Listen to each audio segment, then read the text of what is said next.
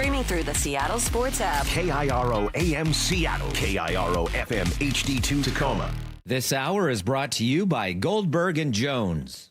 Give me a freaking auto! From the Quantum Fiber Studio, this is Brock and Salk on Seattle Sports. I don't read the internet, guys. Take the bull by the hands. And Brooke, you are. And Brooke, you are. Now here are your hosts, Brock Heward and Mike Salk.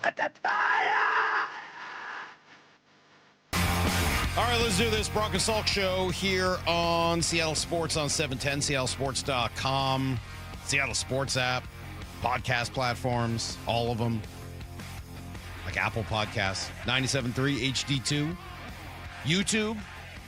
Yeah, what's up? I'm on YouTube. That's right. I see you.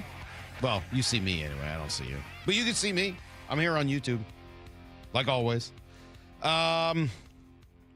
Let's see. G's going to pop by today, 8:30.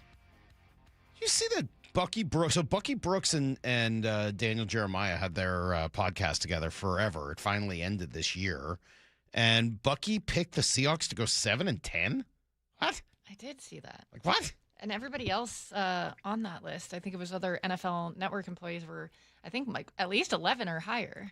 Yeah, for the most part. There was one other, I think, that was 10. But yeah, everyone was at least, 10 wins or more. So I'm interested to hear. I mean, he knows. All the way up to I've always 15. respected Bucky's football knowledge. I'm interested to hear his reasoning. Yeah, we'll talk to him at 9:30. He's not a hater. He's not a jerk. He's not a hot take guy. No. So, I think it's worth hearing him out. I'd be curious to hear what the reasoning is. My big question for him is going to be, is this a game-by-game analysis where you looked at each game and said win, loss, until you got to 7-10? Or is this I look at the team and say they look like a 7-10 team? You know what I mean? You don't understand the difference? And I'd be very curious to see how he gets there. If it's I look at the team and I see 7-10, that would really surprise me. They just haven't changed that much since they went 14-3 last year. Unless he thinks, the offensive coordinator change is going to be just a complete disaster. Otherwise, it's got to be a game-by-game look at it. Even then, it's really hard to figure how you come up with 7-10. But, until I hear the reasoning, because this was not in an article. It was in just a group of predictions. I'm going to, wait until we hear what he has to say. But again, not a hot take guy, not an idiot. Not a Seahawk or Seattle hater. So that one's a little strange. But we'll talk to him at 9:30 and try to figure all of that out. In the meantime, I can imagine, as you might imagine, we've got a lot of these. Late Night Mariners texts. Yeah, a lot of them. Mostly on the same theme over and over again. And look, I got to tell you. That's a terrible way to lose a baseball game last night. That's terrible. That's 2 nights in a row, man. That's a terrible way to lose a baseball game. I don't understand how. I understand how the night before happens. Weston Wilson, getting chopped down at third base, and Dan sort of explained it afterwards, right? Maybe thought it was a little more of a high chopper than it was. It's a really bad, fundamental mistake that Weston Wilson made. But no, I'm not even going to give it a but. It's just a really bad fundamental mistake. Last night, though, I don't know. Like, you're watching the end of that game, and it wasn't a good game for the Mariners in general, and they didn't hit well, and they especially didn't hit well early in the game when they had a couple of opportunities. Thankfully, they made a couple of really big defensive plays, which kept them in it. Luke Raley especially, and Victor Robles and Cal Raleigh, and give them all credit for the defense that kept them in that game along with George Kirby.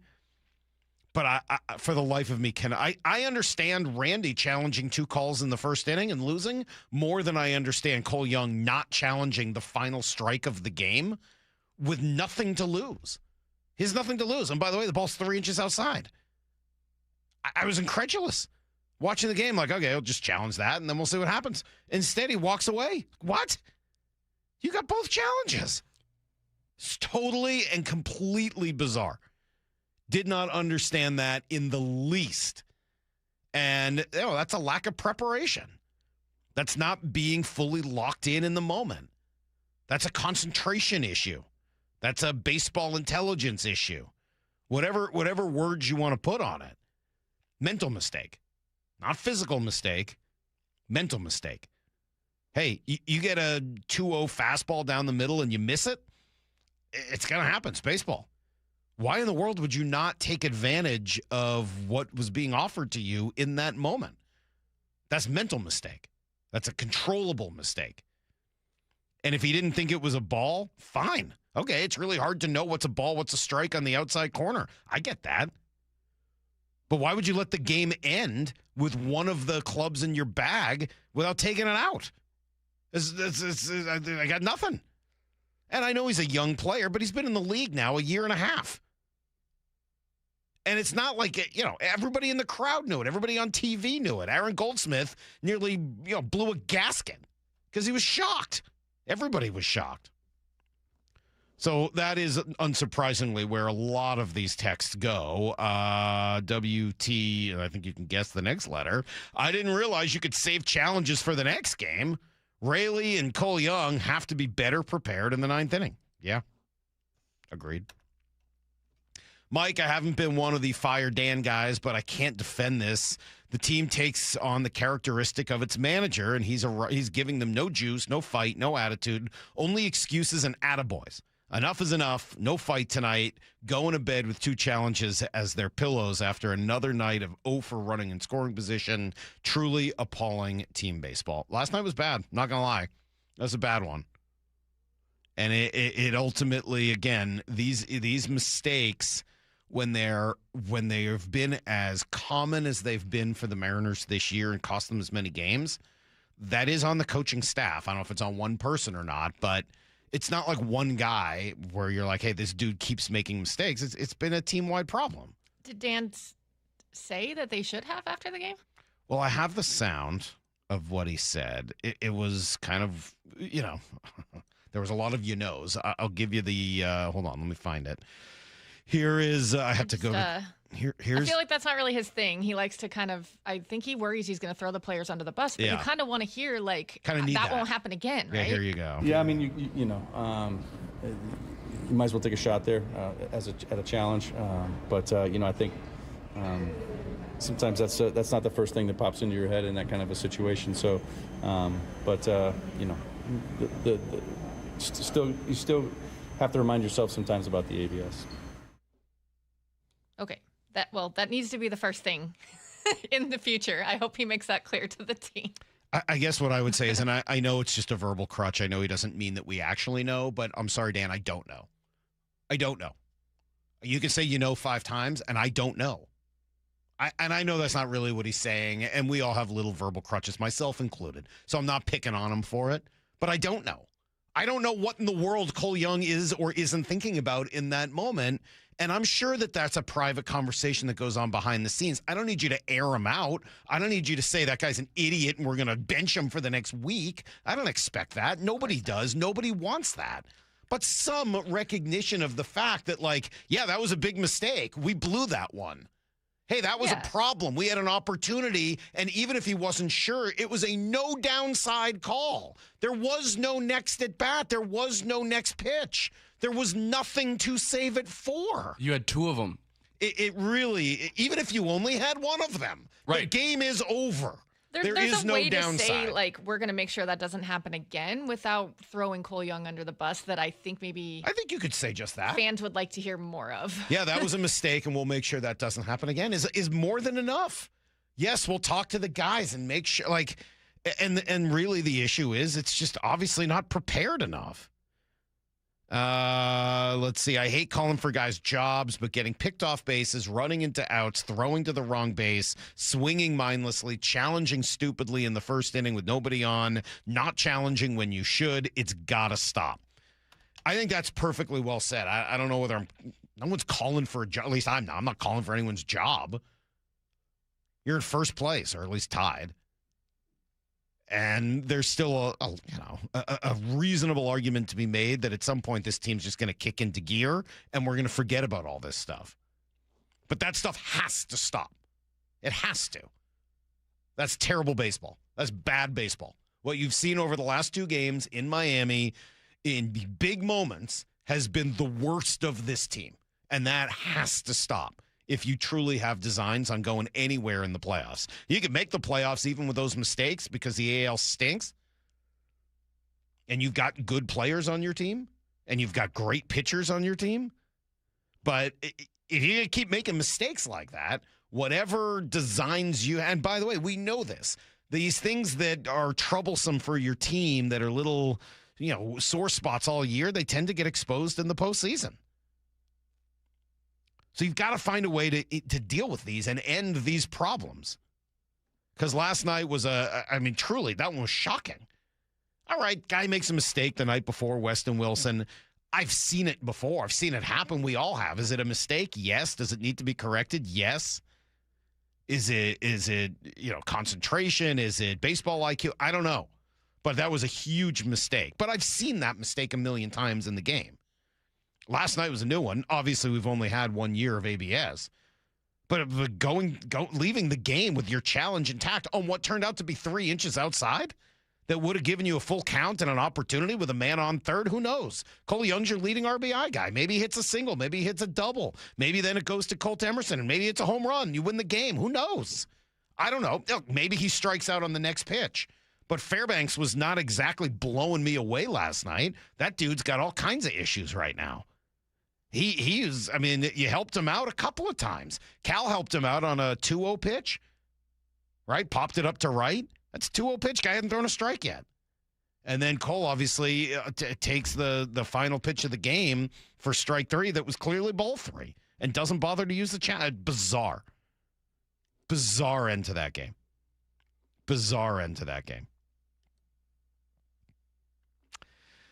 Every morning we complain about the wrong thing they can't hit, but you spend days talking about the piggyback and whether or not they should or shouldn't challenge pitches.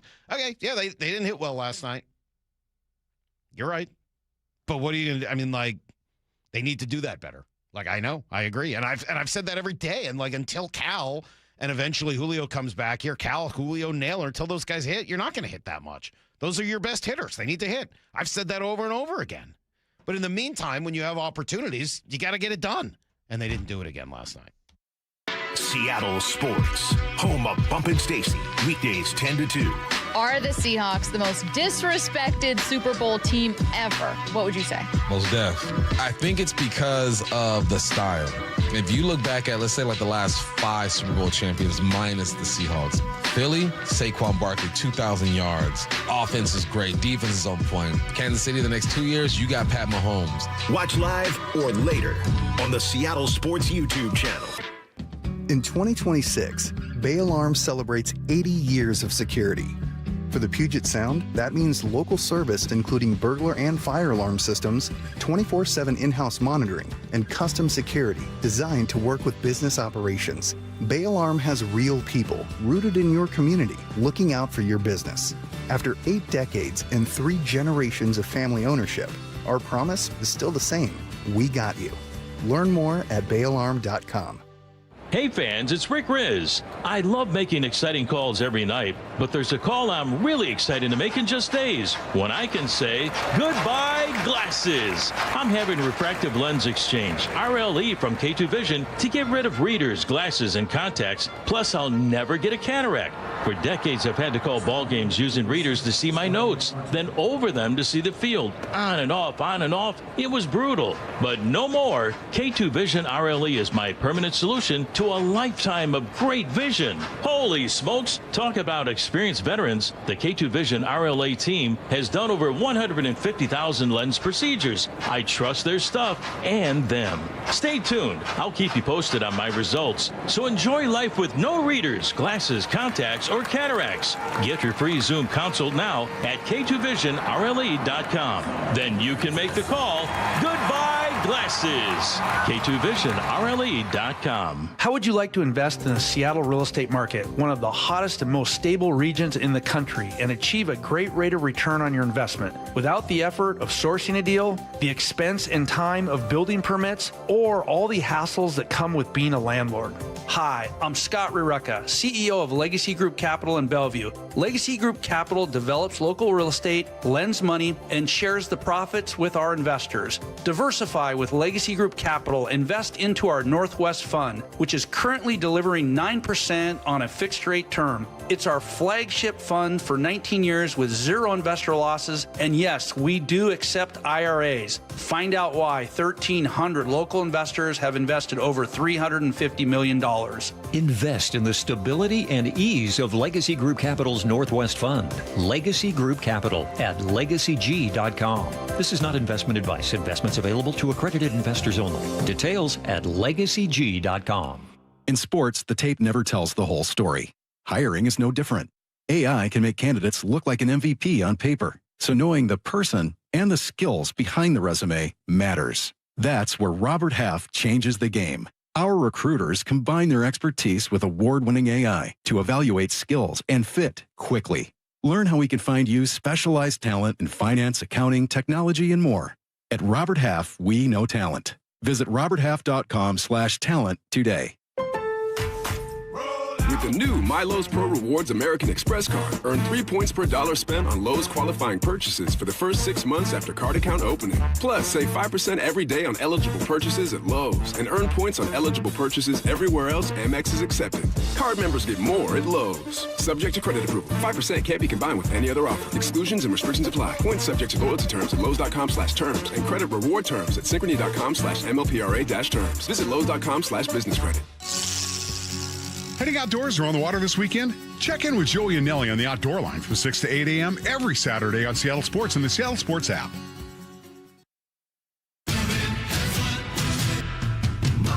Step inside and let the excitement take you places. This is Muckleshoot Casino Resort, the ultimate spot for action that reaches incredible heights, luxury that knows no bounds, and live entertainment that always thrills. It's all at one incredible destination. So when you look for the best, look nowhere else. Muckleshoot Casino Resort, the biggest and best in the Northwest. Muckleshoot. Your bathroom deserves a refresh. Call it a mid-season upgrade. Dave Wyman here for Fast Home Services, and right now, take advantage of 15% off a tub or shower refresh. Want to upgrade further? Bidet seats install for just $3.99. From leaks to full upgrades, it's the same plumbing expertise you've trusted since 1986. Call 1-800-THINK-FAST to book your free in-home estimate, or visit fasthomeservices.com for a virtual quote in seconds for water heaters, plumbing, HVAC, and electrical services. Now is your time to get into a new D.R. Horton home by taking advantage of its National Red Tag Sales event this Friday, July 10th through Sunday, August 2nd. Stop by any of its participating communities and find select Red Tag homes at incredible pricing. So whether you're buying your first home or looking for an upgrade, you don't want to miss the Red Tag Sales event starting this Friday. Discover the D.R. Horton difference. Visit drhorton.com. D.R. Horton, America's builder, an equal housing opportunity builder. When an emergency happens, be the first to know.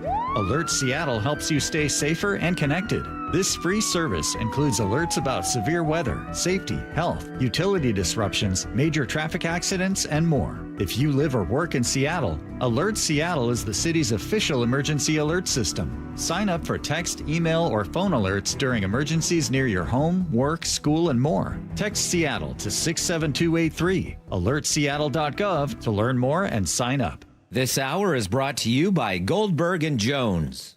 Need to know. 15 minutes past every hour with Brock and Salk. Presented by Marquee Data. Here's what you need to know.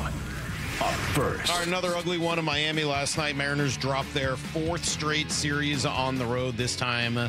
Familiar problem. The bats basically silent for 9 innings, shut out by Tyler Phillips and a collection of relievers. Really never threatened much even late in the game, although it was kind of a weird play to end with a man on third, down 2-0. Cole Young, find a fastball over the plate.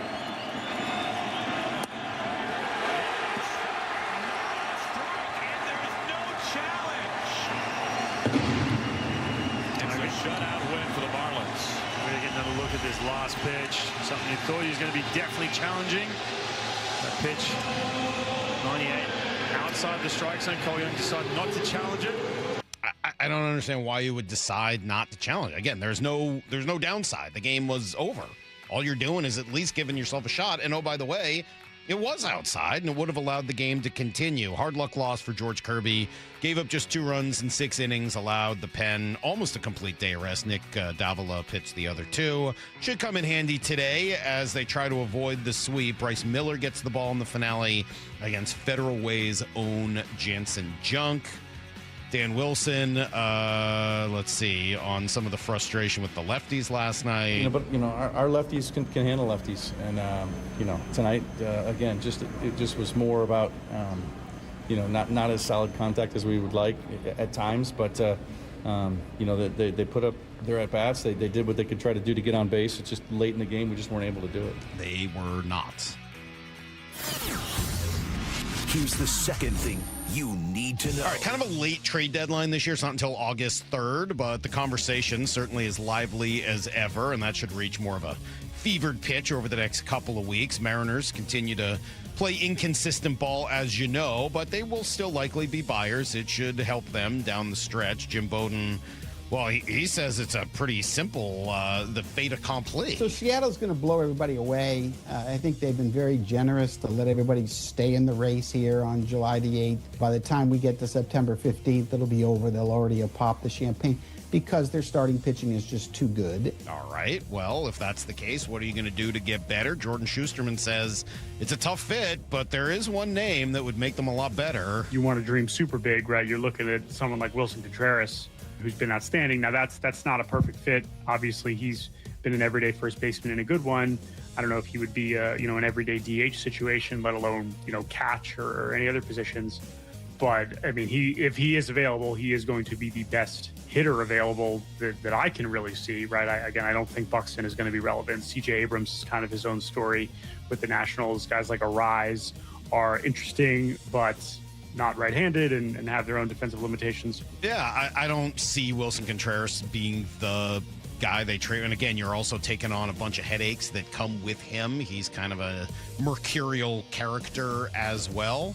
And he doesn't really fit anywhere other than a DH on this roster. So, I don't know, we'll see. I don't see that as being the likely. And again, you're also going to have to play well enough to prove that this is a team that is worth taking that kind of a swing for. And right now, they are not in a phase where it looks that way. Contreras tweaked his hamstring yesterday. It's probably unlikely that the Sox move off of him. Here's the third thing you need to know. It's not just list season, but prediction season as well. We've got an interesting one. We mentioned Bucky Brooks has them going 7-10. Only NFL Network analyst that had them winning fewer than 10 games. No one went with 14-3. That was their record last year. But how about this? You want some good news? I love this. This is some actual, I'm serious, really good news. Jeremy Fowler going through his list of top players at each position.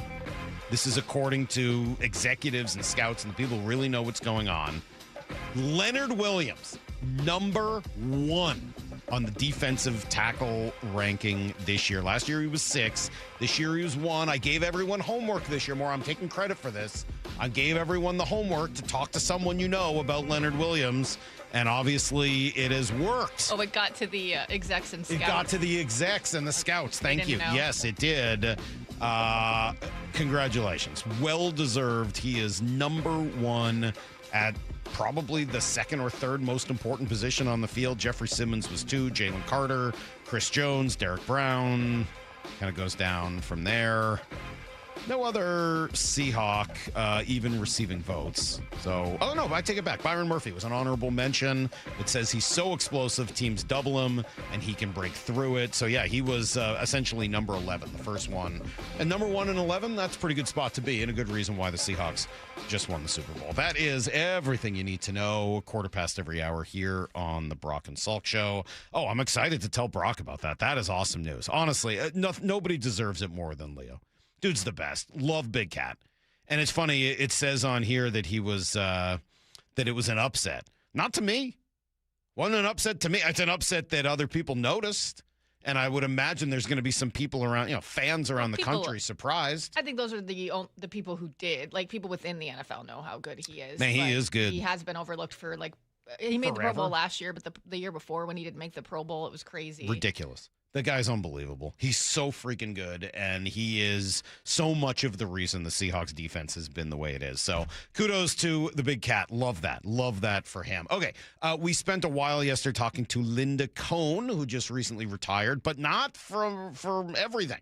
Just from ESPN, and you'll get to hear what she's doing next and some of the great memories she has here in Seattle. It's all coming up on Brock and Salk. If you're subscribed to Seattle Sports on YouTube, then you saw Wyman and Bob's latest digital exclusive first. Cole Young, he is just turning into an absolute star. Yeah, he doesn't look like he can generate that kind of power. He's 5'10". He's listed at 5'10", 180. Yeah. And he's got big pop, just tremendous, and playing great defense. He might be your best overall player right now in terms of the way he's functioning. Subscribe to Seattle Sports on YouTube and know first. Seriously, what are you waiting for? Yay to Bruce, the streaming king. With quantum fiber internet, he's gonna binge. He wants more, he's got to have more. More bedtime true crime. More podcasts in the shower. Quantum fiber Wi-Fi has the power. More. Fast internet speed. He's got the geeks to go big. Bring him the games. Right now. And his royal we. More sports non-stop. His quantum fiber's on top. Yay to you. Switch today at quantumfiber.com. Limited availability, service, and speed in select locations only. Dave Wyman here, and the folks at Bellevue Rare Coins say higher prices have enticed more Americans to cash out their jewelry, gold, and silver items. Here's a story from a real customer. She walked into Bellevue Rare Coins with an old bag of jewelry, a little bit nervous, a little bit embarrassed because it was mostly old tangled chains and pieces she hadn't looked at in years. When they gave her the total, she couldn't believe what it was worth. Go see what your jewelry is worth with a free consultation. Bellevue Rare Coins is now in Linwood, Issaquah, Tacoma, and Bellevue. Toyota of Kirkland is going all in on the Corolla Cross. This July, lease a 2026 Corolla Cross L for $319 a month for 36 months with just $29.99 due at signing. Their incredible dealership is worth seeing in person. And with this offer on the Corolla Cross, their fantastic team will set you up with the test drive, and you can drive it home the same day. Visit them in person today or online at toyotaofkirkland.com. Offers valid through August 3rd, 2026 on approved credit through TFS. Excludes taxes, titles, license, dealer accessories, and a $200 negotiable dealer documentation fee. The idea of push-starting a boat just doesn't seem right to us here at Pacific Power Batteries. A marine battery should just plain work, every time. Let us help you with selecting the right type of marine battery. Deep cycle, starting battery, AGM, or even lithium battery. You can start with our helpful hints on our website or just stop by and talk with us. Don't worry, you don't need to be a Marine to buy a battery from us. Get it? Marine batteries? Pacific Power Batteries. Come into a business with a soul. My name is Whitney Allen, and I'm a widow. My husband, Ryan, died. We never thought we'd ever have to use life insurance, but the unexpected happened. With Ethos, signing up was fast and 100% online. You can get a quote in seconds, apply in minutes, and get same-day coverage. No medical exams, and you can get up to $3 million worth of coverage. I'm grateful we were prepared. Get your free quote at ethos.com/play. That's ethos.com/play. Paid spokesperson. Time spent on application may vary. Online health questions required. If you love to travel, Capital One has a rewards credit card that's perfect for you. With the Capital One Venture X card, you earn unlimited double miles on everything you buy. Plus, you get premium benefits at a collection of luxury hotels when you book on Capital One Travel. And with Venture X, you get access to over 1,000 airport lounges worldwide. Open up a world of travel possibilities with the Capital One Venture X card. What's in your wallet? Terms apply. Lounge access is subject to change. See CapitalOne.com for details. Emerald Queen Casino Event Center presents the main event powered by WFC. Saturday night, August 8th. A night of professional boxing where champions are made and every punch counts. Contenders from the region go toe-to-toe, ready to prove they belong at the top. Tickets at emeraldqueen.com. Don't miss Fight Night, August 8th at Emerald Queen Casino. Always entertaining. 21 and older. Need gambling help? Call 800-547-6133 or visit emeraldqueen.com. Mariners and Marlins today in Miami. 3:40 first pitch, 2:30 pregame. Get every pitch of every game for free on the Seattle Sports app. How sweet it is! 50 seasons of moments. 50 seasons of legends. A once-in-a-lifetime event. Join Mariners past and present at T-Mobile Park August 7th through 9th for 50 Season Celebration Weekend. The festivities begin Friday with a post-game slugfest, the Alumni Home Run Derby featuring Ichiro and other former Mariners sluggers, presented by Muckleshoot Casino Resort. Saturday will be a showstopper. 50 Season Celebration Night presented by Daktronics. Arrive early to witness the biggest gathering of franchise icons ever assembled as the 50 greatest Mariners from across all 5 decades are revealed. It just continues.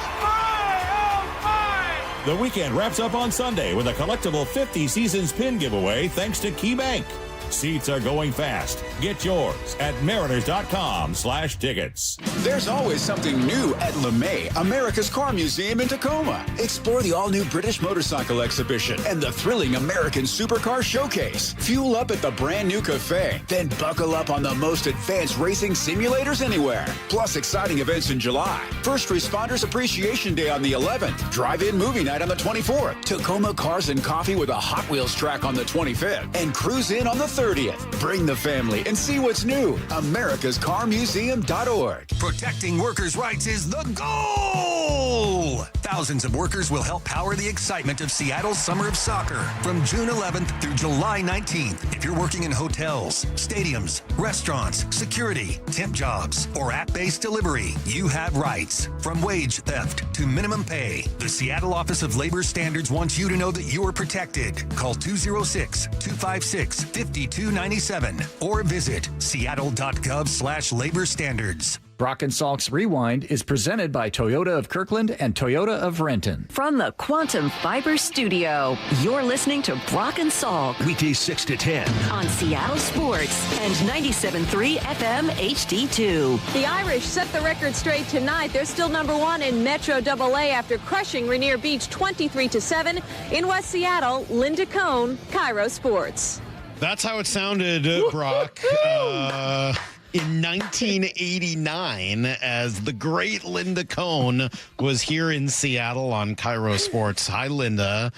We have What's up, Mike? What's up, Brock? How great is that? Thank you for sharing that. That means so much to me. And you notice I was so intent on not allowing that New York accent to come out. Very impressive. So we have our imaging guy here, Matt. When he found out that we were having you on today, sent us like 6 emails and was like, I'm going to put together 25 different Linda Cohn calls. Like he went off and just started. He said he, quote, went down a Linda Cohn rabbit hole because of how important you were to him growing up and how much he loved you. Maura said the same thing. I certainly always say the same thing. You're the best, and we're just psyched to have you on the show. How are you? How was retirement? Congratulations. Okay, just retired from ESPN. Lot to tell you about, but I so appreciate that. I really do what you guys just shared, Mike, because, that's all I try to do is just when whether I'm on the set, at an anchor desk, or out on the field, I just want to connect to the viewer, to the fan, to let them know I'm one of them. And when I hear these kind words, and I've been getting a lot of them, and I'm so grateful, especially from that core group in Seattle, because if it wasn't for KIRO TV and that break John Lippman gave me, the news director at that time, to hire me, took him a year to call me, but he hired me, and that was a game changer for me. And again, you guys know this, my daughter was born in Seattle. We'll always have a special place in our heart in Seattle. When did you know this was your calling? Can you hear Brock? Oh, wait, you might not be able to hear Brock. Sorry. Brock just said, when did you know that this was your calling? Yeah, I didn't hear Brock. No, that's fine. That's actually probably better that way. No, Don't it's worry not. About it. Don't No, worry it about is it. It's obviously for the best to not hear Brock. No, it's not. I've been trying to get the show to be like that forever, and yet I can still hear him every day. It's so frustrating, Linda. I've tried so hard, especially after doing those shows at ESPN with you. I was like, well, now I never want to hear Brock again.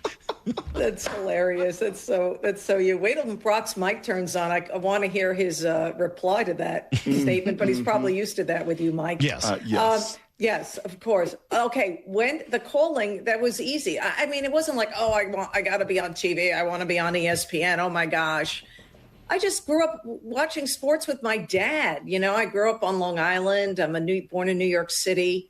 Love not all the New York teams, but that was a way to bond with my dad. I mean, he was a great dad. He's no longer with us, but it gave me something to look forward to. I've said this before. I wrote about it in my autobiography, Cohn, many years ago. It just it filled a void. I had very low self-esteem. And by having a game or a player that you like or a game that you look forward to, it really helped when you felt lonely. Even though I grew up in a middle-class household, I didn't have many friends. I had thicker glasses than these. And I just wasn't that popular early on. So when did I know it was my calling? I was just kind of like following my DNA, which was I got to do something in sports because it really, really makes me feel present and makes me feel seen. And especially I have passion for it. As somebody who you just described yourself as not having a lot of self-confidence growing up, which is hard to imagine, kind of seeing you on TV for all of those years and being a trailblazer and all of the things that you've done in your career. What was that like once you are there on the SportsCenter set and with some of these giant personalities, Dan Patrick and, Keith Olbermann, all these guys? Do you still at that time feel maybe it's an imposter syndrome or anything like that where you're like, I don't know if I'm supposed to be here. This is hard for me every day. Or did you just were you over it by that point? Not at all, Mike. It was never hard for me. I always believed I belonged. It's not being cocky for me. It's being real. It's being genuine. And that's what I came across on the screen. Now, was everybody rolling out the red carpet? No, they weren't. There were words of warning. I was on the Dan Patrick Show. I love Dan. I always bring back this story, and Dan always remembers the story where when I was still in Seattle and I had learned that I just got the job at ESPN, I was on the phone with Dan, and he told me basically, a lot of the women before you have failed. And he just, when I was on a show a few weeks ago during that weekend of the ESPN send-off, he said, yeah, I said that. He says, not to be a jerk, but to just get you prepared for what you're walking into. And I always said, thank you, Dan, for that. And so I had always my guard up, but I always believed I could do this. And there's no question about it because you have to believe you're the best in the business when you're on that platform. If you have show any signs of weakness or insecurity or you don't do the work. I mean, I did the work. I did the prep. I knew my sports, but I still went above and beyond because I'm a woman in a man's world. I have to go above and beyond. That's not, I know I chose this profession. I'm not whining about anything or like, back then it was tough. I chose to be there. I knew what it was going to be like in every aspect. And in Seattle, I had some major challenges regarding being accepted by fans and athletes. Because remember, this was 1989 to early 1992 when I was in Seattle. Mm-hmm. So they didn't see much of women in a man's world, of a woman in a man's world. Well, I mean, I think that's one of the things that makes it just so incredible is what you to go from there to now where we are today is it's a really remarkable thing. I'm sure you didn't imagine that as you retired that the WNBA would be on SportsCenter every day and there'd be a PWHL and that women's sports would be as big a deal nationally as they are now. I mean, it's quite a commentary on how far we've come. But to go back to that point, who guides you along the way? Who tells you can do this? Who do you look up to? Is there a woman or not a woman, somebody else that just said, yeah, I think you can do this, even though there's no real blueprint for it before you? Yeah. It always comes from within. You have to believe in yourself. But there's always people. You listen to Tom Brady, the greatest of all time. He'll tell you he's had people in his life along the way that adjusted his thinking, his mental outlook on how he became who he was. For me, I had people in my life that hired me. Before I got to Seattle, I was doing radio 7 days a week in New York City, on Long Island. And I had people like Ed Ingles, the former late great Ed Ingles, who was the sports director at WCBS AM radio, who hired me to be a, sports update person. No one in New York City heard a woman doing radio sports updates, telling them the scores. He believed in me. He also, I covered many, Met games, U.S. Open, all this. He believed me, and other people spotted me because of Ed Ingles. I would say he is the one that always believed in me. But then as I went along the way, there were people that were like, oh, you're never going to make it in TV. And those people have since, told me they regretted that decision that they decided to make in their heads, in their shallow minds. And, but I love doing radio, and that prepared me and made me believe that I knew what I was talking about, because radio, I feel, is the hardest to do because there's no teleprompter. You're just ad-libbing, you're reacting. And that's what made me a great TV person and really helped me along the way hosting SportsCenter the 34 years. As long as I realized after the first couple of years I was allowed to let my personality out. It took bosses at ESPN, 2 years to say, hey, if you don't let that personality out that we see in the newsroom and when you're walking around and talking to your colleagues, I'm like, why don't you tell me on day one?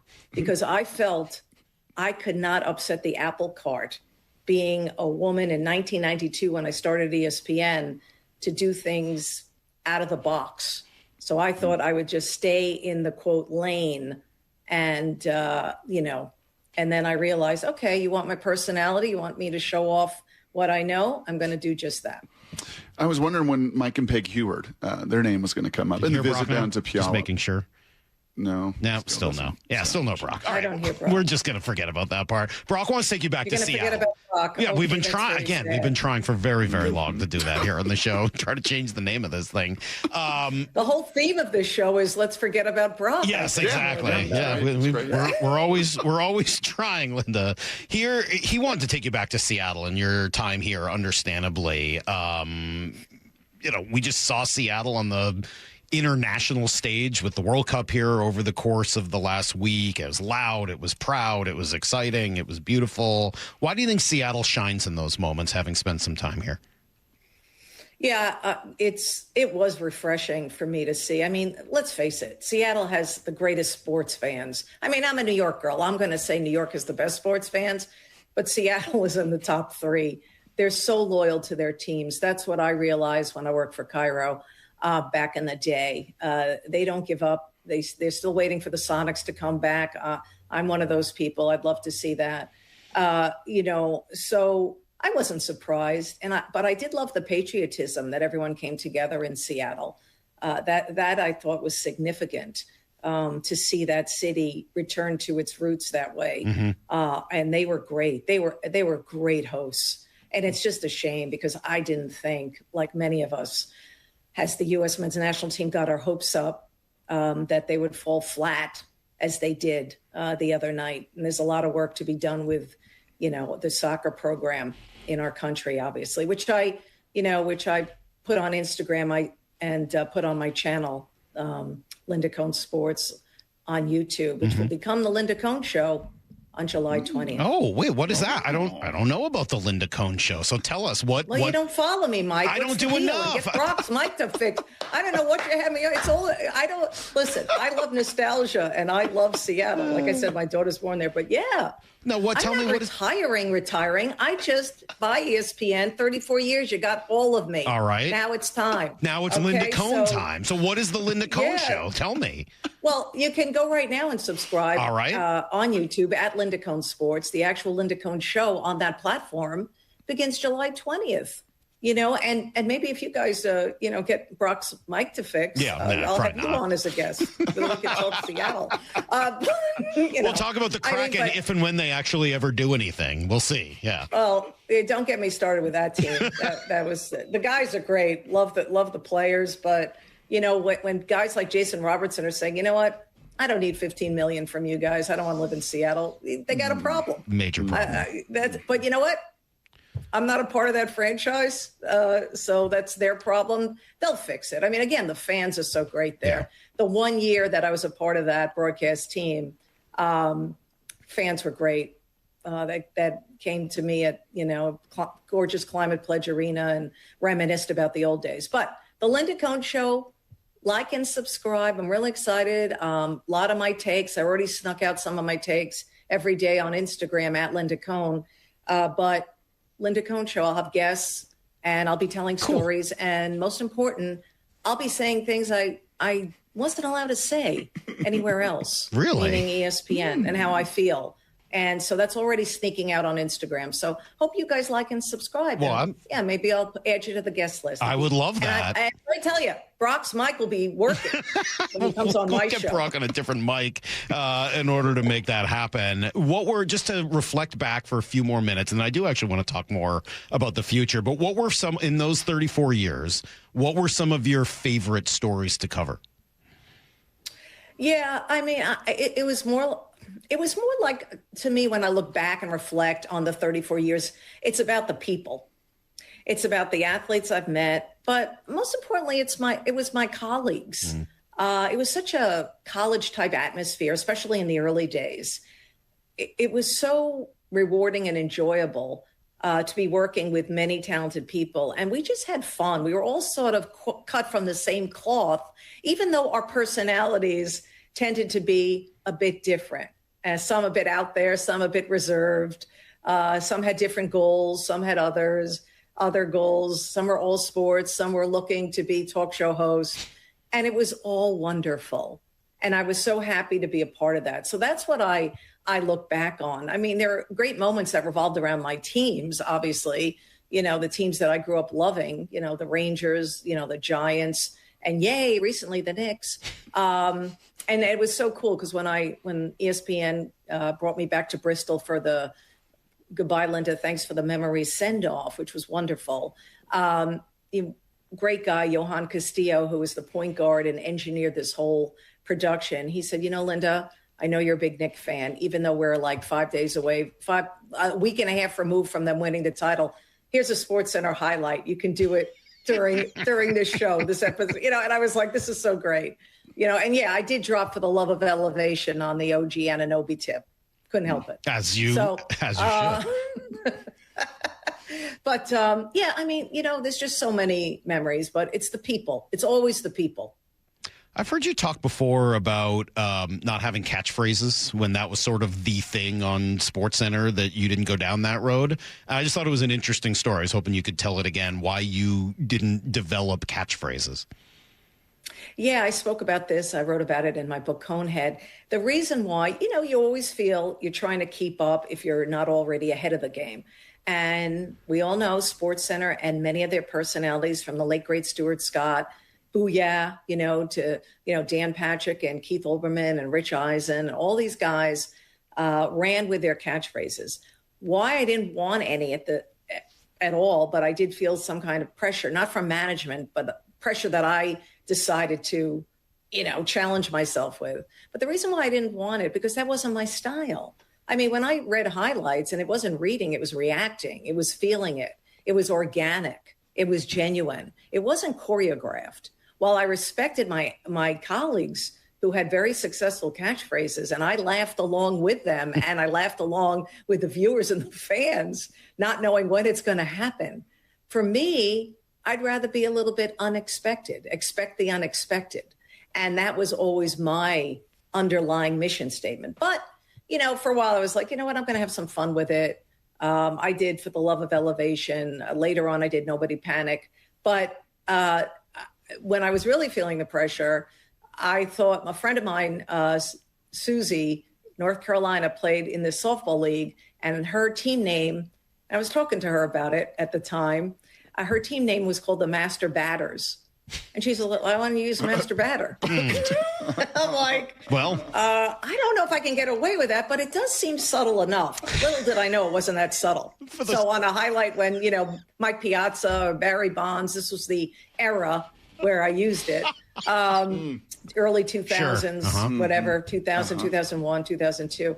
It lasted a day because my wonderful ex-boss, Norby Williamson, called me into his office and said, no, that masturbator thing, that's stop. You know where that's going to play really well is YouTube.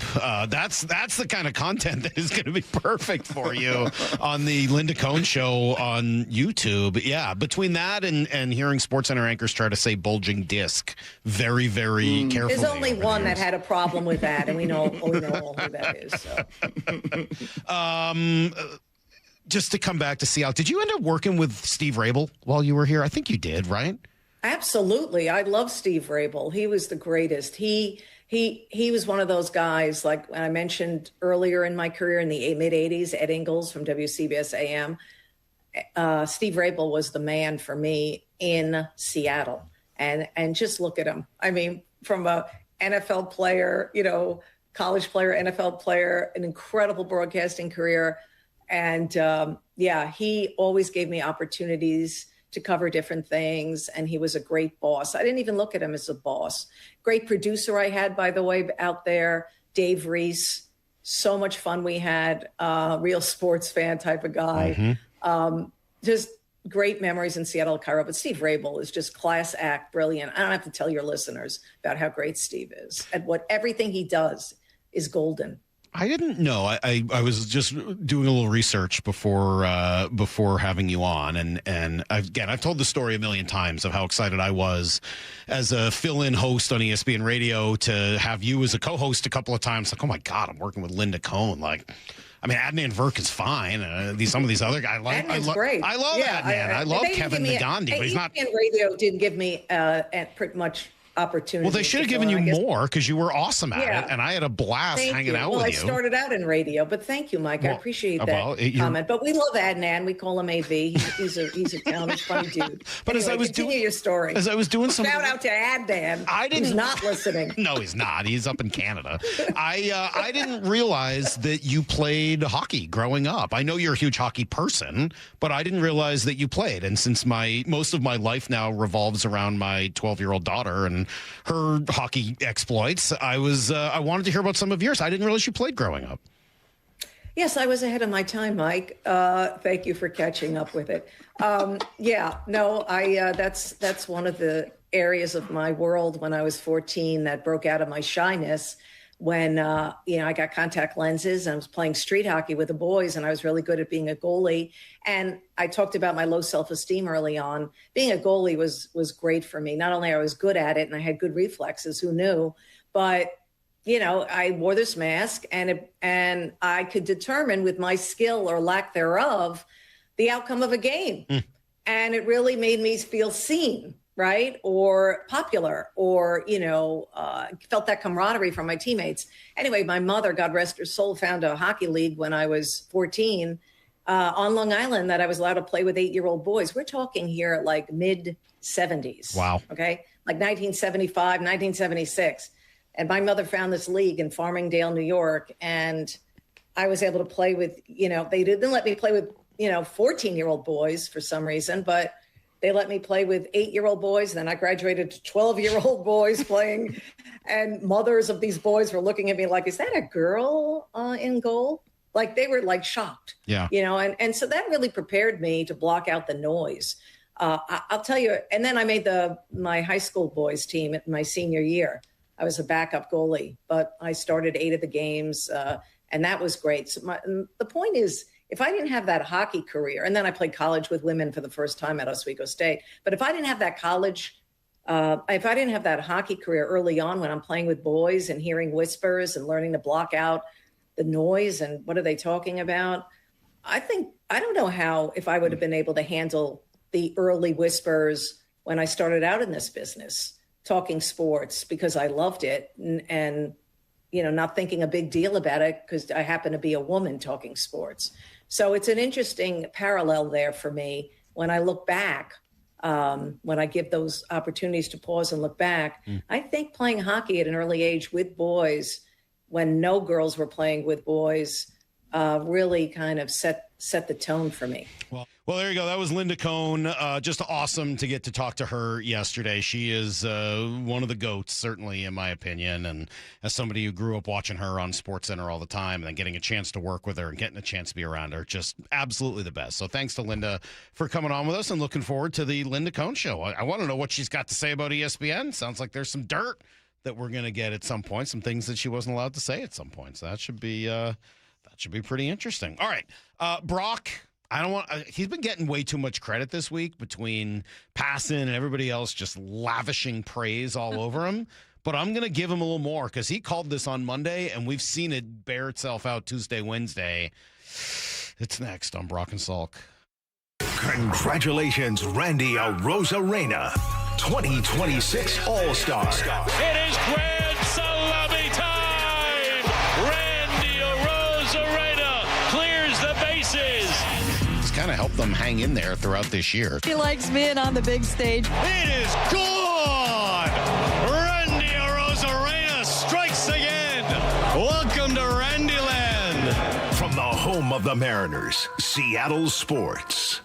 Hey Seattle, Jake Bobo from Techline Roofing. Are you in the market for a new roof? With the strongest workmanship warranty in the business, Techline Roofing has you covered. Take advantage of our easy financing and our summer special. Trust Techline.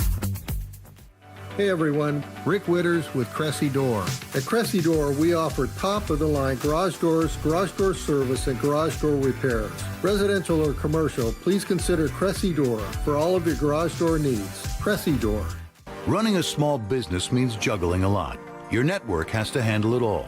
That's where a fiber-only provider falls short. You deserve a partner who gives you a greater advantage. Introducing the Total Solutions Advantage only from Comcast Business. A first-ever combination of the largest, fastest fiber-powered network, the most reliable Wi-Fi, gig speeds with equipment and security included, and a 5-year price lock.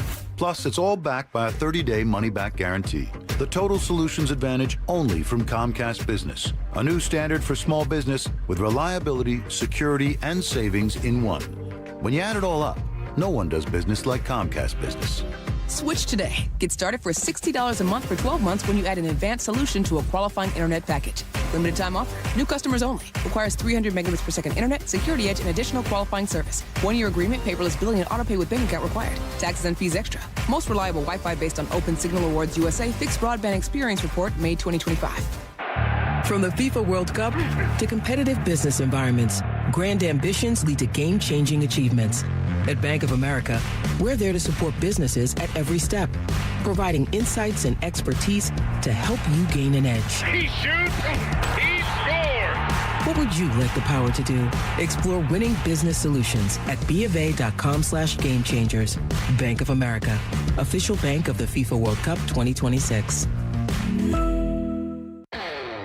This is the story of the one who keeps multiple buildings running smoothly day after day. Plumbing that flows, HVAC that hums, cleaning supplies that keep surfaces sparkling. That's why she counts on Grainger. With easy reordering online and 24/7 support, Grainger helps her keep the products she needs on hand. So shelves stay stocked and buildings stay ready. Call 1-800-GRAINGER, click Grainger.com, or just stop by.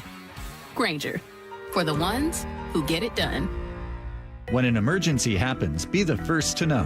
Alert Seattle helps you stay safer and connected. This free service includes alerts about severe weather, safety, health, utility disruptions, major traffic accidents, and more. If you live or work in Seattle, Alert Seattle is the city's official emergency alert system. Sign up for text, email, or phone alerts during emergencies near your home, work, school, and more. Text Seattle to 67283. AlertSeattle.gov to learn more and sign up.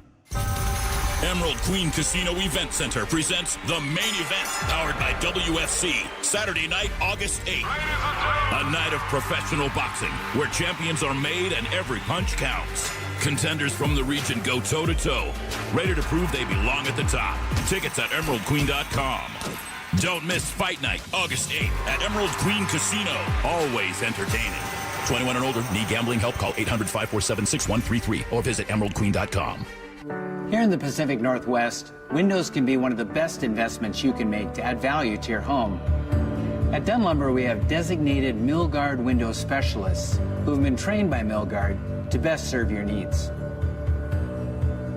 If you need help finding the right windows for your home, come by one of our 4 Dunn Lumber window showrooms. Or reach out to me personally, Mike Dunn at DunnLumber.com. Dunn Lumber, building success together.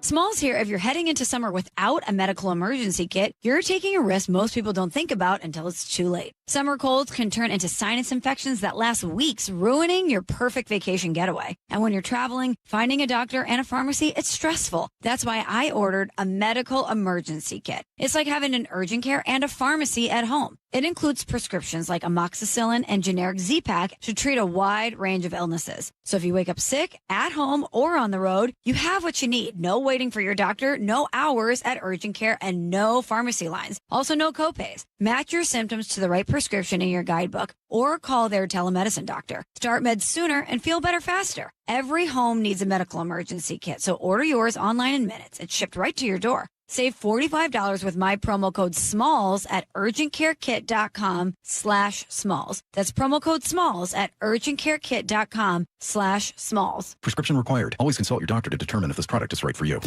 Let's go! This is Seattle Sports. Streaming through the Seattle Sports app. KIRO AM Seattle. KIRO FM HD2 Tacoma. Home of the Seahawks, Mariners, and everything Seattle sports.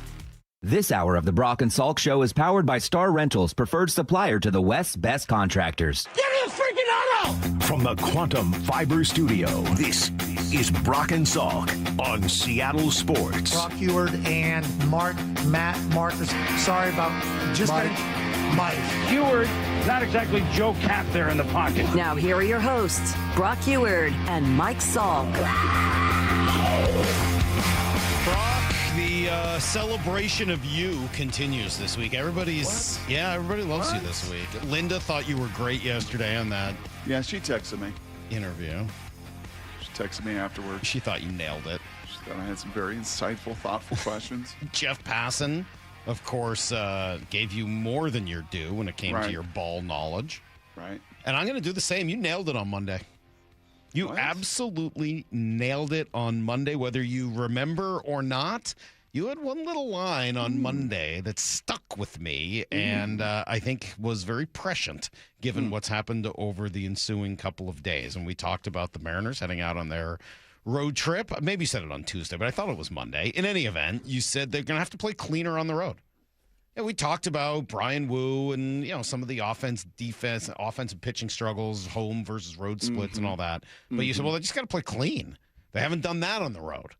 And through 2 games, they have not played clean on the road. No. They've made some pretty massive mistakes. Obviously, we talked a lot about Weston Wilson and the 10th inning the other night. What I saw at the end of the game last night was inexplicable. Jeepers creepers. I just don't understand.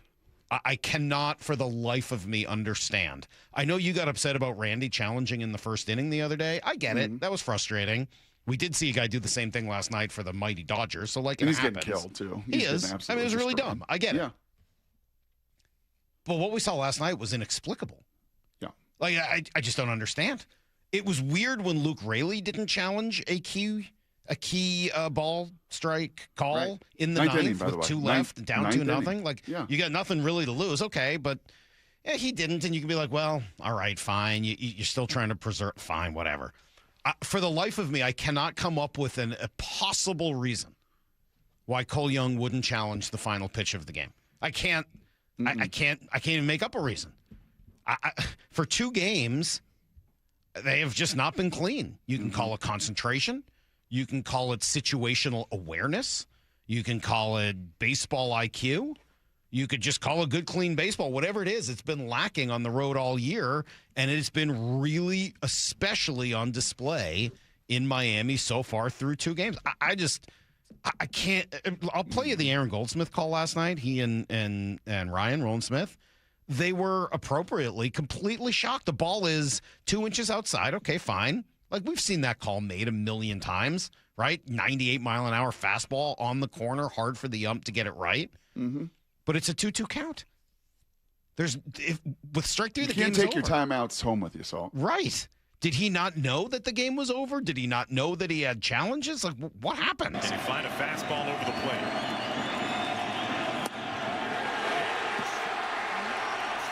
And there's no challenge. shutout win for the Marlins. We're going to get another look at this last pitch. Something you thought he was going to be definitely challenging. That pitch, 98, outside the strike zone. Cohn decided not to challenge it. Now, there are some players that are clearly, for better or worse, more comfortable with the ABS challenge. And it seems like a situation where you have to have the mindset of, if there's anything close, it's the ninth inning. You have both challenges. You might as well use them. It's not even just the ninth inning. It's literally the last out of the game. The last pitch, as it turns out. Yeah. That's mind-boggling. I call it ATD, Salk. Just an ATD. This whole conversation's an ATD. All-time dumb? No, close. Come on, ATD. ATD is going to be another too bad? I got nothing, man. What's ADD? ADD is attention deficit disorder. What is ATD? Attention to detail. There we go. ATD. Attention to details is our first segment acronym to get Salk's brain started. This is what I'm going to do every day for you. Is you're make nearing up an 50. acronym. A lot of old men do crossword puzzles. For you, I'm going to give you acronyms. But they're made-up acronyms. Attention to detail has been lacking on the road for this team. What are they now, 20 and 29? 20 and 20. No, I got it wrong yesterday. They're 20 and 26. 20 and 26 now out on the road. I think that's right. And part of the reason on Monday or whatever we started to tee up this series is not only the Marlins a playoff team, not only are the Rays the best record in the American League, these are two teams right now who are built with attention to detail, that understand they don't have the big name budgets. They don't have the huge all-star names. They don't have a tremendous amount of power. They've got to manufacture runs. They've got at times pitch backwards and do things that other rotations are not doing. They got to put the ball in play and pressurize you in different ways. And both of them down there in Florida are doing it better than just about anybody else. Mm-hmm. And if you don't play to that, right? Like if you don't match that, and we've all had opponents in different sports. We've had opponents on a golf course you're playing match play with, and you're like, I outdrive this guy by 50 yards. I'm way more quote unquote talent than this guy, but he's in the fairway, he's on the green, he two putts, and he makes the right decisions at the right time. We play basketball teams that don't have any length, they don't have any size, but my gosh, do they have precision in all of their sets, and they press us, and they do things that they've got to do to compensate. And now Miami's got some talent and some really dynamic athletic guys that can truly, truly run with the ball in play. But their attention to detail compared to yours in these first two games? Yeah, it's been better. And I got a lot of texts this morning like, oh, the Mariners seem dead. They seem lifeless. They're not trying. Like, again, I think that's really hard to judge. Did they seem lifeless when Luke Raley was making a couple of exceptional defensive plays last night? Did they seem lifeless? By the way. Did you see our guy whose quads are too big for his knees? Yeah, Laz Montes, a couple great plays last night. 3 plays the last 2 nights in Tacoma? Yeah, very sliding. impressive. He's up against the wall. He's coming in. He's like, yeah, he kind of did it all. But like this whole idea, like, okay, are they not trying hard? Do they have no energy? Did they look like they had energy on Victor Robles' throw to the plate, and Cal made about as good a defensive play as you can make as a catcher in that spot? Like when they have opportunities, they look energetic. It's really hard to look energetic when you don't have runners on base, when you don't score, when you don't hit. I mean, like, they're not doing a good job of that. Okay, fine. But the attention to detail stuff, Brock, you're absolutely right. The clean baseball, the situational awareness, I'm sorry, that's coaching. Yeah. When it's happened and as many times this year to as many different players, that's preparation, that's conversation, that's communication, that's pregame planning, that's meetings, that's accountability, and that does come back on the coaching staff, ultimately for every team. Absolutely. Are you talking before that 9th inning? Are you talking to Cole? The last thing is, hey, we got 2 challenges left. How many times do you hear play callers and people, hey, we got 2 timeouts.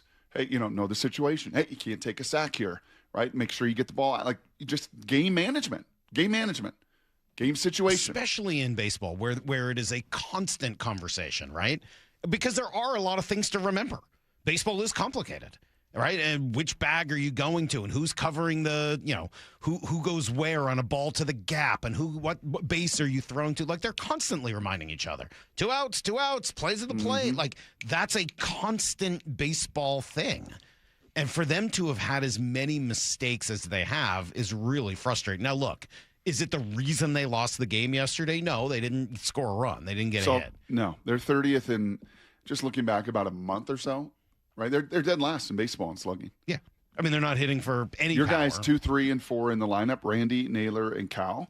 Randy's got 3 home runs in his last 30 games. Naylor's got 1 home run in his last 24, 0 in his last 20 games. Cal's got 2 home runs in 31 games. There is a significant power outage right there in the heart, in the middle of your lineup, and this team offensively and that is a bigger still deal. built on that. That is a bigger deal. You've got to hit. You've got to. Well, it compensates and makes up for, okay, if I had a mental slip. Okay. It's a compensator. And when you don't have that, then everything gets exposed. Every little detail gets exposed. And unfortunately, it's been exposed just far too often because in addition to the things that are hard to do, they're screwing up the things that are easy to do. And challenging that call at the end of the game last night was easy to do. Does it win them the game? I don't know. Probably not. I'm not sitting here telling you if Cole Young challenges, they win. But Fairbanks was not exactly lights out, and he was all over the map yesterday. You got a man on third. What if you walk on the next pitch, and now you got first and third, and you get a hit? Tie ball game, potentially. Or what if they concede second base because they don't want to throw down? Or it's just you don't know what's going to happen in a baseball game. And to not give yourself an opportunity, our guy Ian said it earlier, it's like not calling a timeout and then not having time to kick the field goal at the end of a football game. Well, why wouldn't you call a timeout? Why are you taking those with you? It's just there for you to make it was very frustrating last night. Very, very frustrating loss for the Mariners. We are going to talk to G today at 8:30, and then bizarrely, Bucky Brooks, who's not a hot take guy. No. At all. Not a Seahawk hater, not a hot take guy. He has the Seahawks going 7-10. Bizarre. We'll talk to him about that at 9:30. If that is the disrespect, Brock, I got some big-time respect coming your way next on Brock and Salk. She's an icon. New owner Jeff Smulyan announced today whose television journey brought her to Seattle. Linda Cohn, Cairo Sports. Before 26 years at the sports leader. Hi, Linda. What's up, Mike? What's up, Brock? The conversation you do not want to miss. I love Steve Rabel. Steve Rabel was the man for me in Seattle. Brock and Salk with the one and only Linda Cohn. Watch in its entirety on the Seattle Sports YouTube channel. Hey, Brock Ewert here. I've had a couple sports injuries through the years. In fact, on our high school coaching staff, we have some other fellas got a chance to realize their professional dream. And, you can kind of see it with the aches and the pains and the orthopedic issues, but you don't have to play pro sports to know what I'm talking about. On this Thursday morning, there's many of you that woke up this morning with painful joints from arthritis, and it affects you. It makes it hard to do pretty much anything. Well, that is where my friend, Dr. Daniel Nelson, MD, from Eastside Pain and Regenerative Medicine, that's where he and his team are ready for your phone call. 425-823-4000. With Dr. Nelson, you got the only doctor in the state with over 30 years of experience in pain medicine techniques. Many have jumped aboard lately, not Dr. Dan. This has been his passion and his heart for decades. And he's got all the tools now in the regenerative medicine bag, including stem cell therapy, platelet-rich plasma, to get your body right. So consider Dr. Nelson. Give him a call, 425-823-4000. As I said, 425-823-4000, or visit DanielNelsonMD.com. That's DanielNelsonMD.com. Les Schwab Tires has been proudly serving communities for over 70 years, and we've collected thousands of inspiring stories. Like Kate, who was off on a long road trip with her best friend when the dash lit up like a game show. They find the nearest Les Schwab. Turns out they really needed an oil change. It was done in a flash. Road trip saved. At Les Schwab, we're proud to keep you rolling. Les Schwab Tires. Our greatest story is yours. Stories are composites inspired by real customer feedback. This is for all you guys on Viagra. ED pills are no longer needed. The brutal side effects like 4-hour headaches, blurred vision, and that flush feeling can all be put behind you with our treatment. Here at West Coast Men's Health, we have a better approach to ED. Acoustic wave therapy creates blood flow circulation by safely removing the plaque in your arteries and restoring function naturally. Guys, let me be clear. Pills will never fix your problem. Our equipment is the latest technology, and our medical staff is the best in the industry. So give West Coast Men's Health a call today. Speak with our clinic manager. Ask him any question you like, how it works, the science behind it, and even the cost. If you suffer from ED or Peyronie's disease, give West Coast Men's Health a call today. In addition to treating ED and Peyronie's disease, we now offer testosterone replacement therapy. With clinics in Redmond and Tacoma, call 206-519-6541. 206-519-6541. Online at westcoastmenshealth.com. This is a special notice to U.S. taxpayers owing $10,000 or more to the IRS. Tax Relief Advocates is urgently notifying taxpayers that tax relief initiatives are now available that may significantly reduce or eliminate what you owe. If you're afraid of an IRS lien, levy, or wage garnishment, don't lose hope. You can now take advantage of these current relief programs to end all collections, reduce the amount you owe, and resolve your tax problem.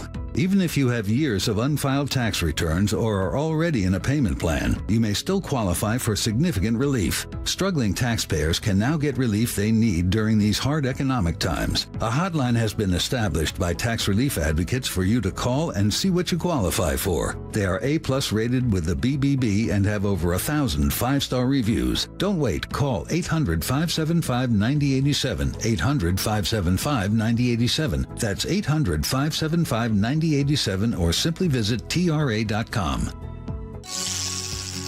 Heading outdoors or on the water this weekend? Check in with Joey and Nelly on the Outdoor Line from 6 to 8 a.m. every Saturday on Seattle Sports and the Seattle Sports app. This is a special alert to all Americans who own a vehicle with less than 200,000 miles with an auto warranty about to expire or with no warranty coverage at all. Due to a decline in the economy, CarShield is announcing a low-cost month-to-month vehicle protection plan that is now available to the public to save any driver out-of-pocket expenses on future auto repairs. Call now to find out how you can pay almost nothing for covered auto repairs. Yes, you heard that correctly. Pay almost nothing for covered auto repairs. An open phone line has been established for all drivers to call for a free quick quote.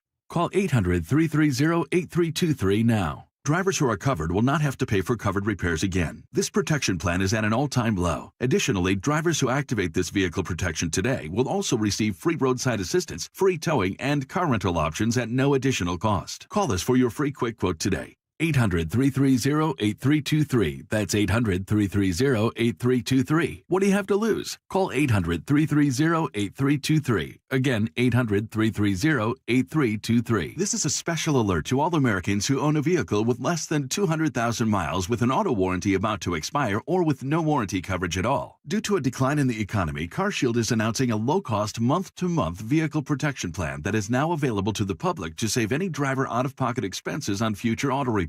Call now to find out how you can pay almost nothing for covered auto repairs. Yes, you heard that correctly. Pay almost nothing for covered auto repairs. An open phone line has been established for all drivers to call for a free quick quote.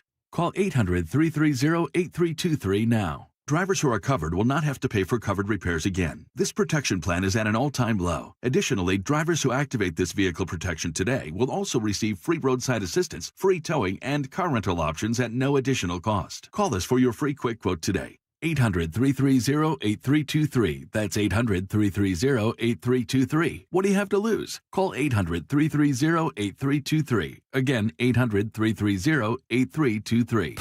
Need to know. 15 minutes past every hour with Brock and Salk. Presented by Marquee Data. Here's what you need to know. Up first. Second straight ugly loss in a row in Miami yesterday. Mariners have now dropped 4 straight series on the road. Kind of a familiar problem yesterday. No offense. Held silent by Tyler Phillips and then a bunch of relievers. Didn't really threaten much after the early innings. It just was not a good game offensively. And yeah, Dan's team did not hit well with runners in scoring position, especially.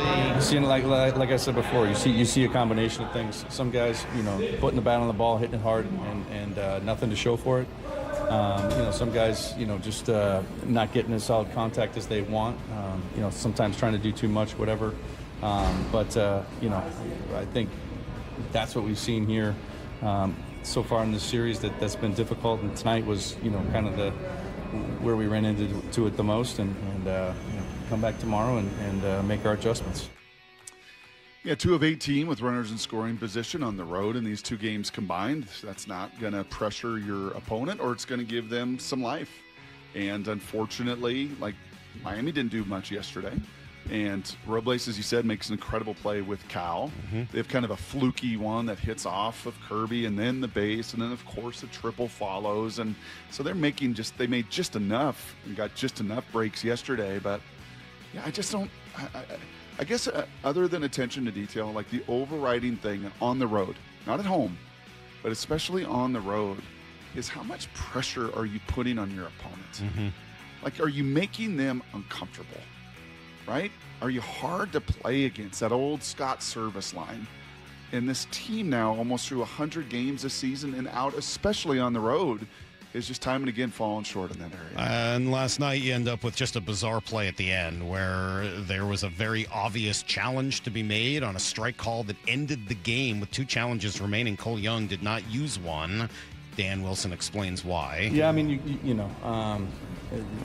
might as well take a shot there at a challenge. But I think sometimes that's not the first thing that pops into your head in that kind of a situation. So, you still have to remind yourself sometimes about the ABS. That's good. Stop. I guess I would. I love this about Dan. Okay, it is honestly, and I know the late text toy, and I know the tweets, and I know there's great frustration with an underperforming team. But like Pete Carroll, he will never, ever, ever, ever blame a player or put anything on that player. You could have that same comment without a but. If he had just said, like, yeah, that's when you got a challenge, that's not crushing your player. And Cole Young knows that. There's no reason for a but. There is no but. It is the final play of the game. The game is over. You have 2 challenges. There's no but. Good I don't need a but. Moment. It's a good coachable moment. Just no but. Yep. Don't give me a but. Don't give me I don't know. No buts. I don't want a but. Bryce Miller gets the ball today in the finale. Good thing is you don't have a but. It's going to go against Federal Way's own Jansen Junk, one of the great pitching names of all time.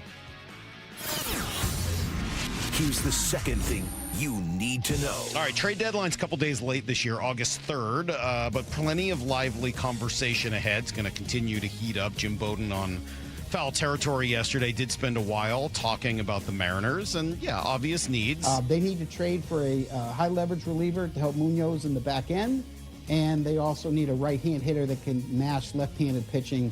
I'm expecting Jerry Dipoto to get both. I'm expecting him to be aggressive. All right. And then as for the bullpen, it sounds like he thinks Luis is going to be there eventually. If they're not able to trade Luis Castillo for a relief pitcher and a right-hand hitter like they'd like to, they're going to have that difficult conversation with him at some point to say you're going to pitch out of the bullpen the rest of the way. But they've got to decide on their 5 best starters, and that's who's got to be there every single day. The starting pitching rotation, the pitchers have told the Mariners they don't want to go with a 6-man rotation. They don't love the piggyback. And so because of that, at some point, Jerry Dipoto and Dan Wilson have to make that final call, put someone in the bullpen. I think all that's fairly reasonable.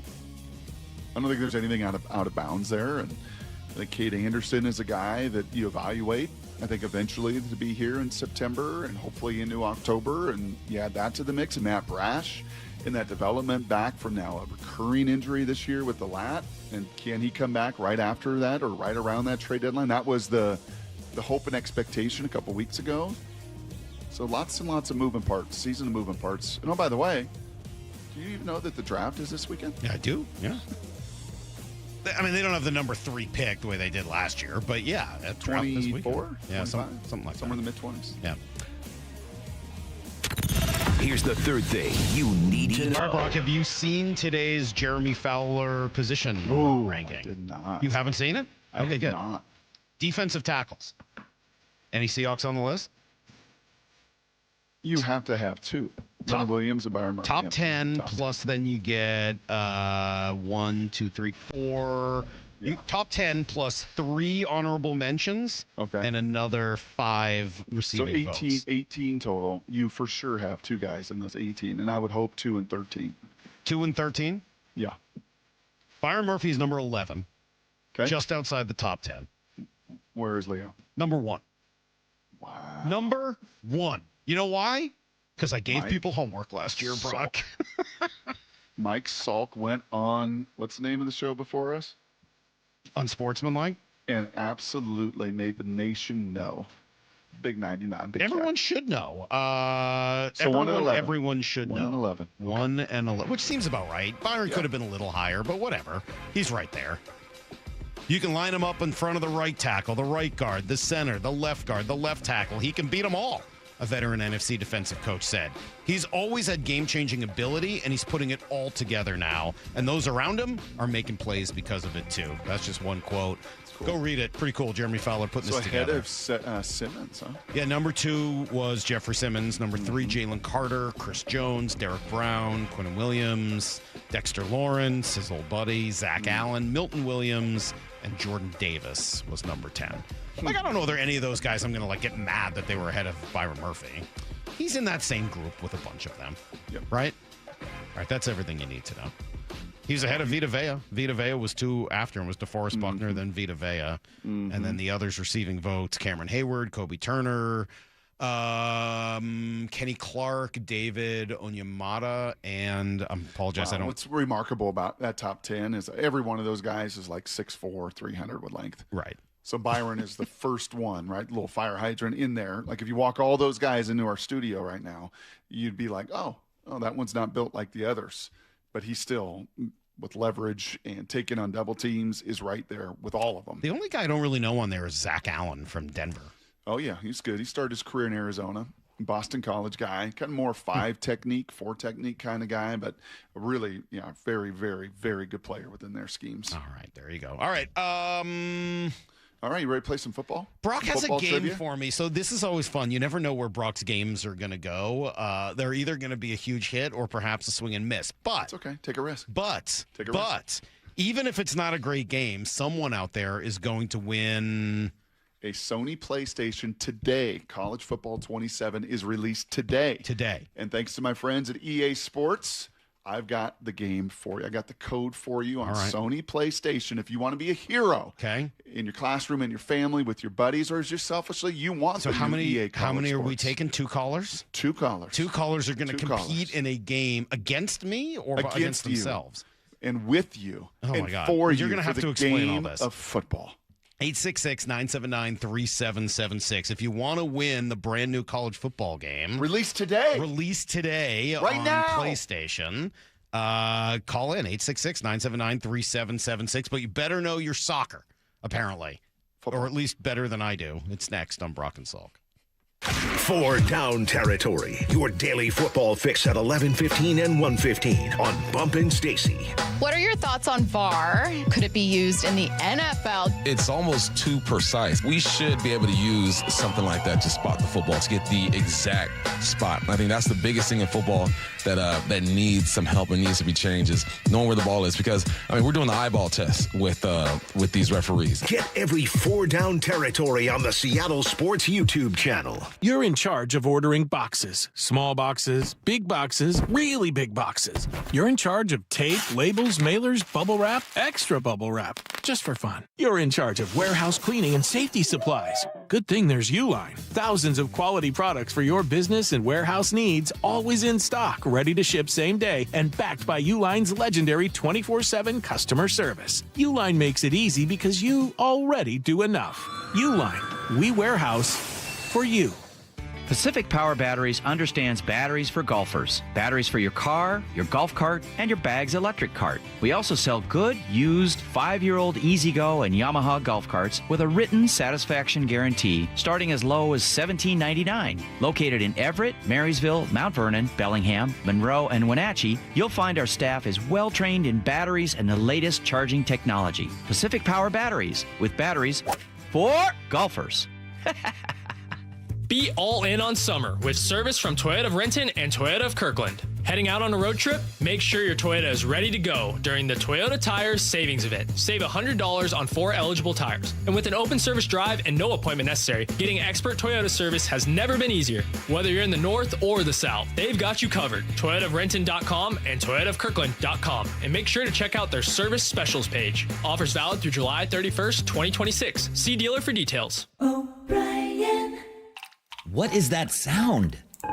Ugh, that sounds like a plumbing sound. Luckily, there's a company that fixes all the plumbing sounds across Puget Sound. That's All Sound Plumbing. Puget Sound's plumbing experts. Have a sound? Visit allsoundplumbing.com. D.R. Horton's National Red Tag Sales Event starts this Friday, July 10th. Stop by any of its participating communities and find select Red Tag homes at incredible pricing. Visit drhorton.com. D.R. Horton, America's builder, an equal housing opportunity builder. Summer is for sunshine. It's a beautiful day out for baseball here at T-Mobile Park. Summer is for moonshots.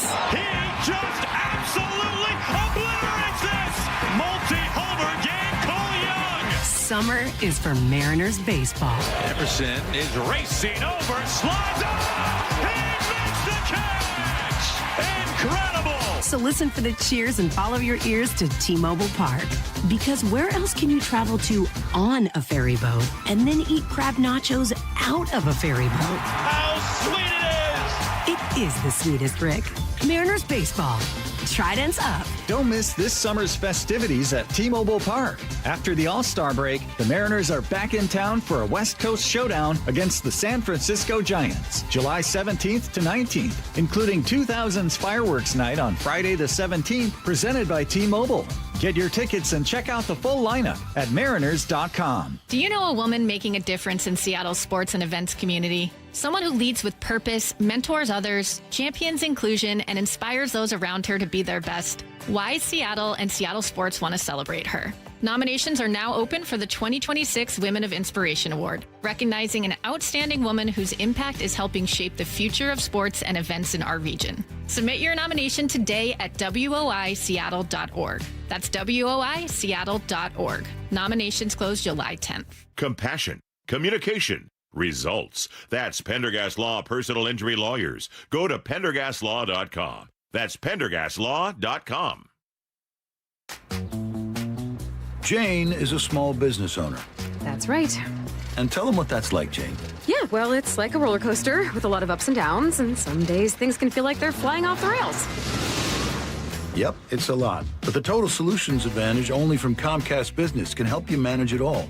With the largest, fastest fiber-powered network designed for 100% reliability with business internet and wireless connect. Plus gig speeds with security and equipment included. All with a 5-year price lock. Nice. So everything stays on track. Exactly. The Total Solutions Advantage. Get started for just $60 a month for 12 months when you add wireless connect to a qualifying internet package. No one does business like Comcast Business. Limited time offer. Restrictions apply. New customers only. 1-year agreement, paperless billing, and automatic payments with bank account required. $60 offer requires 300 meg internet, security edge, and additional qualifying service. Equipment, taxes, and fees extra. Hey, I'm not one to say I told you so, but do you remember last year when I told you that Pure Talk was hands down the best wireless company that I'd ever used? Well, some of you were skeptical, but Consumer Reports just asked 120,000 people to rate every wireless company in America, including the big boys. Well, guess which company was the only company to get 5 stars in every category? Yeah, Pure Talk. Coverage, support, value, data. 5 stars across the board. No service contracts, no cancellation fees, just great U.S. customer service on a crazy fast 5G network for a fraction of what you've been paying. I'm not going to say I told you so, but I will encourage you one more time to dial pound 250, say micro, and switch to a 5-star American wireless company that won't let you down. Pure Talk. From the Quantum Fiber Studio. This is Brock and Salk. Weekdays 6 to 10. On Seattle Sports and 97.3 FM HD2. All right, Brock. I don't know what's going on here. We've got. I do. I know exactly what's going on. What's going on? I'm trying to hand you the wheel. You tee it up like you got to know your soccer. You don't need to know your soccer. Oh, you don't? Not really. I don't. As a producer, I don't feel like I can just put people on air and they don't even know what type of questions they're answering. Yeah, it's okay. All right, well, you've got to answer some soccer questions, and you've got to know. Not really. No? I mean, kind of. All right, well, if you just want to win a brand new NCAA football game. Play to win. Maybe people don't have PlayStation. I don't know. 866-979-3776, the phone number. We literally only have one caller. I know. Nobody. Does people not want the game? I had a couple people scared it was soccer, and I had one person who was driving, and you couldn't hear him well. Scared. People scared. Man. Do you know did you see the TV ratings for the World Cup, by the way? I did. What do you think? A lot of people watching in Spanish.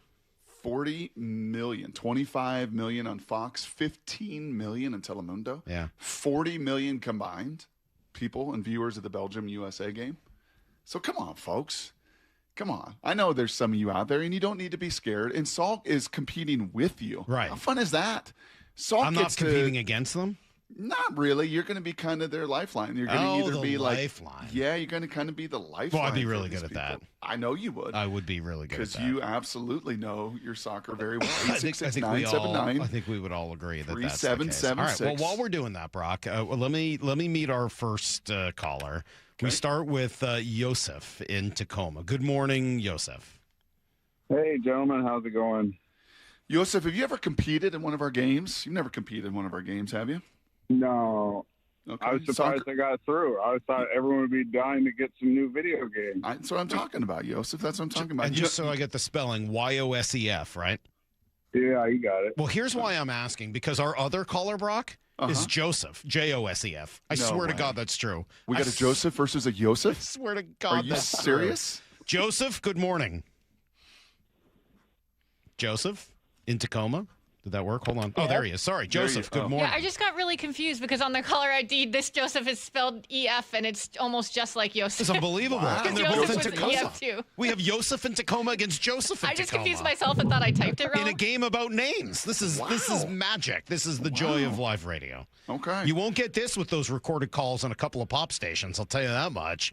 Not the second date update won't give you this kind of comedy. I'll tell you that. Joseph versus Yosef, both from T-Town. Here's the way this game is going to go, Joseph and Yosef. Okay, Salk he's kind of your lifeline. Who Wants to Be a Millionaire? He's kind of your lifeline because I am going to read a name.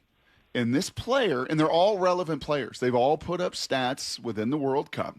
So I'm going to read a name, and Salk, or you guys are going to either agree or disagree with Salk of whether this player is still playing in the World Cup, part of the quarterfinals that begin today, or this player has been knocked out of the World Cup, like the Americans. All right. So do we understand that? They get it. I'll tell you whether or not the person is still playing or not, and you have to guess whether I'm right or wrong. That's exactly right. All right.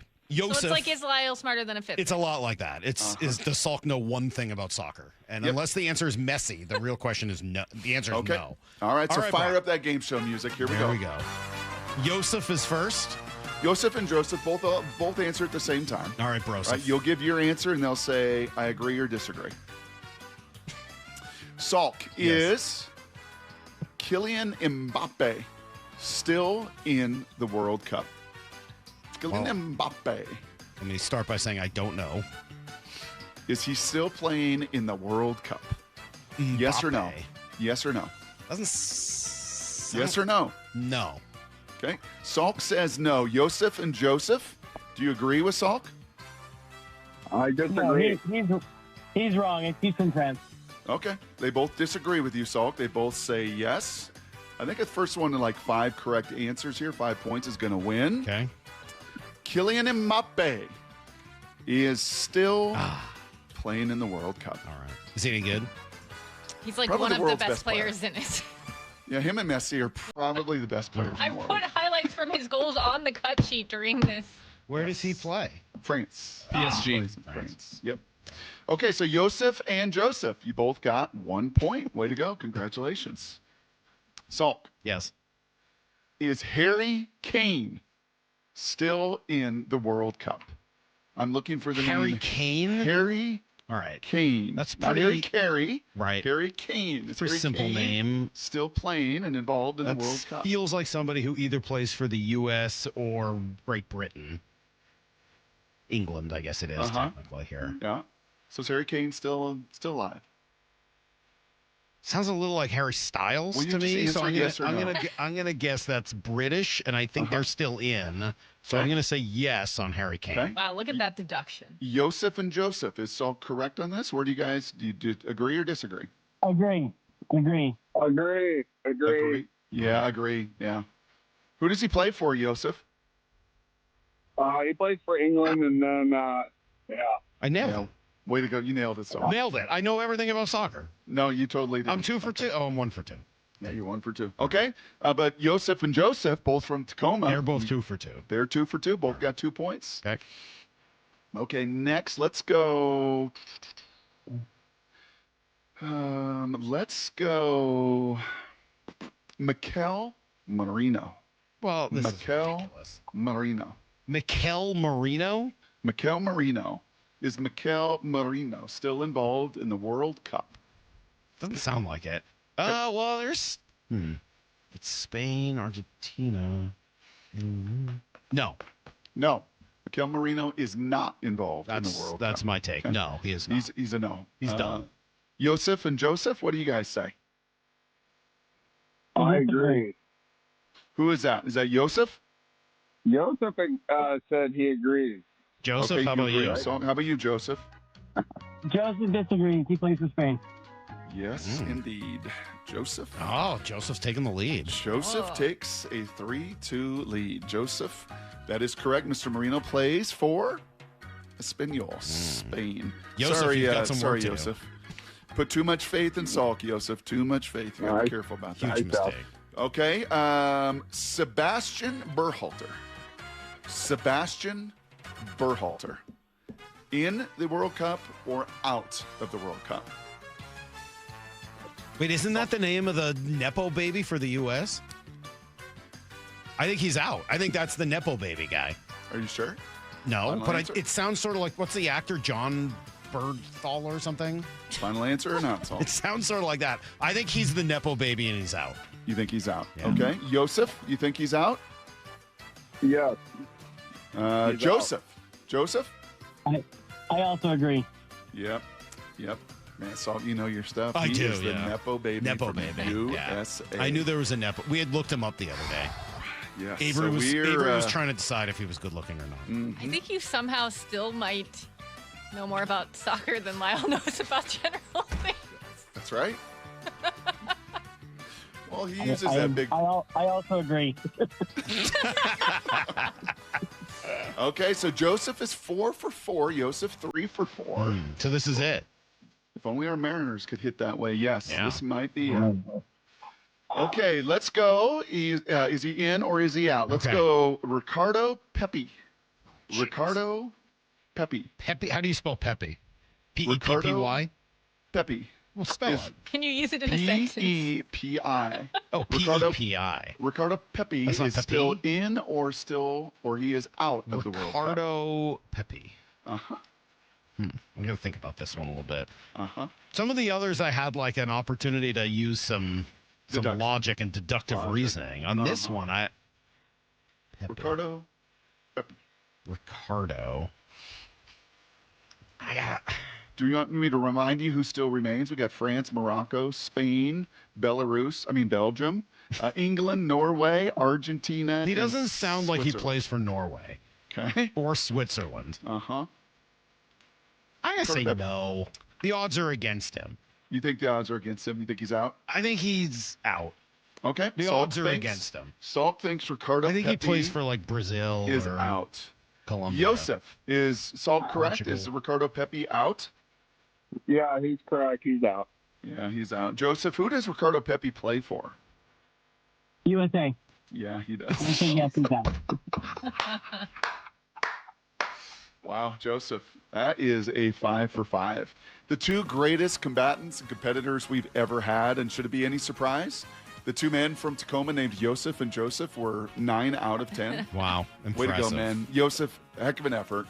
Got a partying prize thanks, guys. backstage for you. That's a goodbye from Maura. And Joseph, stay aboard because you are the champion today. Congratulations. Wow. Joseph over Yosef. Never would have guessed in a soccer match.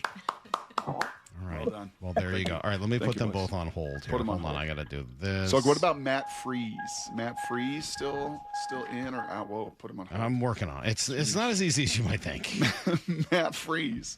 Matt Freeze in or out? He's the goalie. I know who Good that is. job. He's the guy who Good kicked the job. ground. Yeah, you act like you don't Who's know. Pepe? What's Pepe? his deal? Ricardo Pepi? Yeah. He subbed in. He kinda did? subbed in the last game. Yeah, Dude, you that's heard. cheap. You asked some rando. Malik Tillman in or out? I don't know. Jude Bellingham in or out? Jude Bellingham? Dude, look You at just all made this that work. one up. Look at all this You work made I went to. You made No, up. I did not. Jude Bellingham is Who made does- up. Who does Jude Bellingham play for? England. Come on. Yes, he does. Oh, see, there you go. Dude, you're so I mean, just smart. based on the names, like, how come you didn't give me any Belgian names? Somebody from the Flemish bloc or something. Okay, how about Romelu Lukaku? Come on. Lukaku? Lukaku sounds French. I think he's in. He's Belgium. He scored the goal. Yeah, he's from Belgium. Yeah. But he Good could have job, been, dude. he could have been Dutch, I guess. And What did we they're think? out. How did that go? Terrible. Fail? That did not go well Success? at all. No? The only success of it is that we had Joseph versus Joseph, which is truly, what are the odds of that? That was awesome. What are the odds I was nervous of about Joseph the callers. versus Joseph? Like that is on parallel, Brock, with the time that I had the same Uber driver in Paris in two different directions. Or Julia Gulia. Very similar to Julia Gulia. It's right there with Julia Gulia. Yeah. Well, congratulations, Joseph. You're the hero. You went 5 for 5. You knew her soccer, and Joseph was a good competitor. I thought that went okay. It went okay. It went okay. There's two. Somebody says there's a second Nepo baby, Gio Reyna. Oh, Reyna? Yeah. Is he also a Nepo baby? I don't know. He was pretty good when he came in the game. Was he? Yeah. How about Derek Lacasson? Derek Lacasson? Derek Lacasson from Ghana? Derek Clausen? Isn't he a quarterback? No. Keith Kloss. All right, let's get to Blue 88. Here we go. I'm ready to go. Let's go. This is Brock and Salk's Blue 88, brought to you by Culligan Seattle. We're going to go red, right, tight, close, sprint left, G, U corner, halfback, flat, on one. Ready? Brock Heward tackles 3 football questions as only he can. Blue 88. Now here's your hosts, Brock Heward and Mike Salk. Can't wait till we do some Blue 88 where I answer soccer questions. That's kind of felt like that's what that was. By the way, don't play that last segment for Matt Johnson, whatever you do. He'd be so upset. It would really bum him out. I think you did pretty good. Did I? Yeah. I mean, yeah, despite only knowing one person Harry on the Kane. list. I mean, just Mbappe and Harry Kane might be 2 of the most popular players with the Viking from Norway. What is that guy's name? Why did you ask me about Haaland? Pele? I know about Diego Maradona, Brock. Hand of God. I almost went Preki on you. Preki's out. Preki's out. Mike Tannenbaum, Brock, had some thoughts on the Seahawks and specifically on Sam Darnold. Yes. You want me to play him for you? Yeah, well, I think one of these is obviously correct because we've talked about it a lot, point of conversation throughout Sam's career, but one of them did not make a lot of sense. So he made 2 points on Sam. One, kind of like you, nailing Harry Kane was right, and one was wrong. Here was Mike Tannenbaum. Typically, first-round running backs get on the field when they can prove that they're excellent in pass protection. If there were a couple of flaws in Sam Darnold's game last year, he had too many interceptions, and he was sacked too many times, 27. So Jadarian Price's pass protection is something that Seattle's going to have to watch closely in the preseason in terms of getting him on the field to help a very fluid situation at the running back position with Kenneth Walker now being gone. So the correct part of that analysis is too many interceptions.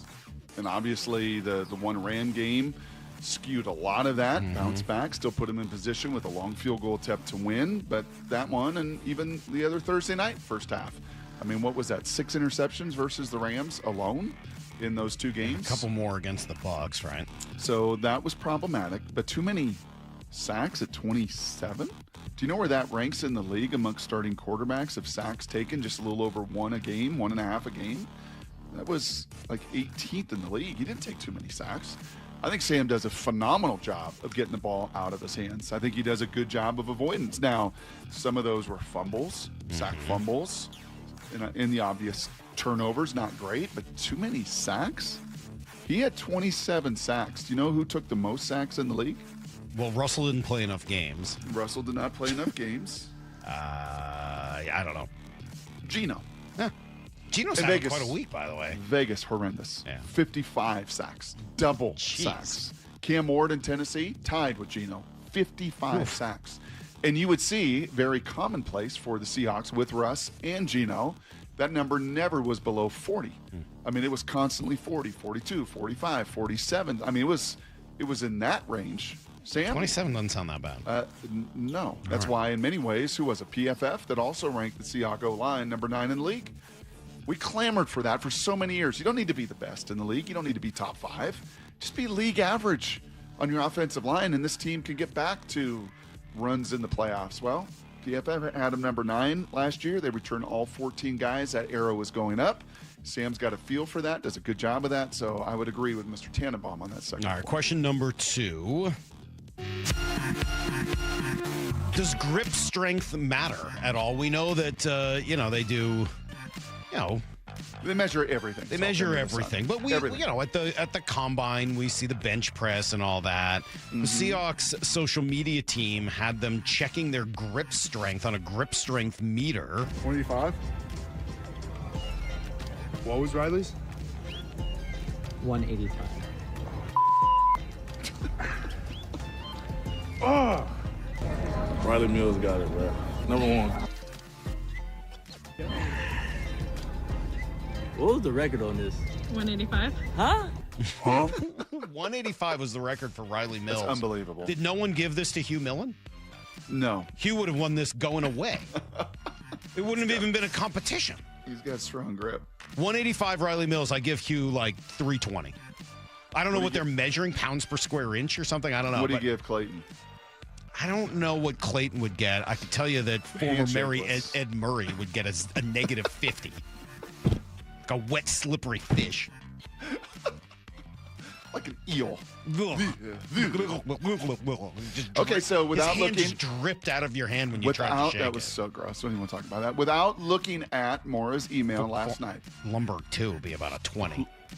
Without looking at Maura's email, who were top 3 for the Seahawks? First of all, does it matter? Absolutely. It does? At some positions, it matters immense. Running back? What does Bucky Brooks love to say about that D lineman? That dude's got heavy hands. He can shock you. Shock and shed. How do you shock an offensive lineman and shed an offensive lineman? How does that start? It starts with that. It starts with that power right there in those hands. So Riley Mills, number 1. By the way, by a long ways, 185. Number 2 on that list, offensive lineman Gray Zabel. 2 young cats at 176. And then number 3, your guy, Derek Hall at 173. I don't know whether that's true. Like, I don't know if that's the whole team. Correct. That was just like the couple of guys they got. Well, they went through a lot of them. I Brady, know. Jadari, Of the guys they got, Bradford, but like, I don't want to make anyone look bad. It's not like, hey, Leonard Williams couldn't have done, like, I don't know what Leonard Williams got. No, I bet Big Cat was pretty good at that too. I bet I bet DeMarcus Lawrence pretty good, and I bet a lot of those guys, because that's a big part of it. So to answer Maura's question very specifically, does it matter? Yeah, it matters. Do you have to be like a top of the charts? Is it equivalent to the 4.3 40 versus a 4.6? No. But do you want to set yourself apart? You want to, I don't know, get in the Super Bowl and take on a guard and get a hold of him and throw him to the ground for your first career Seems sack? relevant. Yeah, kind of played a role in that. All right, question number 3. A.J. Barner, Brock, we've been kind of debating him a little bit recently. Where did he rank amongst his peers this past year? Yeah, so Ben Solak, and this is kind of, again, a little bit of list season. We like Benny. He does some good work and I think understands the game at a high level. He was asked and tasked to do what Brady Henderson and I have done over the last couple weeks. Okay, who's a breakout player? Give me a breakout player for the Seattle Seahawks in 2026. And there are a lot of candidates as we've all gone through them. I put Riley Mills on that list. I forget who Brady went with, but I think he also went with Riley Mills. Somebody else said Derek Hall. Mr. Solak went A.J. Barner, and he was on my short list as well. He was on my medal stand. And when you look at A.J. Barner, where did he rank last year, Salk? Is he going to be in the top tight ends list for Jeremy Fowler? Probably not. Should he be in receiving votes? Absolutely. Because this league has the Travis Kelce's and has the Gronks. I think that's how DJ puts his 2 silos of tight ends. Those guys like Kelce that can get down the field, stretch the field, be impact receivers, and then those guys that just dominate you at the line of scrimmage. AJ's in both those silos, and there's not a ton of them in the league that do that. There's a lot of them, like Pitts and Trey McBride, that are unbelievable, better receivers, and then there's maybe a few better blockers, but wearing both hats, AJ is absolutely, as far as a guy in both silos, he's top 10. But that's not really how fantasy football works and evaluation works. Where did he rank in receptions last year with 52? He was 16th. Where did he rank in receiving yards? 519, 20th. Where did he rank in touchdowns? 8th, with 6. Where did he rank in target share on the team? Just 14%. That was 23rd in the league. So I don't know. I don't think that number is going to grow substantially, target share, because I think Shaheed will be involved. I think Arroyo will be involved. I think others will be involved. So I don't know if his target share will ever reach the guys at the top of the ladder with tight ends, but his touchdown production, his overall catch radius, and certainly his blocking puts him, to me, as a top 10 dual tight end in this That game. is today's Blue 88. I don't know, seeing the running back, Jadarian Price, I would want running backs to have a pretty good grip strength because they got to hang on to the ball, and his was okay, I think, if I remember correctly. Mm-hmm. The only one who was near the bottom of the group that they tested was Arroyo. Like, come on, man. Right. Well, and then Emmanuel Henderson Jr. Yeah, but he's just like he's just a special team guy, isn't he? Oh, is that the running back? No, Emmanuel's a running back, right? Oh, okay. Sorry. I was thinking of the wide receiver they drafted. No, Emmanuel Henderson, the wide receiver, was the lowest. Emmanuel Wilson's was like someone in the middle. He was 139. That's he was just above. Emmanuel Henderson is, yeah. Oh, yeah. Whatever. It doesn't matter. Let's move on. Coming up next, Brock, we have Here's the Thing messages that have been left throughout the week. And it looks like they're pretty good, at least based on the clip names. On paper, they look pretty good. We'll see if they can live up to the billing next. If you're subscribed to Seattle Sports on YouTube, then you saw Wyman and Bob's latest digital exclusive first. Cole Young, he is just turning into an absolute star. Yeah, he doesn't look like he can generate that kind of power. He's 5'10". He's listed at 5'10", 180. Yeah. And he's got big pop, just tremendous, and playing great defense. He might be your best overall player right now in terms of the way he's functioning. Subscribe to Seattle Sports on YouTube and know first. Seriously, what are you waiting for? It's been acronym week, first segment of every day this week. I think I've given an acronym out there, but you know this one, PCF. People Come First. Construction Group. They designed and built our outdoor living space some years ago for Molly and I, and we just loved it. And right now, PCF, People Come First, is making it easier than ever to get your process started on your new dream deck with 50% off your custom professional design and architectural drawing package. What does that mean? Well, that means you can save over $9,000 on your project. And with 12 months of no interest, no payment financing, you can design your deck now and pay later. And most people, by the way, who start with that design package, it's kind of like the blueprints, the fundamentals, they end up with the exact outdoor space they've always wanted and dreamed of. And this offer is your first step. So do what Molly and I did. Get a hold of PCF Construction Group today. Get your project ideas, browse their amazing photos, and find all the offer details, like 50% off your custom professional design architectural drawing package at PCFgroup.com. That's PCFgroup.com. Hey Seattle, Jake Bobo from Techline Roofing. Are you in the market for a new roof? With the strongest workmanship warranty in the business, Techline Roofing has you covered. Take advantage of our easy financing and our summer special. Trust Techline.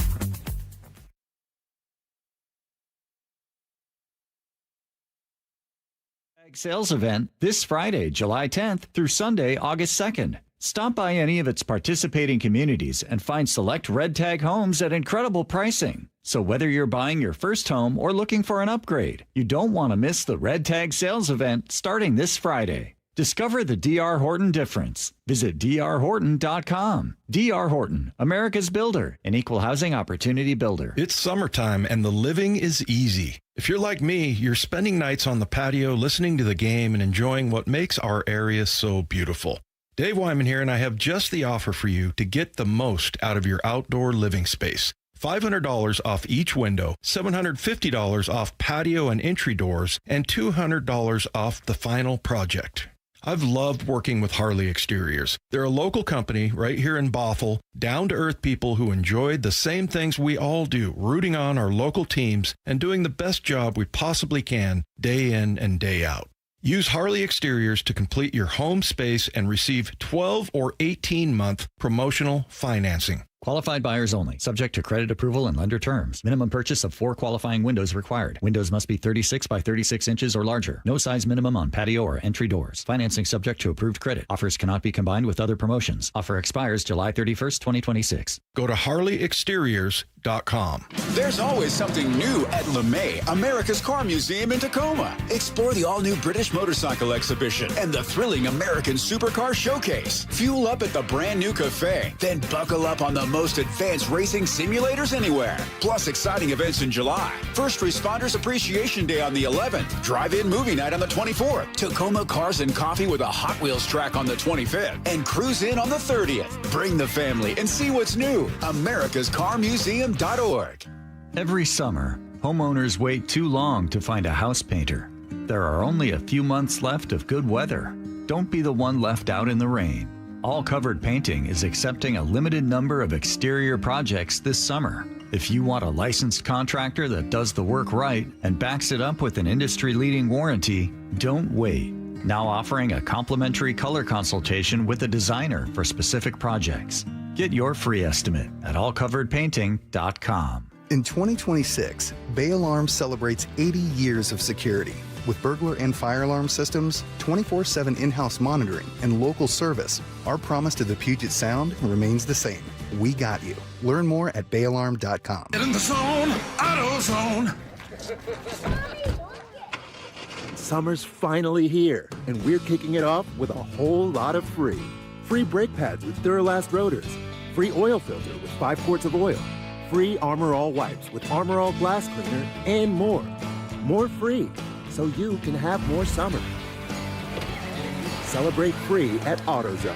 Now through July 27th. Restrictions apply. Get in the zone, AutoZone. Tired of hearing scary radio ads about the IRS? Tax Relief Advocates is different.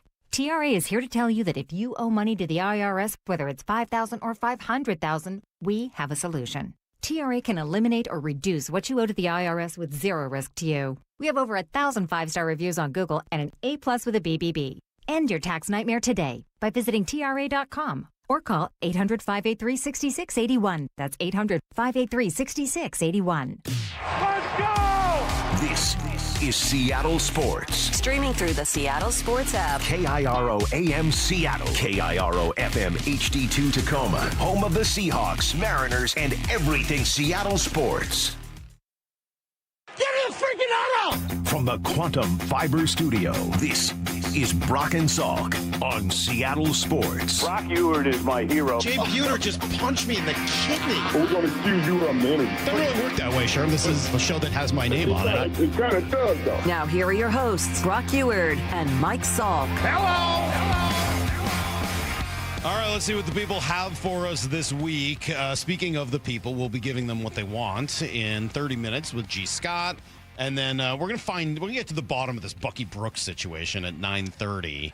Again, people are saying, well, you got to kill Bucky Brooks. Like, I'm not going to kill Bucky Brooks. He's a smart, I'm going to rake him over the coals. I want to we're going to give him some serious questioning. There's going to be some How does he say in February their window is wide open for the Super Bowl? How does he say that? 7-10 feels really weird. 7-10 is his prediction. Yeah. Doesn't make a lot of sense. Let's hear what you guys have for Here's the Thing. Brock Eward doesn't just hate one kid. I am so disappointed in Michael Salk. You don't know what you're talking about. You're mindless. Love you, bye. It's time for Brock and Salk's Here's the Thing. Okay, here's the thing. Gosh, I miss Brad. I know. I miss Brad. I mean, wait, is it Brad or Brett that I think is creepy? Brad. I miss him. It's Brad. Ugh. Check out the big bane on Brad. Here's the thing. This is Mike from Greensboro, and I have to say, Salk, normally I agree with 100% of your takes, but there is one thing you've gotten wrong about soccer. It is indeed a fake sport, and it consists of essentially watching grown men jog for 90 minutes in their short shorts. And I'm sure Brock loves that. He can evaluate the muscle tone of everybody's thighs. But the thing is, it's perfect for watching when you're doing something else. If you're doing chores around the house, you're folding laundry, have it on in the background, and there's nothing there to distract you because nothing exciting actually happens. You only have to pay attention maybe like 46 seconds of every game, and even then, that time is mostly just the referees trying to decide if somebody was offsides or not. So, Salk, next time you're in the garden or, in the yard murdering your wife's flowers, put it on, give it a try, see what you think. All right, peace. Strong. It's a good take. I already have golf for that. Sock? Yeah, that's fine. Sock. I already have golf for that. I don't need a second sport for that. Brock and Salk Show. Brock and Salk. We talked with consultants for a lot of years about maybe changing Salk's last name to Salk. Sure. Yeah. Brock and Salk. Yeah. This is Joe in Boise. Here's the thing. I've got some comments on the rookie numbers as we get close to training camp. Bud Clark, number 9, great number. It's a perfect square. Andre Fuller and Michael Dansby. I don't like cornerbacks wearing numbers in the 30s. They're 35 and 37. For 20s. Plus 37's a prime number. Prime numbers are arrogant. Julian Neal, number 1. That is a big problem. Number 1 is the kid who thought he was so good he should wear number 1. But for a corner, maybe that mentality works. Chidarian Price, 8. Symmetrical. It's a perfect cube. Strong buy. Uso Samalo, 92. Another strong buy. Nose tackle wearing 92. Great number. Similar comment for Bo Stevens, an offensive lineman, picking the first number in the 60s, start of the sequence, divisible by 10. Says, I'm here to start. I can't disagree with any of that. Prime numbers are arrogant? Yeah, I get what he's saying there. Yeah. I wore 37 in high school. A little arrogant. Yeah. Shocker.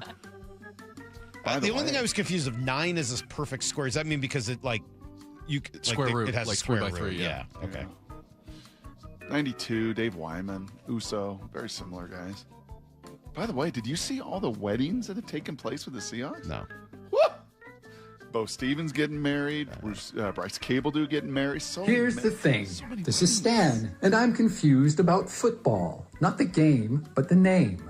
To most of the world, football is what we in North America refer to as soccer. So when we say, I love football, they might respond with, Oi, there's nothing like a good football match. Here, have a crisp.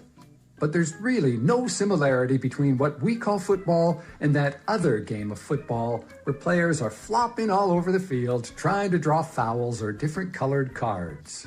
Besides, in the game we know as football, the only players who actually put their feet on the ball are the kickers. And Dave Wyman might argue that they're not really football players at all.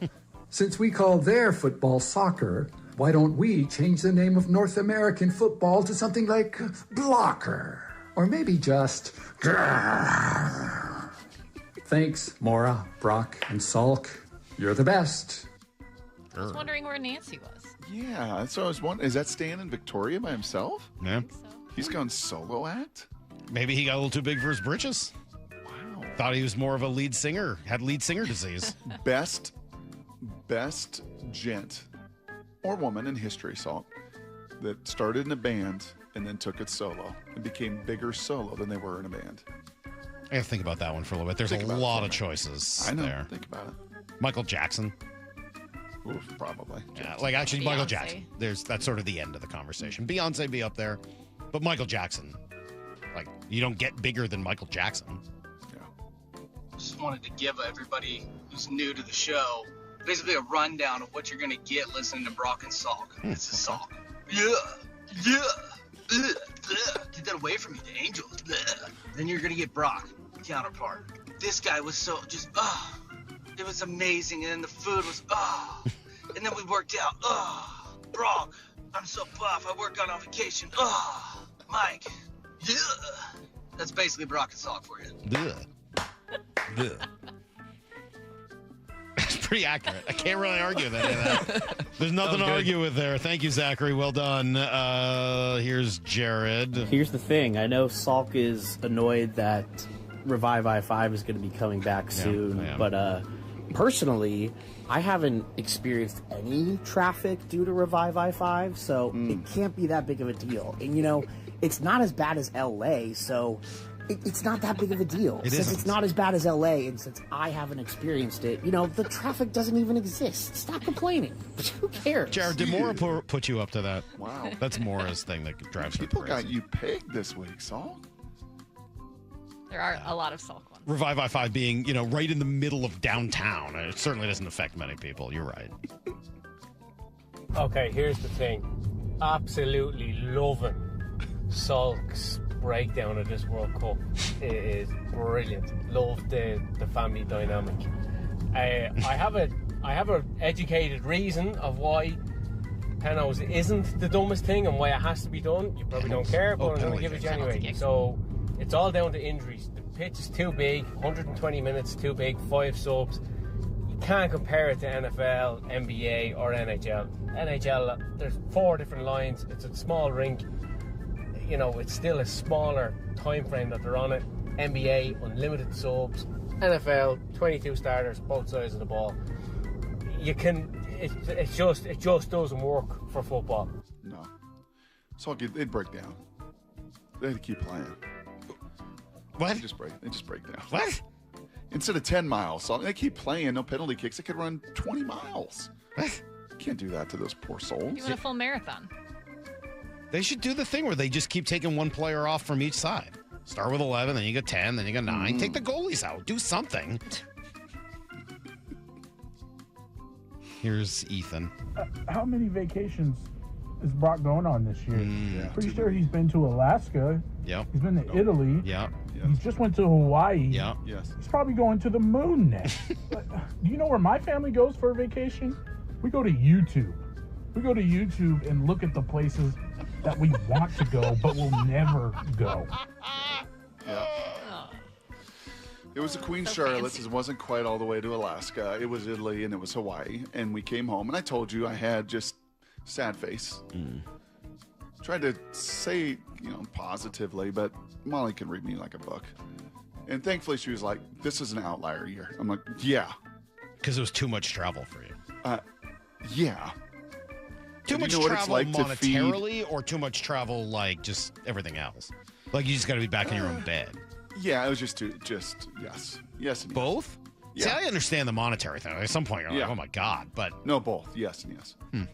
So I've been home. I don't think there would be an element where I would say it's too much travel if money wasn't one an weekend. object. One weekend I've been home since spring break. I'd be fine never being home if I could just travel and didn't have the Well, that's because you've also traveled for like 5 weddings on top of all. Weddings, camps, visits.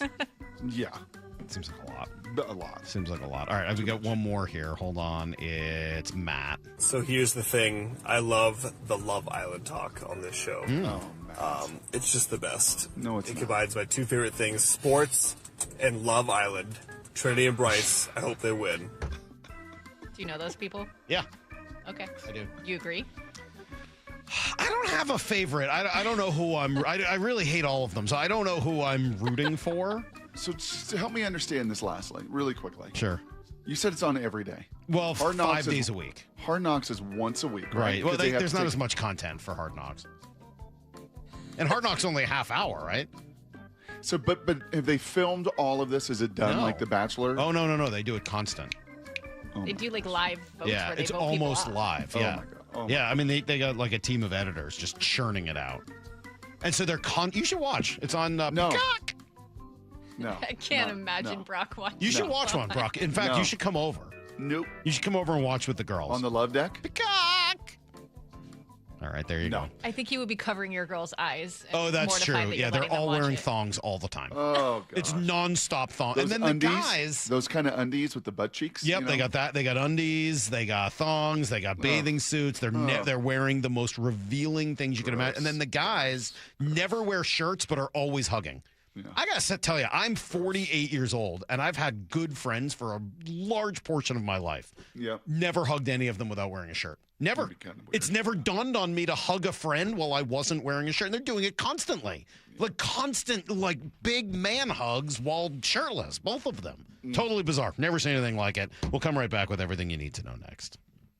She's an icon New owner Jeff Smulyan announced today whose television journey brought her to Seattle. Linda Cohn, Cairo Sports. Before 26 years at the sports leader. Hi, Linda. What's up, Mike? What's up, Brock? The conversation you do not want to miss. I love Steve Rabel. Steve Rabel was the man for me in Seattle. Brock and Salk with the one and only Linda Cohn. Watch in its entirety on the Seattle Sports YouTube channel. Hey, Mike Salk here, and summer is definitely in full swing. It's Snoqualmie Casino and Hotel. You can check out the big upcoming shows like the Pop 2000 Tour with Chris Kirkpatrick of NSYNC, O-Town, Ryan Cabrera, and LFO. That is all on August 1st. You can relive the 80s with pop sensation Taylor Dane. That's coming on September 6th. You can get the tickets and the full lineup of shows all at snocasino.com. The new ballroom concert arena, just incredible. So you can experience luxury with breathtaking cascade views, world-class dining, and play your favorite games as well. You can elevate your whole next getaway, all at Seattle's closest Snoqualmie Casino and Hotel. Do you have stiff laundry or scale buildup on your sinks and showers? Those are classic signs of hard water. At Culligan, they deliver softer, cleaner water throughout your entire home. A Culligan water softener removes the hardness from your water and extends the life of your appliances. Plus, it can improve the quality of your skin and hair. Ask about 12-month, no payment, no interest financing too. Go to Culligan.com. That's Culligan.com.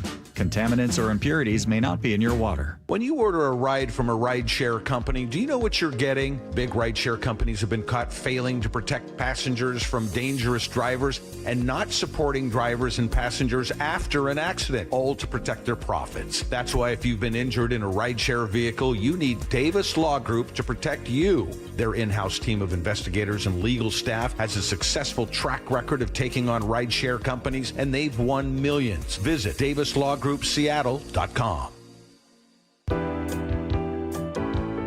Taking the time to understand who you're working with, so that way you can understand, am I putting them in the best situation to be successful based on either their skill set or what they've gone through in their personal life. But you got to take the time to know your coworkers, your teammates, all that kind of stuff like that between the lines, because then otherwise it's not relationship based. And so that's a priority for us as far as making sure that we get to know each other between the lines. And then through that, right, you go shared experiences, and then two, now you're in the trenches together, and then you build the camaraderie, and then you got the trust and everything else that comes with that type of thing.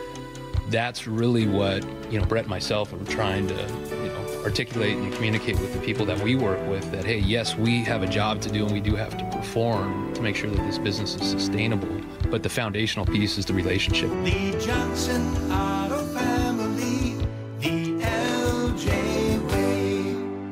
Summer is the time to feel and look your best, but I'm not talking about your abs or tan. Guys, I'm talking about your hair.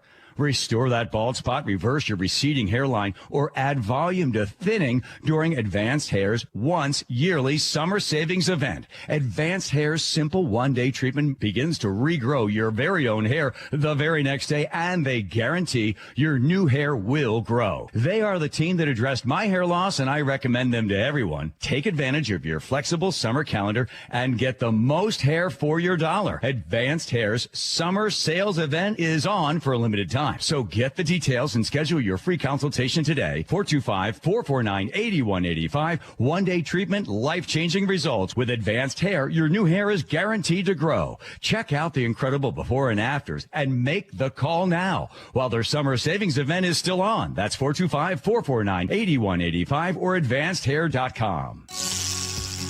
Heading outdoors or on the water this weekend? Check in with Joey and Nelly on the Outdoor Line from 6 to 8 a.m. every Saturday on Seattle Sports and the Seattle Sports app.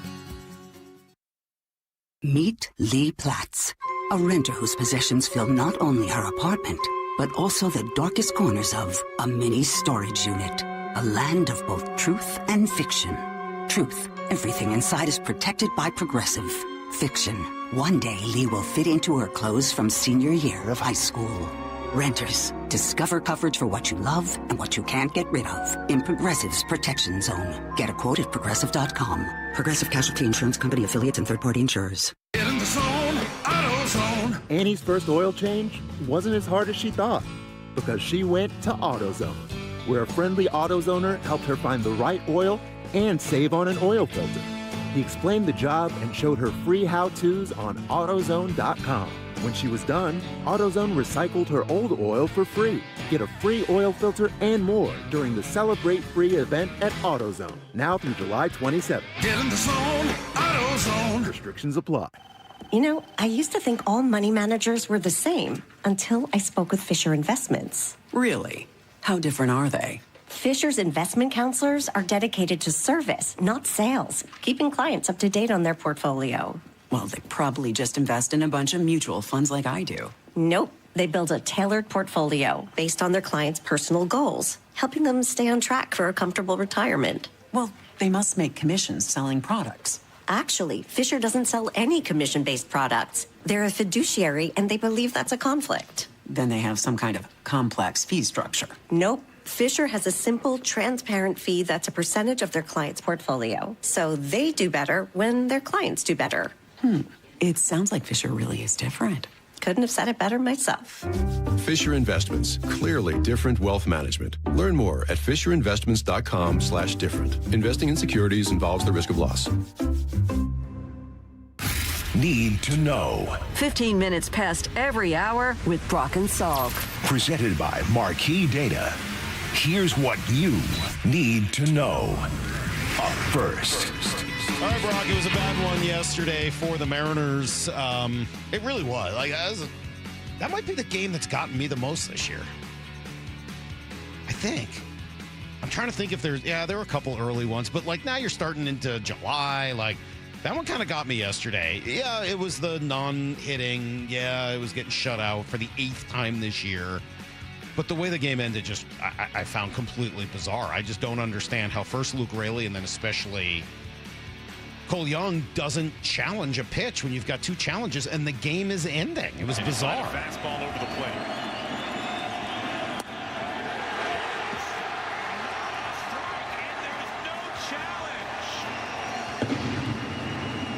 Shutout win for the Marlins.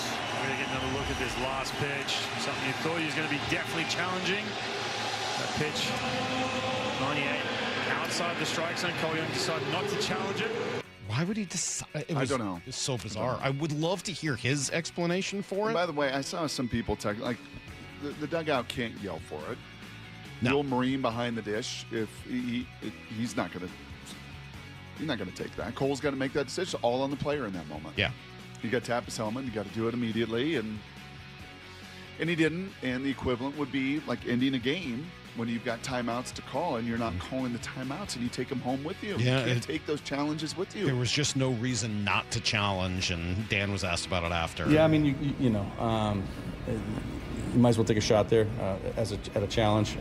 But I think sometimes that's not the first thing that pops into your head in that kind of a situation. So, you still have to remind yourself sometimes about the ABS. No buts. I'm sorry. I don't need any buts on that one. No buts. I said earlier, no butt for you. That's not fair. You got a great butt. Thank you. I like your butt. Thank you. That's really nice of you to say. In fact, not creepy at all. That's so nice. I'm glad you decided to go there today. Bryce Miller will try to avoid the sweep. Series finale today against Jansen Junk, Federal Way. Here's the second thing you need to know. And Seattle U, by the way. Both Federal Way and I say Seattle Federal Way, and what pops in your head? When you think Federal Way, what do you think? First thing in your head? Nothing. Jansen Junk? Yes. Nothing? You got nothing for me? I mean, I drive through there, but I don't. Maura, I say Federal Way. First thing in your head. Federal Way, Maura. I think it's weird that it's a town that sounds like it should be a road. Federal Way should be a street, but it's a whole town. Ian, Federal Way. Anything? My first best friend in second grade, Gabe, used to live down in Federal Way, so I just think of Gabe. Donnie Marshall. Remember Donnie Marshall? Not Danielle, but Donnie. Yukon Husky. Yeah, he's from Federal Way. Federal Way Husky. I'm surprised that didn't occur to me first. That's really surprising. You thought one of us was going to answer that? Yeah, I'm surprised they didn't get Donnie Marshall, random player Oh. from 1987. That is really weird. Costco. Nice Costco down there. How about this one from Jim Bodenbrock? He is a lot more positive about the Mariners than some fans are today. So Seattle's going to blow everybody away. I think they've been very generous to let everybody stay in the race here on July the 8th. By the time we get to September 15th, it'll be over. They'll already have popped the champagne because their starting pitching is just too good. And at some point, Cade Anderson is ready. I've talked to several scouts who are watching him pitch. Some scouts tell me he's the second best starting pitcher on the Mariners major league team right now. Two interesting points there. The first is the Mariners are just going to blow everyone away in the second half. They might. I mean, it's certainly possible. Not if they continue to play the way they have been. And then Cade Anderson is the second best pitcher on the team right now.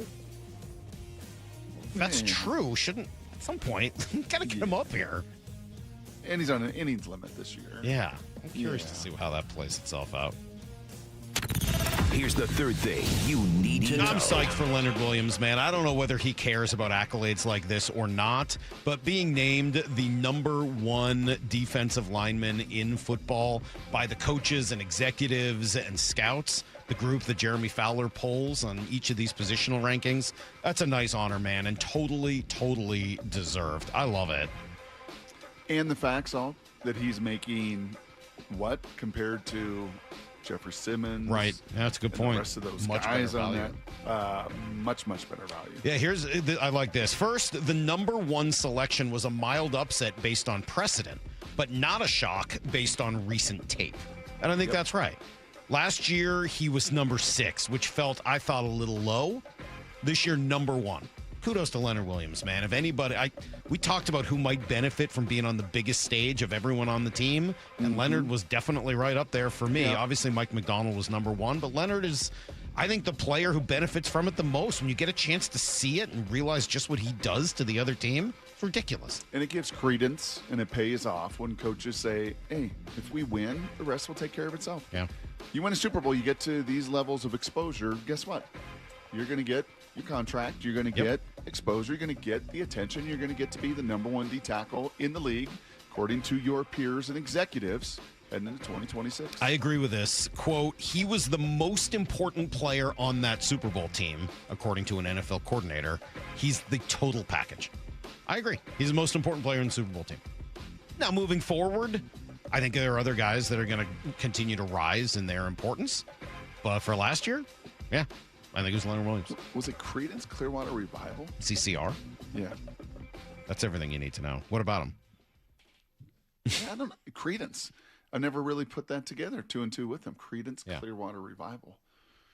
What do you think of him? Like him? John Fogerty, I don't know. They're not. I'm not. They did. I am not a huge Creedence fan. It's not for lack of respect. It's just they don't. I don't. Fogerty's voice doesn't generally do it for me. Fortunate Son is a tremendous song. Yep. They got some other good songs, but I'm not a huge Creedence fan. I would say not me. By the way, you were asking earlier about the singers. Besides Michael Jackson, besides Beyonce, 2 really good ones. Lionel Richie from the Commodores, that's got to be there. Ozzy Osbourne, obviously, from Black Sabbath. David Lee Roth had a decent solo career, but I wouldn't put him anywhere near that category. I think you would say Justin Timberlake certainly would have to be up there. Okay. I think Avery would tell you Harry Styles would be up there from One Direction.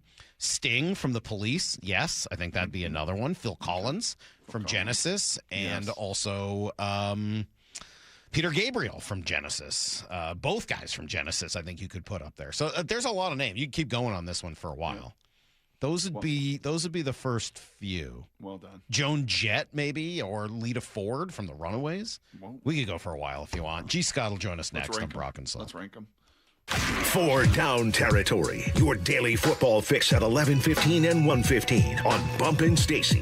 What are your thoughts on VAR? Could it be used in the NFL? It's almost too precise. We should be able to use something like that to spot the football, to get the exact spot. And I think that's the biggest thing in football that needs some help and needs to be changed, is knowing where the ball is. Because, we're doing the eyeball test with these referees. Get every 4 Down Territory on the Seattle Sports YouTube channel.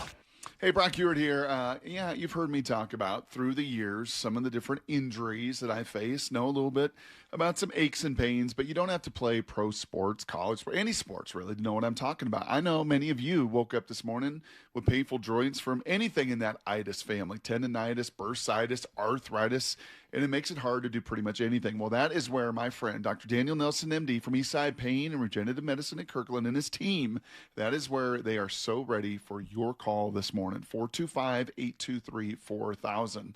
You see, with Dr. Nelson, he's the only doctor with over 30 years of experience in pain medicine techniques. Many have jumped aboard lately, not Dr. Dan. This has been his heart and his passion for well over 3 decades, and he's got all the tools in the regenerative medicine tool bag as well, including, stem cell therapy, a non-surgical solution to pain, using your own stem cells to harness your own body's healing. If you're in pain, give him a call this morning, 425-823-4000, or visit DanielNelsonMD.com. That's DanielNelsonMD.com. Hey everyone, Rick Witters with Cressy Door. At Cressy Door, we offer top-of-the-line garage doors, garage door service, and garage door repairs. Residential or commercial, please consider Cressy Door for all of your garage door needs. Cressy Door. For over 50 years, Bucky's Complete Auto Repair has been the one locals trust for honest pricing, expert service, and guaranteed repairs. This dedication has earned them a Carfax Preferred designation. At Bucky's, every customer gets detailed Carfax updates, timely service reminders, and a full service history, all at your fingertips. With 16 family-owned locations, no appointment needed, and easy financing, Bucky's makes auto care simple. Visit Bucky's.com today and drive with confidence. Bucky's.com. Hey, it's G. Scott. Let's talk real for a sec. Summer is supposed to be about sunshine and kids having fun. But when the kids are home all day, that grocery bill, yeah, it grows fast. That's why I want you to know about Sunbucks and why our friends at Safeway are helping get the word out. If your family qualifies, you can receive $120 per child to spend on groceries this summer, food in your cart, and a little less pressure on that budget. And let me be clear about this. There's no catch, no judgment. This program is simply about making sure kids have enough to eat when school is out. Here's the important part. Many families are enrolled automatically, and a card may already be headed to your mailbox. But some families do need to apply depending on income and where you live. So take a couple minutes and check. Visit freesummermeals.org.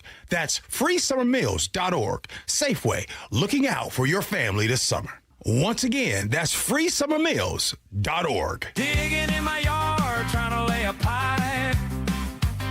I hit a water line and now I have to pay a big fine.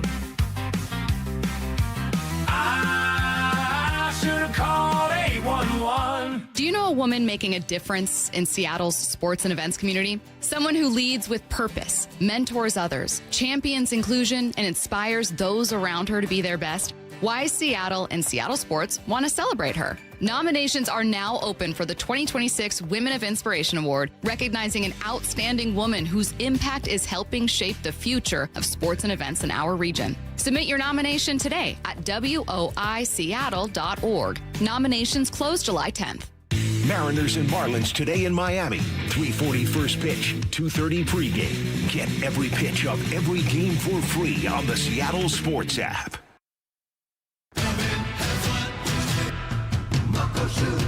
Start having fun.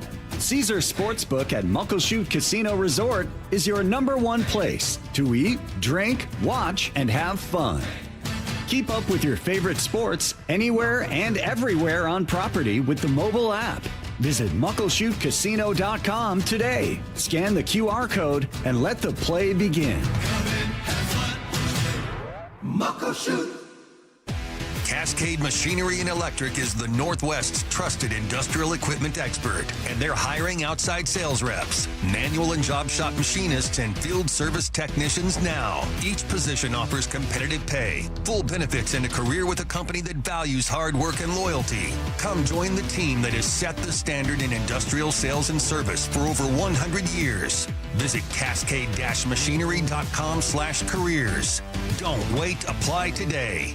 We all hear the radio ads about the IRS. They tell you to be afraid, to be scared, and they try to frighten you into calling. I'm not here to do that. Tax Relief Advocates is different. TRA is here to tell you that if you owe money to the IRS, whether it's $5,000, $50,000, or $500,000, we have a solution. It doesn't matter if you're sitting in your car, at work, or with your kids. No matter where you are, call now. 800-575-8157. Don't lose hope. TRA can eliminate or reduce what you owe to the IRS. Generous programs are now available that can give you a fresh start. Our passion is taxes and helping individuals fix their IRS problems. We have over 1,000 5-star reviews on Google and an A+ with the Better Business Bureau. You don't need to be afraid of the IRS any longer. End your tax nightmare today by visiting us online at TRA.com or call 800-575-8157. That's 800-575-8157.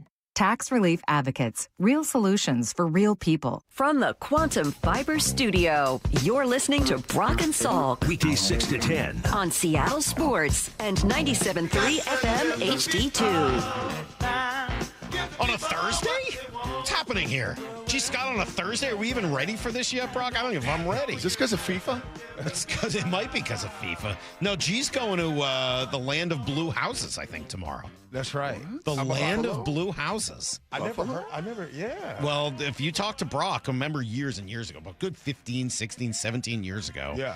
Asking Brock about, some of the places he had to travel in his NFL days, and asking about the beautiful city of Buffalo, where I've never been, and he described it as the land of blue houses, that every house there is blue. So many blue houses. Yeah. At least from the airport to the hotel back in the day, 25 years ago, 30 years ago. The chicken wings out there, is it serious? It's pretty serious. Yeah, they're pretty good. Yeah. Yeah, that one's pretty. You know though, if you go get the chicken, what you got to do, you're going to get the chicken wings. Yeah, I mean, got to. That's what you got to do. Yeah. You know that you get blue cheese, not ranch, right? It's always about blue cheese. Okay. Yeah. I just want to make sure. It's like mustard in Chicago. Ketchup in Chicago. Meaning no. Yeah, the ranch is like ketchup. Yeah. I meant the blue cheese is like the mustard. Yeah, for sure. Yeah. We're gonna make that happen. All right. I'm looking forward to being out in Buffalo. I get to go to Niagara Falls and all that kind of that good What stuff. are you doing in Buffalo? Family reunion. Oh, the last one was in Atlanta, right? Hey, look at you. Oh, I remember everything about the last one. You getting into the limo late at night with the family members, it's funny. So, the limo bus or something. And then I heard the potential fight that almost happened. I remember the last G. Scott family reunion was unbelievable. Yeah. Now, will there be anybody angry that they weren't at the G. Scott 50th? No. Okay. No. Mm-hmm. But so tomorrow is your favorite aunt going to be there? Oh, you already know. The one you met, she'll be there. So tomorrow night, Brock, I'm in charge of the cousins' night out. Oh. Right? So I have spots. We had a party bus that's already taken care of, ready to go. It's going to be like 25 people that's going to be out on the evening. Party bus. Ages on the 25, roughly? I'm glad you said that. Of the 25, about 7 are younger than me. Okay. The rest of them, I already got a plan. So here's my plan. The rest of them are older than you? Are older than me. So you're going out early. You know what I'm saying? You're not staying out late. So here's my plan. Here's what they don't know. They don't know this, but I'm going to pay for the whole night for everyone. Whoa. Right?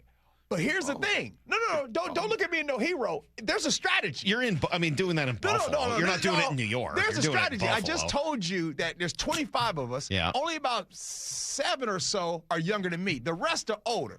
Brock, I'm going to give them folks a couple little cocktails, and they're going to be out. They're going to be cooked by 9:30. I'll just be on the party bus. So they're going to be there asleep by themselves. Yes. And your belief is that you're going to get a lot of credit for being the great guy who's coming in and spending the money on everybody. But they're cooked at 9:30. But you think you're going to get a value. Right. It's a value play. And plus, I'm also not going to tell them beforehand. Yeah. That I'm paying for it. Oh, that comes at the end? That comes at the very end. You know what I mean? That's an interesting one. That you won't get as much credit then for, Oh, yeah, I get, a little something. Also, though, but if you tell them ahead of time, they might go a little Red Bull or something and try to keep themselves up. Well, in the family, they're gonna get the double shots of Hennessy. Okay. I know at your family reunion, they're probably not having Hennessy. I don't have a big enough family for a family reunion, but if I did, matter of fact, no one in my family drinks. Brock, how come you guys don't have cousins? How come I never hear you guys talk about your cousins, your delegation? We got some. I got some cousins. I barely have any. Yeah, it's weird. Like, you guys don't talk. I've never heard one of you guys be like, "Yeah, my cousin so-and-so." My parents each only had one family member, one sibling, and they didn't get married. And my sister didn't get married, and Heather's brother didn't get married. Like, we just have a small family. We're not Catholic. If I was Catholic, I'd have a bigger family. Wow. My family's Catholic from Boston, and I have a ton of cousins. Same thing. Catholic families are generally a lot bigger. My family not that big. Is there any other mix in the delegation? Is there any other Irish? Is there any? How would Salk do on the party bus? First of all, black women love Mike Salk. It's true. And if Heather's listening, she knows. She knows. They just do. She's well aware. Hey, if you're listening right now, you're like, hey, why would you say that? Older black women. You have to be around. And by the way, there's two Mike Salks. Would you guys agree with this, Brock? Yeah. There's the Mike Salk on the air right here, and then the Mike Salk After Dark. The Mike Salk After Dark, you guys listening, you guys would love him. Oh, love him. You would love the Mike Salk After Dark. I often wanted to do shows. Gee, I thought, and I've chatted with Lumberg. What do you think about a late night show? Like 10 to 1 in the morning with late night Salk. Are you guys done? Are you guys done? No, hold on. But why are you such a different, like a good, happy-go-lucky person? After I've had a couple drinks? Yeah. I like to drink. I've said it a million times. I enjoy that. But not many people get happy like that. I mean, like people Maybe get happy I just get normal. It's just that I'm stuck here at 6 in the morning and I'm miserable because I have to wake up before the crack of dawn. Maybe it's the people I'm around. Maybe I need a couple of drinks to be around you jamokes. I mean, there's a lot of potential reasons. Gee, have you heard the story when Salk, like the happiest, warmest I've ever seen him? You know where it was at in the state of Washington? Where? It was over on the Palouse. Yeah. Yep, he went to a game. It was, I think it was a USC Wazoo game. It was absolutely pouring. It was. I said, Salk, come with me. Yeah. Come with me. Come on the trip with me. Yeah. Did Kyle Brown? Who else went? Kyle was there. Kyle was there. Yeah. Get to see Kyle's whole roots. You get to meet Bob Wischusen, go to dinner with us, hang out. Yeah. And he was just time of his life as a kook. Time of his life. Yeah. And even at the game, like at halftime, I came out of the booth. I said, hey, man, why don't you go down to the truck? I know they'd love to see you down in the truck. You could see the whole operation. And Salk's like, no, I'm good. I'm really warm. Yeah. I'm really, really good. I was like, yeah, Frog, I'm hammered. There's no chance I'm going to do that. Hold on, we're not done with you yet, Mike. Oh, good. The thing about him is, if you have a party, if you have a get-together or something like that, there are people that you can invite that you know will infuse some type of good energy into your party. That's Mike Salk. Oh, that's nice of you to say. Mike's going to come to your party, and I'm telling you, he's going to talk to everybody.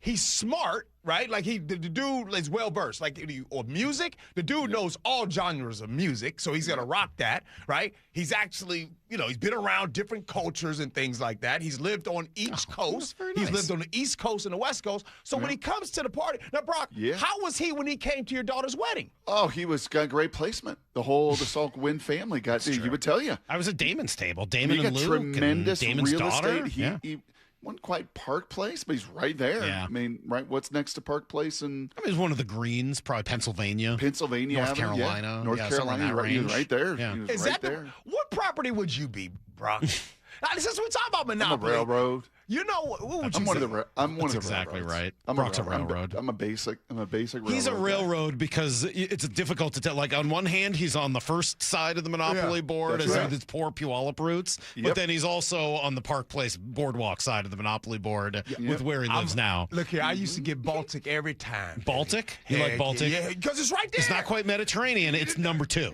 Right. It's not the bottom of the bottom.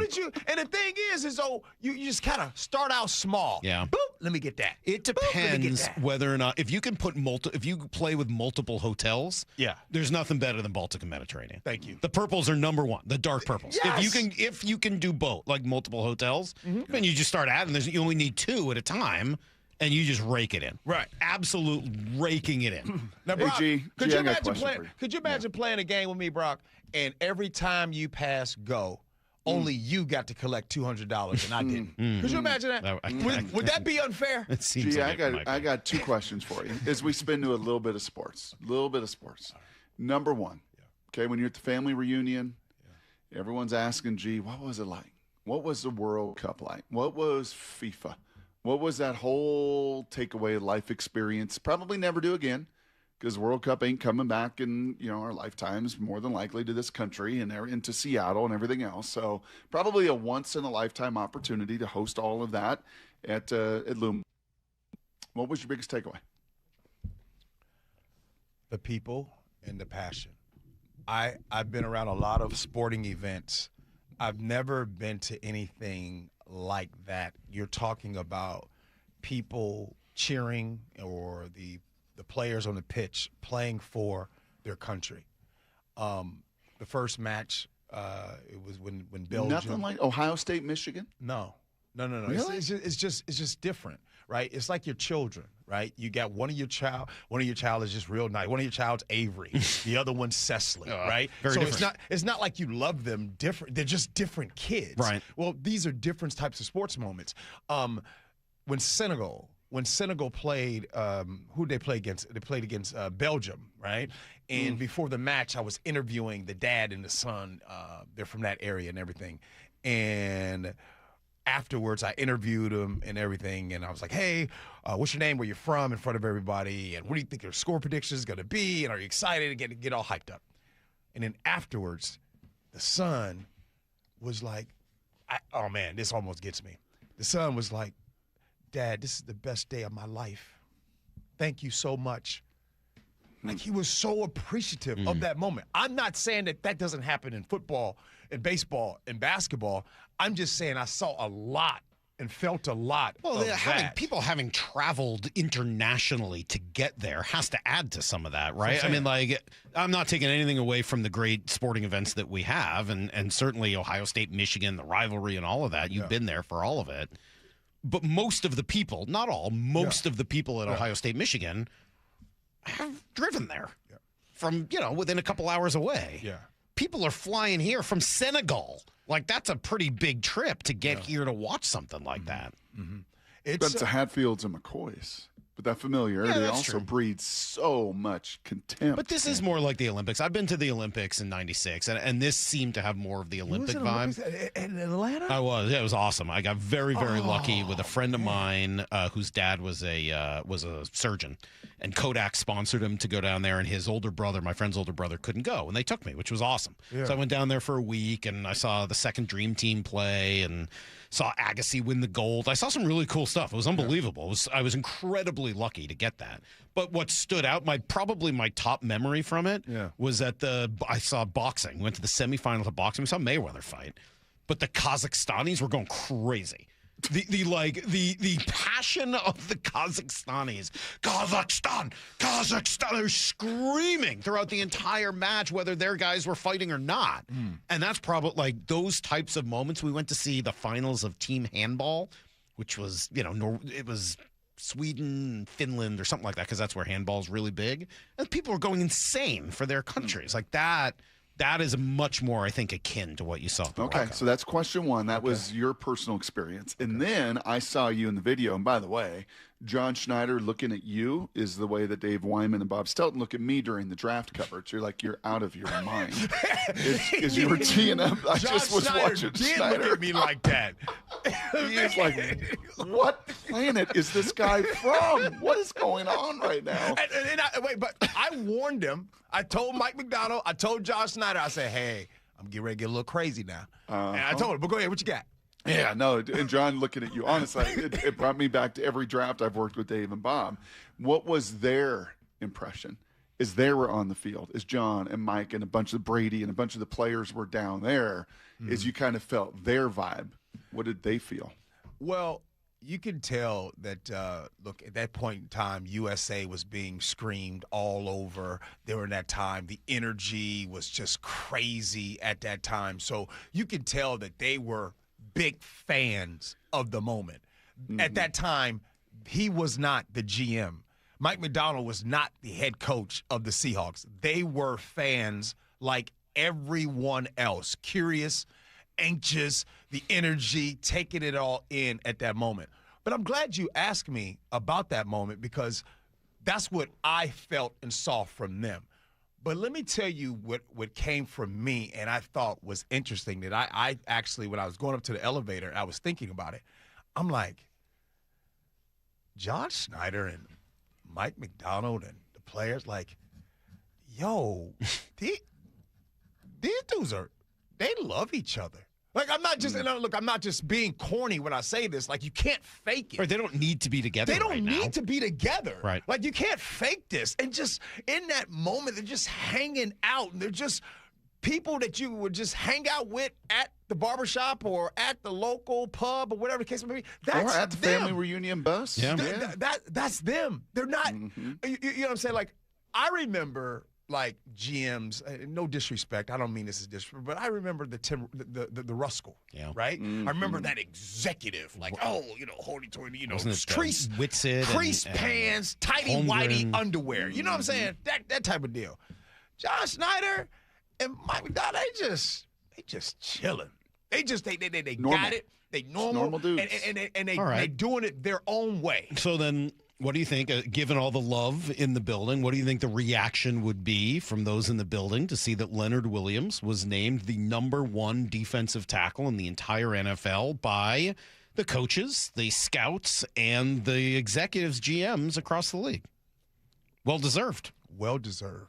Well-deserved. And look, I think all of us here in Seattle, anytime we get some respect out here on our team, unlike Bucky Brooks predicting the team to go 7-10. We're talking to Bucky at 9:30. Are you talking to him at 9:30? Yeah, we're going to find out what the deal is. I just set that up. Bucky's not a hot take guy, so I'm a little. He's got to have a reason behind it.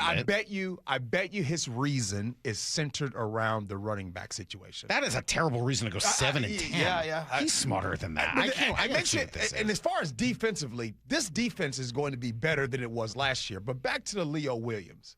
I'm going to say this, and I hope Leonard Williams will hear about this and get mad at me, but I'm just going to tell y'all something. I wouldn't want him mad at me. If let's just say you were with Leonard Williams at a dinner party, y'all been hanging out. He's a big guy, but you've had conversations with him. You've been sitting next to him and you've been talking to him. He's talking about his plants. He's talking about his kid. He's talking about everything. Listen, check this out. And then towards the very end of the party, you say, hey, so what do you do for work? And he's like, I'm an NFL football player. Leonard Williams has this real different type energy when he talks and everything. You would not believe he's a football player, and you would not believe he's the #1 D tackle in the game. Are we underrating Leonard Williams here? I mean, like, we've talked a lot about him, Brock. Yes. And yes. Last year I gave people homework to go tell people around them how great Leonard Williams is because he just needs more press for it. But he was the best player on a Super Bowl team. Like, let's be clear. I mean, that's literally what it says from one of these executives in this piece, and they're right. He was the best player on the Seahawks Super Bowl team this year. That's what this guy said. JSN would obviously have a pretty good case on that one as well. But or how about I use the word arguably, the best player on a football team playing one of the 2 or 3 most important positions on the field. Years from now, should we be talking about Leonard? I mean, is he going to be like Ring of Honor and one of the? He hasn't been here his whole career, but what he's done while he's been here, is he going to be a Ring of Honor guy? Oh, not just what he does on the field, but a leader, a great dude. Like, now he hasn't embedded himself in Seattle the way Bobby and KJ and Sherm and like that whole group did. Marshawn. Where would you put him and Michael Bennett? Michael Bennett won a Super Bowl, got to a second Super Bowl. He was Michael Bennett's unbelievable. Leonard Williams is a better player, though, right? Michael Bennett wasn't going to be #1. He wasn't. I love Michael Bennett. Don't get me wrong. He's one of my favorite players to watch as a player. But, I mean, Leonard Williams is like, he's the straw that stirs the drink. He is more important to the Seahawks defense now than any player of that defense was specifically to that defense. Can I just share with you a specific conversation that I just had with him? We were talking about, because he's been training over here locally with one of the local trainers here and everything. And we were talking about some of the guys that were there and everything. Just recently, my son came in town and went over with those guys. Anyway, he was just like, oh yeah, and Bobby was there. Oh, it's good to see Bobby. It's like, when he was talking about that moment, he was talking. You can tell he's a big fan of Bobby. Like, he's just. I'm not saying that other defensive tackles that are really good aren't nice. I'm not saying that. I'm just saying that he's smiling all the time. He's just, his demeanor and his energy, Brock. He's not nasty off the field. Like, there's some people like are nasty on and off the field. And he's not Chris Clemens. Like, off the field. Oh, Chris Clemens? the fact that you brought that up, I don't know why Chris Clemens, respectfully, Chris Clemens was a jerk on and off the field. It was just a jerk, man. Yeah, like, why are you so mean, Chris? Chris Clemens was mean to everybody. So go back, is Leonard Williams going to be a Ring of Honor player? That's a tough one. Salk. Why? Just a few years, right? There's just so much because the game works like this. If this person goes in, then this person has to get in. And when does that happen? Like, for example, Sean Alexander, he got in. Well, we had to figure out how to get Matt Hasselbeck in. So you put Matt Hasselbeck in first, and then, okay, by default, you got to put Sean Alexander in. By the end of this year, it'll be his 4th year in Seattle. Let's say he plays another 2 after that. And he wins another Super Bowl? Well, even if he doesn't, he's the best player on one of your 2 Super Bowl teams. How would he not be in the... Because there's Cam, because there's Earl, because there's Bobby. Well, those guys are going to go Richard. in before him. I'm not saying that they're not going to go in first. All those guys are going to go in. Slow down, though, Mike. You're talking about the Ring of Honor. You're not going to just go happy on all the flags all over. But that team was so like. You don't think that Cam and Earl and some of those guys are going to be in the Ring of Honor? I'm saying that of that team, if you talk about the LOB era, it might take a while, and it might not. They might not get in. Some of our favorite players, as time moves on. I get it. Some of the players that we love, but were more complimentary pieces. Guy like KJ Wright, who we love and love talking to. I don't know whether KJ will ever be a Ring of Honor member. Not that I wouldn't love it for him, but because he was a complimentary piece as opposed to the guy that everything was built on. Yeah. But Leonard Williams is the best player on your Super Bowl team. Yeah, but you got to if you're talking Ring of Honor for a specific team, Brock, can you agree with this? Yeah, I think it's just a little early. We're 3-4 years. You got to be 5-6 plus years. All right, it's a little early. Well, he's only 31. He can play this year at 32. Final year. So what happens? LOB Can I ask one last? Go ahead, we got 1 minute before you got to run. Yeah. So I just been thinking about this. Remember Radio Row? Remember how fun Radio Row was? Yeah. Remember G found a way on Radio Row just to get kind of right. Like biased, just involved, just engaged. I remember. It was just awesome. So I am deeply curious, and maybe we'll sit on this for a week, G. You can think about it at the family reunion, and next week we'll get your answer on this. How is G going to infiltrate Hard Knocks? Because if he was infiltrating Radio Row the way he did, he is going to find doing a way. voiceovers for Hard Knocks. I'm going to tell you right now. It's easier to infiltrate Brock and Salk than it will be. That's tough because I've heard you're kind of a shameless self-promoter, so I would assume that will be kind of your. I heard it. I would assume that you'll probably find a way to do that through Hard Knocks. Listen, man. Listen. To be a shameless self-promoter, and by the way, I just want to say this: if you're not a self-promoter, then who promotes you? Yeah, that's a good point. Like. Well, are you waiting for someone else to be like, you did. You promoted me today. You said so many nice things about me. I did. Thank you, G. That was so nice of you. Seriously, G, really send us a pic tomorrow night on the family bus. I want to know how many of the 25 are sleeping. Get them little pillows. You guys want me to do that? I want to hear more about Get them this. little pillows. I just hope that your plan doesn't backfire. I hope you don't end up spending a lot of money and then have people in your family be like kind of annoyed, like you're trying to show them up. I'm gonna let the tab folks know. I'm gonna say, hey, when you get to this number, say something. Okay, but I'm telling you, I think there's gonna be at least one person in your about family a dozen of those who's pillows mad about it on the plane. Oh, G's trying to show that he makes all this money, trying to make me look bad, like I can't afford the night out. Let me tell you something about family. You're danged if you do, danged if you don't. They'll talk about you like, oh, he's that, or oh, he didn't do this. So you might as well do it. I don't know. I guess I would say if that's the case, you might as well not do it and not spend $10,000 on somebody who's maybe not going to be grateful for it. In our culture, sometimes it's worth it. Well, it's worth it, but not many. There's probably only one that's got When you say our, you mean yours and mine? Yeah, yours and mine. Are you Irish? No, I'm not Irish. Get out of here. Russian with like a tiny bit of Dutch. Are you Russian? Russian Jews, man. We got to escape the pogroms. We'll be right back. I must break you on Brock and Salk.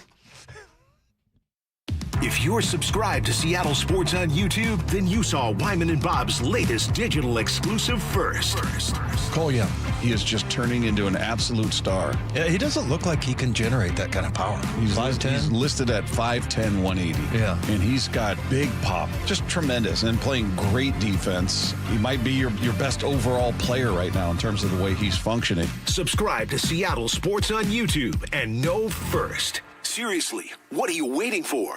Nearly 1 in 4 people killed on the road in Washington weren't driving. Pedestrians on our roads are incredibly vulnerable, whether they're facing drunk, drugged, drowsy, or distracted drivers. Pedestrians are defenseless on our streets. That's why Davis Law Group fights for pedestrian accident victims and their loved ones after a crash. Davis Law Group delivers. So if you or a loved one have been injured, call Davis Law Group today at 206-888-8888 or visit davislawgroupseattle.com. What is that sound? Ugh, that sounds like a plumbing sound. Luckily, there's a company that fixes all the plumbing sounds across Puget Sound. That's All Sound Plumbing. Puget Sound's plumbing experts. Have a sound? Visit allsoundplumbing.com. Start having fun. Caesar Sportsbook at Muckleshoot Casino Resort is your #1 place to eat, drink, watch, and have fun. Keep up with your favorite sports anywhere and everywhere on property with the mobile app. Visit muckleshootcasino.com today. Scan the QR code and let the play begin. Muckleshoot. Hi, Chef John Howie here. For 24 years, my team and I at Sea Star Restaurant and Raw Bar have called Bellevue home. We serve fresh, locally sourced seafood, farm fresh produce and poultry, and great steaks. At Sea Star, we like to say there's something for everyone, from the carnivore to the pescatarian to the vegetarian. Come see for yourself at Sea Star Restaurant and Raw Bar in Bellevue. SeaStarRestaurant.com, SeaStarRestaurant.com. Every summer, homeowners wait too long to find a house painter. All Covered Painting is accepting a limited number of exterior projects this season. Ask about a designer-led complimentary color consultation. Get your free estimate at allcoveredpainting.com. How would you like to invest in the Seattle real estate market, one of the hottest and most stable regions in the country, and achieve a great rate of return on your investment without the effort of sourcing a deal, the expense and time of building permits, or all the hassles that come with being a landlord?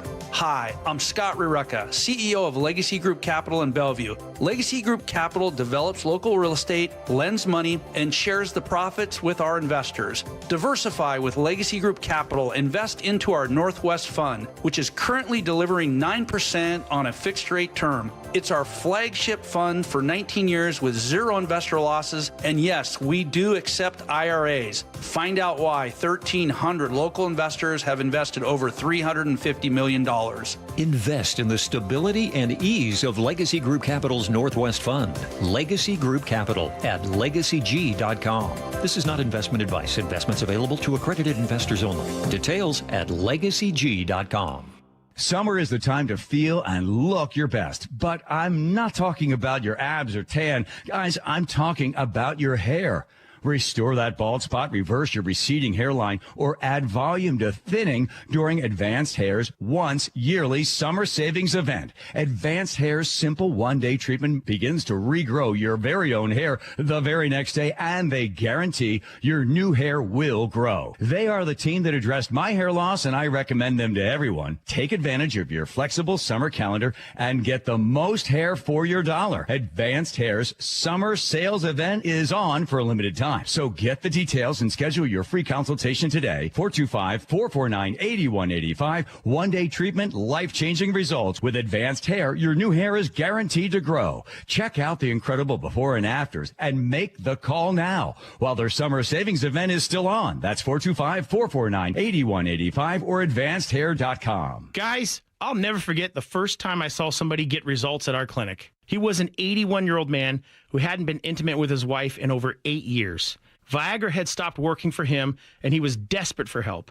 After several treatments, he walked into my office and told me he couldn't believe the results. Needless to say, this was a very happy man. This man made me a believer in what we do. He had taken pills for years, but he had never fixed the problem. When he came to us, we fixed the problem. Our treatment does what no pill can do. So give West Coast Men's Health a call today. Speak with our clinic manager. Ask him any question you like, how it works, the science behind it, and even the cost. Change your life today, like the thousands of men who already have. In addition to treating ED and Peyronie's disease, we now offer testosterone replacement therapy. With clinics in Redmond and Tacoma, call 206-519-6541. 206-519-6541. Online at westcoastmenshealth.com.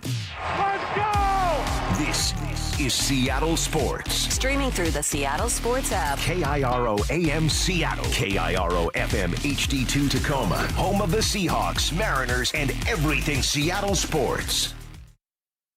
This hour is brought to you by Davis Law Group. Get his freaking auto! From the Quantum Fiber Studio, this is Brock and Salk on Seattle Sports. I don't read the internet, guys. Take the bull by the hands. And Brooke, you are. And Brooke, you are. Now here are your hosts, Brock Heward and Mike Salk. All right, maybe you guys are right. Maybe I'm jumping the gun a little bit and talking about Leonard Williams as a Ring of Honor guy. Maybe it's too early for that. But I don't think I'm wrong about the fact that we're not talking about enough how impressive he is, how important he is, how good he is, and how lucky we are in Seattle to have him right now. Yeah, and he is, as you listen to G kind of talk about the guy off the field, and we've gotten some exposure to that. Yeah. Some of the spear fishing and the card playing and just openness with people from all walks, a West Coast guy, that USC background, and then New York. Everything G said about you and how well-versed you are through all of your life experience and cultural experience, he is too. And what's unique about him, Salk, not many D linemen are usually of that ilk. Or he's not the walrus that you've talked about in the past. He's not just finding shade, flopping spending around, as little energy as possible until it's time to eat or mate. No, he's wired a little bit differently. He's wired a little bit more like a skill position guy. And you know what? He was a top 10 pick in the draft because he's one of those very rare, unbelievable athletes at 6'6" and 300 pounds that, probably grew up playing, did basketball and soccer and all the other stuff and was always the best athlete. And then, ended up finding this place to really flourish. I think it's also noteworthy that what we saw from him last year and kind of mentoring Gray Zabel. Oh, yeah. I'm not sure how many veterans take the time to do something like that. 100%. And you watch him out at training camp and mentors other D linemen. We talk about him and Riley Mills and how Riley is just like, yeah, I need to plug into this guy because this guy has got a wealth of experience and knowledge. And then to your point, more is willing to share it. Right, is willing to be able to communicate that. And it's not that a lot of other guys can't or are selfish or whatever. They're just not wired with his level of complexity. It's pretty awesome. Well, and then put all of that with just being sort of just genial. He's just kind of a good dude to be around. Yep. Right? And a good dude off the field. We've had him on a couple of times. Just a great interview. He's really easy to talk to. And that is not always the norm with NFL players, and certainly not the top of the top. And put him now in the top of the top. I guess my point is, and it's the same point I've been making for over a year now. We're not talking enough about Leonard Williams.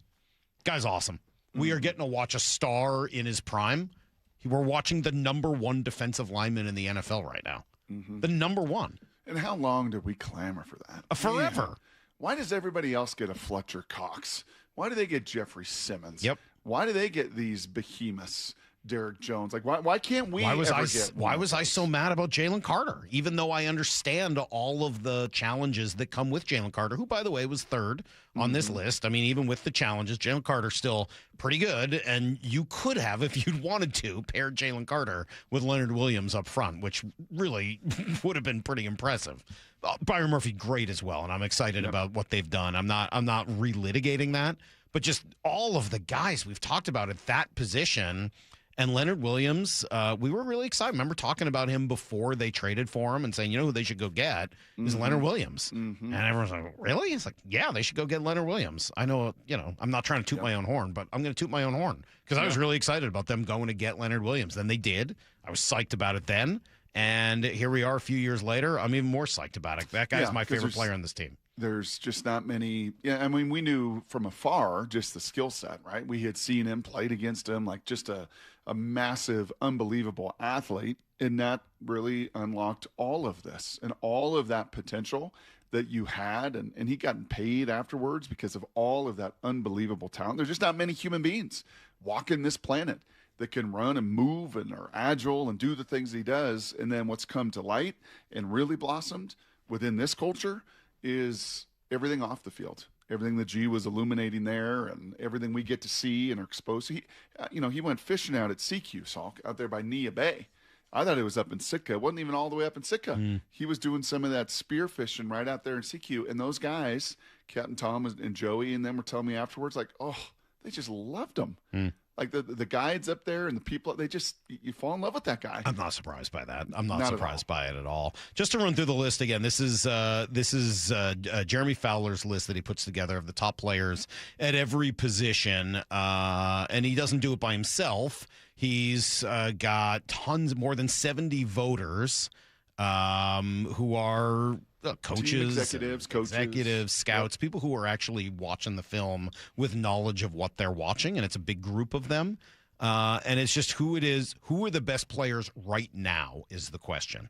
And for defensive tackle, Leonard Williams, number one. I'll read you the whole thing. Williams had never previously cracked the top 5 since this project's inception in 2020. But he's always been a major talent. He's maximized his contributions over the past 2 years in Seattle with coach Mike Macdonald's defense. These days, he's an absolute nightmare to block. Several offensive coaches did not hesitate to say Williams was the toughest player to guard last season. He was the most important player on that Super Bowl team, said an NFL coordinator. He's the total package. Williams recorded 7 sacks and a 38% run-stop win rate on his way to second-team All-Pro honors. His versatility at 6'5", 310 puts offensive linemen in a bind no matter the position. You can line him up in front of the right tackle, the right guard, the center, the left guard, the left tackle. He can beat them all. A veteran NFC defensive coach said he's always had game-changing ability. He's putting it all together now, and those around him are making plays because of it too.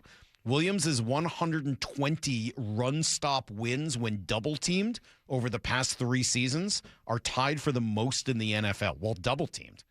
His 24 tackles on pass plays in 2025 were 6 more than any other interior lineman. That's just effort. Yeah. What does Daniel Jeremiah say? When your bigs run and your little sackle? Yeah. Well, isn't that when your bigs run? 24 tackles on pass plays just last year as a D lineman? Incredible. That's insane. That number is ridiculous because it shows not just how talented he is, but how much effort he puts in. That's right. That's so cool. And then I would say, lastly, just from a football one-on-one standpoint, like what is it about this culture that has unlocked him in that way? How many times do we hear Mike Macdonald say, oh, those guys made the right calls? He allows those guys. It's like a pitcher. It's the antithesis of the Marlins, where their bench calls the pitch and it's relayed to the pitcher. Nope. Leonard's calling those stunts. Yep. Leonard's feeling that out. Leonard's calling his pitch along with those other guys on that defensive front. They've been empowered in that way. And I think it's also brought the very, very best. 570 points out he is a war daddy. Legitimate. Legitimate war daddy. That's what he is. Right. 425 says that's why you pay for the bigs and don't waste your cap money on wide receivers and defensive backs. Right there with you, brother. Right there with you. Come right back. We'll give you guys everything you need to know. And then we'll find out why non-hot taker. You ready, Salk? Bucky Brooks. I'm ready. Yeah, I'm curious. I honestly, genuinely curious. Right. What would lead somebody to call this team to predict they're going to go 7-10? Is that a by the way, a guy that worked with John it? Schneider, a guy that's got so much respect. He's not a hater. No. And he's not a hot taker. No. So what is he looking at? Is that a game-by-game analysis? Is that just like they look like a 7-10 team to me? Fascinated to see what we're going to find out at 9:30. We'll do that after Need to Know next. She's an icon New owner Jeff Smulyan announced today whose television journey brought her to Seattle. Linda Cohn, Cairo Sports. Before 26 years at the sports leader. Hi, Linda. What's up, Mike? What's up, Brock? The conversation you do not want to miss. I love Steve Rabel. Steve Rabel was the man for me in Seattle. Brock and Salk with the one and only Linda Cohn. Watch in its entirety on the Seattle Sports YouTube channel. Hey, Brock Ewart here for my friends down there at People Come First Construction Group, PCF. You know I do love my acronyms, but I love PCF that much more. They walk that talk. They designed and built our outdoor living space some years ago for Molly and I, and we just absolutely loved it. And right now, they are making it easier than ever to get your project started on your new dream deck with 50% off your custom professional design and architectural drawing package. What does that mean? You say, well, that means you can save over $9,000 on your project. And with 12 months of no interest, no payment financing, you can design your deck now and pay later.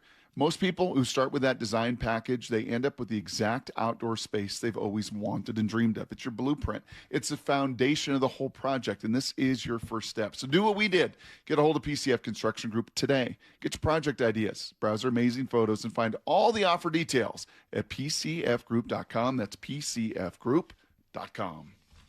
Ooh, that face. Quantum fiber internet loves that face. That's Jamila. Gauge Jamila. She's thinking outside the box from inside the box. Quantum fiber Wi-Fi keeps her meeting game strong. From the back door to the front lawn. Rushing all of the video calls. Back to back video calls. Quantum fiber internet blowing the soxies of all those people in all those boxes. Yay to you.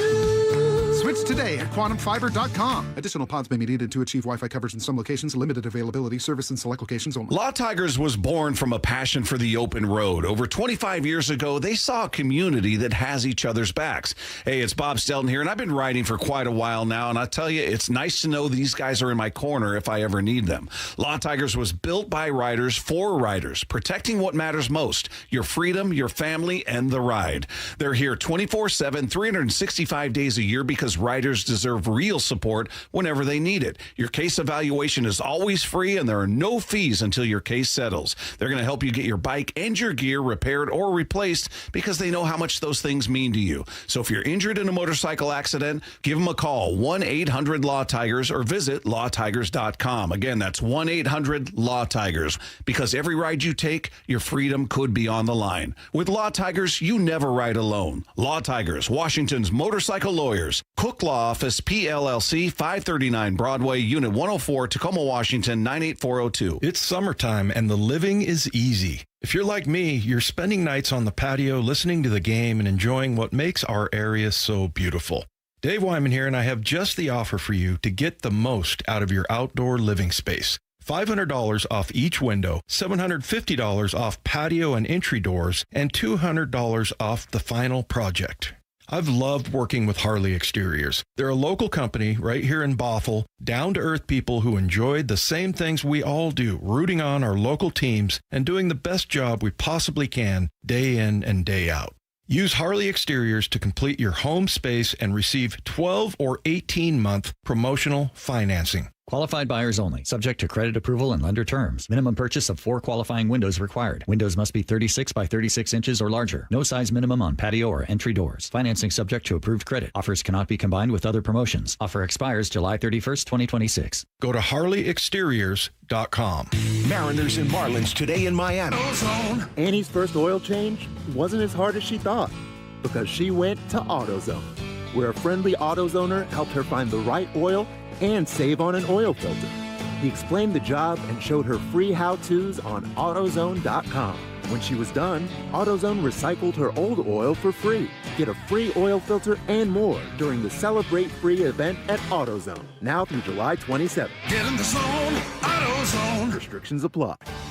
Someone had a birthday. Yep, 50. Can't believe it. 50 years of wisdom. Great segue. We have a health reminder from the CDC. Pneumococcal vaccination is recommended for adults 50 or older. Says here, we're over 6 times more likely to be hospitalized with pneumococcal pneumonia than adults under 50. I don't love those odds. Same. Look what I found. Pfizer's Prevnar 20 is proven to help protect adults against pneumococcal pneumonia and invasive pneumococcal disease in just 1 dose, and millions have already gotten it. Continued approval may depend on a supportive study. Don't get Prevnar 20 if you have a severe allergy to its ingredients. A weakened immune system may lower your response. Common side effects include injection site pain and swelling, fatigue, headache, muscle, and joint pain. For full prescribing information, please call 1-855-213-2138. Visit Prevnar20.com or talk to your doctor or pharmacist. I'm on Prevnar20.com now, scheduling my appointment. Good idea. And happy 50th. Need to know. 15 minutes past every hour with Brock and Salk. Presented by Marquee Data. Here's what you need to know. Up first. It was kind of a busy day, so we haven't talked about it that much, but a pretty gross loss for the Mariners last night. And I would say it puts a lot of pressure on Bryce Miller today. Avoid a sweep and don't get swept is zero thing, Brock. And they haven't in a long time. It's been since May, I think, since they've actually been swept. They've lost a lot of series, especially on the road, but And not a lot of sweeps. They found a way to not lose more than 2 games in a row and just sort of keep it. That's why they're a couple games above 500. But you can't have the mistakes that you've had the last couple of days. And 2 days ago, it was the guy getting cut down at third base. Yesterday, you got shut out, so it's not the reason you lost. But Cole Young not challenging the final pitch of the game, it just boggled my mind. I just don't get it. I just don't get it. And I think what's hard there and why it was so inexplicable, I think, to Goldie and Ryan up in the booth is Cole seems to, for a young player, have an unbelievably low heart rate. He seems to be one. Not only does he lead the team with runners in scoring position and damage and all of that, but he just, his demeanor never changes. Mm-hmm. He's got that same look on his face all the time. And I think that staying in neutral in a very positive way. And for him to not have that awareness. Because I could understand as a young player, you don't want to challenge too much, especially early in the game. Like, hey, I'm going to leave it to the JPs of the world who've been around a long time. But this one is 2 challenges. There's nothing to lose. There's literally nothing to lose by challenging. And he would have won because the ball wasn't close. It really was bizarre to watch and very frustrating. And again, just some of that situational awareness and baseball IQ that has been lacking with a lot of the mistakes they've made. And 2 nights in a row, near the end of the game, when things get tight, when all eyes are on you, teams made pretty bad mistakes. And I think that's been as much the frustrating. And throw that in with the last month of the power, it's been unplugged. There's just been no slug. There's been no damage. There's been no home runs. It's Cal. It's Randy. It's especially Naylor. It's not hit a home run in 20 games. I mean, and they're in the middle of your lineup. Like they've got to do some damage, and they've been the worst in baseball the last month in slugging percentage. Yeah, very, very frustrating. But they lose yesterday. Now a chance to bounce back with Bryce Miller, who really has been their best pitcher. He'll get the ball tonight, or to this afternoon, the finale, against Federal Way's own Jansen Junk, Brock, the home of Donnie Marshall. And also Wild Waves, right? And Michael Dickerson as well. My kids are going to be at Wild Waves today. Big day. Well, enjoy it because it's shutting down. Oh, that's why. Yeah, R.I.P. Wild Waves. That's why they're going. Seriously, They're going to try to take RIP. advantage of it as much as possible this year before it shuts down. Don't let a stray Band-Aid get you in the face. Here's the second thing you need to know. I still think it's weird that it's called Federal Way. I hate Band-Aids. Doesn't that sound like a road? Like, I live on 2255 Federal Way North. Okay. Strange. So, your bride's got issues with snails. Yeah. We've talked about this. Yours is Band-Aids, I know. Mine's, you know what Haley's is? We found this out on our trip. Our dearest beloved Haley. Well, based on the message we have in our machine here, it's bikini baristas. No, it's not thongs. No, It's things with tiny little holes. It's the weirdest, most abstract, like tiny little holes. Yeah, so we went out, saw the volcanoes, like in the little volcano rock, had a million little pores in it. Yeah. I can't even. That's not that different from Heather with her saguaro thing. The nubs. Oh, the nubs. She hates the nubs. The nubs drive her totally insane. The holes, though, yeah, I could see that. Yeah, it's weird, but whatever. Can she not use like a mesh strainer? No, it bothers her. The mesh strainer does? Well, I'll text her. I don't know I'd be about curious. that Like, how does she make pasta? Just little. She loves pasta too. No, she loves pasta. I'm curious to know if she can make it or if the mesh strainer gets her. I'll text her right now. All right. Mariners, are under a month before the trade deadline. Jim Bowden has some thoughts on where he thinks they're going to go. If they're not able to trade Luis Castillo for a relief pitcher and a right-hand hitter like they'd like to, they're going to have that difficult conversation with him at some point to say you're going to pitch out of the bullpen the rest of the way. But they've got to decide on their 5 best starters, and that's who's got to be there every single day. The starting pitching rotation, the pitchers have told the Mariners they don't want to go with a 6-man rotation. They don't love the piggyback, and so because of that, at some point, Jerry Dipoto and Dan Wilson have to make that final call, put someone in the bullpen. I'm multitasking. I can't read this. I got a text, but I can't read it. It's inappropriate. It's like so inappropriate. Really funny, but it is it really so inappropriate. And I Definitely don't read that. I can't read it. Not for air. But it's really, really funny. 425. Here's the third thing you need to know. All right, well, Bucky Brooks is going to join us here in about 10 minutes. He has the Seahawks going 7-10. Only NFL Network analyst that had them winning fewer than 10 games. It was weird. I was looking through that. There were a bunch of 10-7s, 11-6. I saw 12-5. I even saw 15-2. Not one person went with last year's number, 14-3. Not one person thought the Seahawks would just do what they did last year, which seems a little first place schedule. Yeah, I know. All the primetime hard. games. Does make it hard. Also, didn't really in the off season add anybody. Curious to see what his answer is going to be as to why he sees 7-10.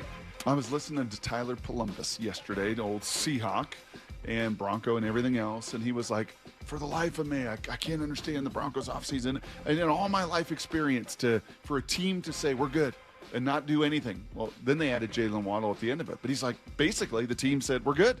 That never happens in the NFL. Everybody's always, okay, what do we got to do? How do we got to fix this? How do we got to change it? The Seahawks literally said, no, we're good. We're totally good. And in fact, we'll let some of those guys leave, and we'll prioritize Job and Shaheed, and then we'll get a running back in the draft, and we're good. We'll run this thing forward with the strength of our personnel. I find it very surprising. All right, that is everything you need to know. 4:15 every hour here on the Brock and Salk Show. A bunch of people saying that the fear of tiny holes is a thing. It's called trypophobia. Yeah. Okay. Now I regret texting her, because what if she didn't have a fear of strainers? And she loves And now pasta. she's going to really... They make their own pasta. Include honeycomb, strawberries, pomegranates, lotus seed pods. Yep. Insect eyes, snake skin. Matt in Oregon pointing bubbles, out... shower heads, and sponges. Sponges, I could see. Yeah. They're kind of gross for their own reason. Matt in Oregon pointing out that really Haley's mostly had pasta from the old spaghetti factory, so cutting it out wouldn't be a great loss. You've been listening to the show for a long time, brother, if you've got that joke. That is pretty good. All right, coming up next, I don't think this is going to be contentious, but I am fascinated. Bucky Brooks is not a hot take guy. He's got a legitimate scouting background, and he's not a Seattle hater for any reason and has never been before. If anything, he's got some relationships here in Seattle. Why does he have the Seahawks going 7-10 this upcoming season? We're going to ask him next on Brock and Salk. Stick around for Bump and Stacy. Trademark pending. That's right. Coming up next at 10. I feel like I've solved a crime. You did. Wow. Your defense, playing like trash, allowed the Seahawks to claw their way back into the game. When I read about it and I start to break it down, it's about your overall team. And I think that's the way people have to look at it, because there was nothing offensively that felt dominant. Bump and Stacy next at 10 on Seattle Sports. Highlights don't win games. The full box score does. I'm Brock Heward, and most business leaders aren't short on data. They're short on clarity. Numbers are scattered across ERP, CRMs, and spreadsheets, making decisions reactive instead of confident. And that's not how great businesses are built. Marquee IQ brings all your data together into one clear view, even if it lives in disconnected systems or offline, so you can see what's really happening and act faster. Stop running your business on highlights. Get the full picture. Visit datathatwins.com to see what Marquee IQ can do. We meet by accident, fixing every last bit, accurate auto body. If you've been in an auto accident, you have the right to take your vehicle to any repair facility. Accurate Auto Body has been family owned and operated since 1994, and they work for you, not your insurance company. Your insurance company may not love them, but you will, because We meet by accident, fixing every last bit, accurate auto body. Explore the American Supercar and British Motorcycle exhibits at LeMay, America's Car Museum. Coming up in July, First Responders Appreciation Day, drive-in movie night, cars and coffee, cruise-in, and more. Dates and tickets at americascarmuseum.org. Digging in my yard, trying to lay a pipe. I hit a water line and now I have to pay a big fine.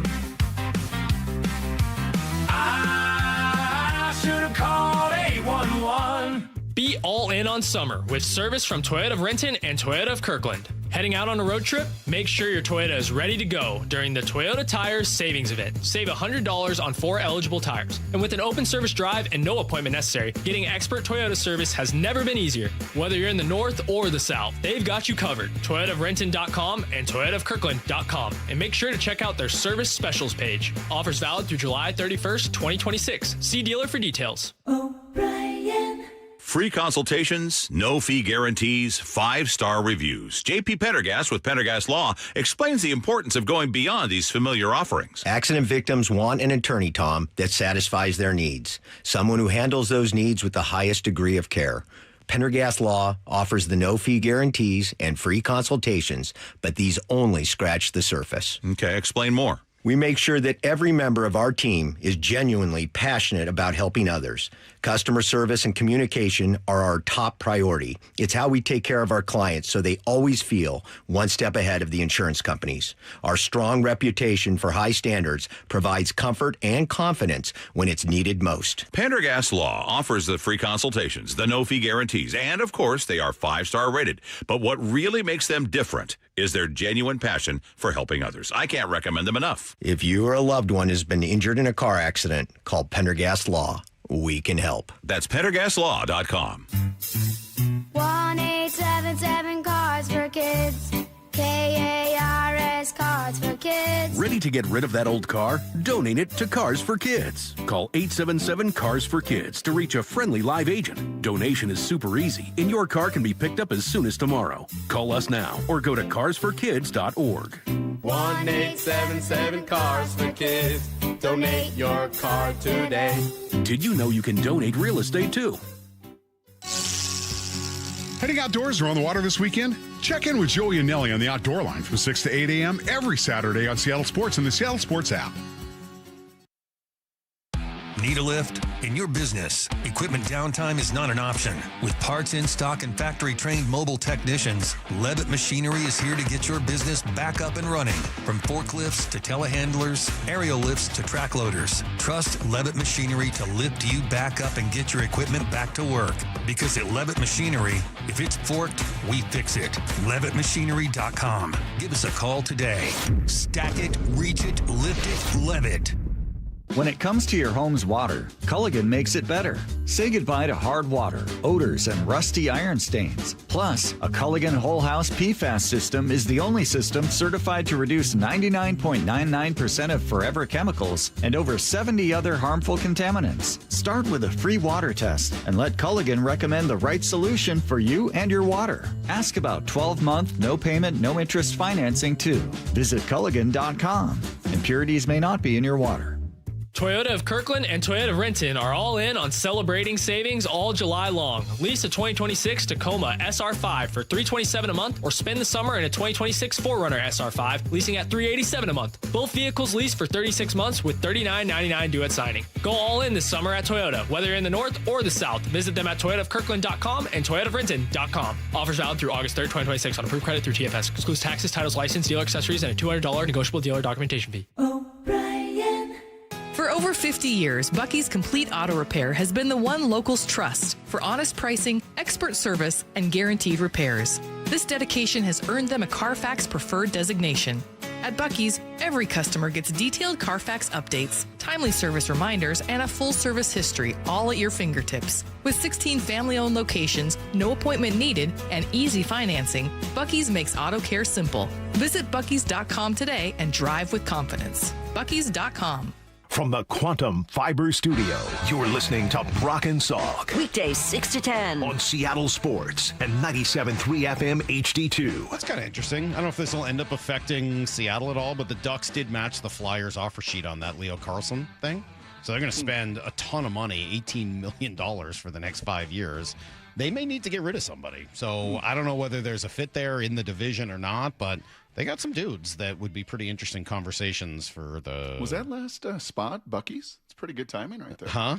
Bucky's. I think it was. That was the last one. Yeah. Absolutely, Brock. I sometimes think just like Yosef and Joseph earlier today. True. Bucky Brooks joining us right now. Good morning, Bucky. How are you? I'm good. What's going on, guys? What's happening? Well, Bucky. We're curious. Bucky, you've raised the ire. Yeah. What? Do you know what you've done to the 12s, Bucky? I mean, I'm getting an idea. I woke up and my phone is buzzing. I'm at practice. I at the high school. My phone is going nonstop, and I look at Twitter, and there are a lot of people not really happy with Bucky Brooks today. No, they're very mad at you. So we're trying to figure this out because we know that you're not a hot take guy. Mm-mm. We know that you're not a Seahawk hater. We know that you're not someone who has no qualifications, and you worked as a scout and you've been around and hosted a tremendously successful show with our guy, Daniel Jeremiah, who joins us every week during the season. 7-10 is your prediction for the Seahawks. What are we missing? Why 7-10? Well, 7-10 is harsh, but the division is hard. But before we go to division, I think this is the thing I think everyone has to understand, and the 12s have been through this before. It is really hard after you win a title to sustain yourself the next year. Normally that next year you come back because there are a few different things. There's some natural complacency that seeps in. The team is never the same, and the energy that you face from everybody is drastically different. With a team that's still on the young side, the maturity that is required to handle that, that's going to be a lot early. And then when the changes that you have, Clint Kubiak, who I think is one of the top 5 play callers in ball, he disappears. You lose the Super Bowl MVP in Kenneth Walker.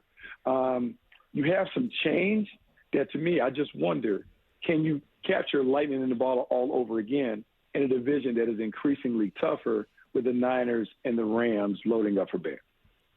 Complacency, tough schedule, youth movement, the loss of Kubiak, K9. You could throw Rick Woolen and Boye and others into it. So there's multiple factors there. I think where maybe Salk and I would disagree strongly, and certainly the 12s would bristle. Bucky, they would say, through all of that, when have the Seahawks ever been 7-10? When has John Schneider in his 2 decades of doing this, even without the Offensive Player of the Year returning, and without Leonard Williams, and without Sam Darnold, without all these studs with what they accomplished last year, they've never really been that bad, like, ever. No, they haven't. But, like, as you know, and like this league is one where 10-7, 7-10, it always comes down to the fourth quarter because it's a fourth quarter league. Most games are decided by 8 points or fewer. So the little things, and I would say this, having watched that team up close and personal last year on the sideline in Jacksonville, one of the more impressive defenses that you'll face, a team that can really get after it. But I do worry, not so much about the defense, because the defense pretty much comes back intact. But I do have concerns about the offense, one that was so heavily reliant on one man, JSN, accounted for 44% of the receiving production, and then an unknown at running back. Kenneth Walker, for all the things that he may or may not have been during the regular season, you can't deny how impactful he was on their Super Bowl run. Where he walks out the door, your first-round pick was a guy who wasn't the number 1 at Notre Dame. And, look, talented enough, you could say he could have started anywhere. But it's still different being the guy that you're expecting to carry the load. And then when you have a play caller who's coming from San Francisco, who is a run game savant, people tell me that, still is different being in that chair where you have to call the plays, you have to organize all that stuff or whatever. To me, there's just a lot of moving parts. And so, yeah, am I looking at the glass half empty as opposed to half full? Probably so. But to me, there's a lot of change. Also knowing how tough the schedule is, and the energy that teams have when you're now the hunted is just so different than when you were the hunter like you were last year. Bucky Brooks with us here. Let me ask you 2 questions here. The first is a process question, but I think it's important. There's 2 ways, I think, to predict a team's win total. You either go game by game and say they win this one, they lose this one, they win this one, they win this one, or whatever. Or you look at the team and say that feels like a 9-8. That feels like a 15-2. I'm more of the latter. Like, I look at a team and say that feels like a 10-7 team. Which is this for you? Is this a game by game or a feel of the team? Well, I think it's too hard to go game by game because all of it is unknown, right? Okay. Yep. Like, until we really go on the grass and see what the 32 teams look like and kind of go through their own processes, you don't know. I would say, like, I don't feel like that team is a quote-unquote 7-10 team, but what factors into it are all the things that we've been talking about, like the first 3 minutes of the segment. Like, there's a lot of change. There's a lot of stuff that comes with it. And are you mature enough and hungry enough to build upon it? Like, everybody goes and says, hey, we can do it. But, look, I looked it up. Only 7 quarterbacks have led back-to-back Super Bowl runs. Like, John Elway is the last guy to pull that off, and that's 97, 98 in terms of being able to win it. When we think about the teams going on a dynastic run, right, the Kansas City Chiefs did it. They went 5 and 6 years, but 3 of those were wins. But the common denominator with the teams that have done those kinds of things is what do you feel about the quarterback? And so do we feel like Sam Darnold has arrived to the point where we're talking about an unquestioned top 5 quarterback? Because if you look at all the other quarterbacks that did it, all those guys pretty much have gold jackets. Are we feeling like he is a guy that he can envision having a gold jacket without the coordinator who helped him in large part kind of continue to elevate after he found his way in Minnesota under KOC? Yeah, so maybe that helps make this question easier to answer, because you used a phrase earlier, and I was curious if it's an important one. You said, can they catch lightning in a bottle again?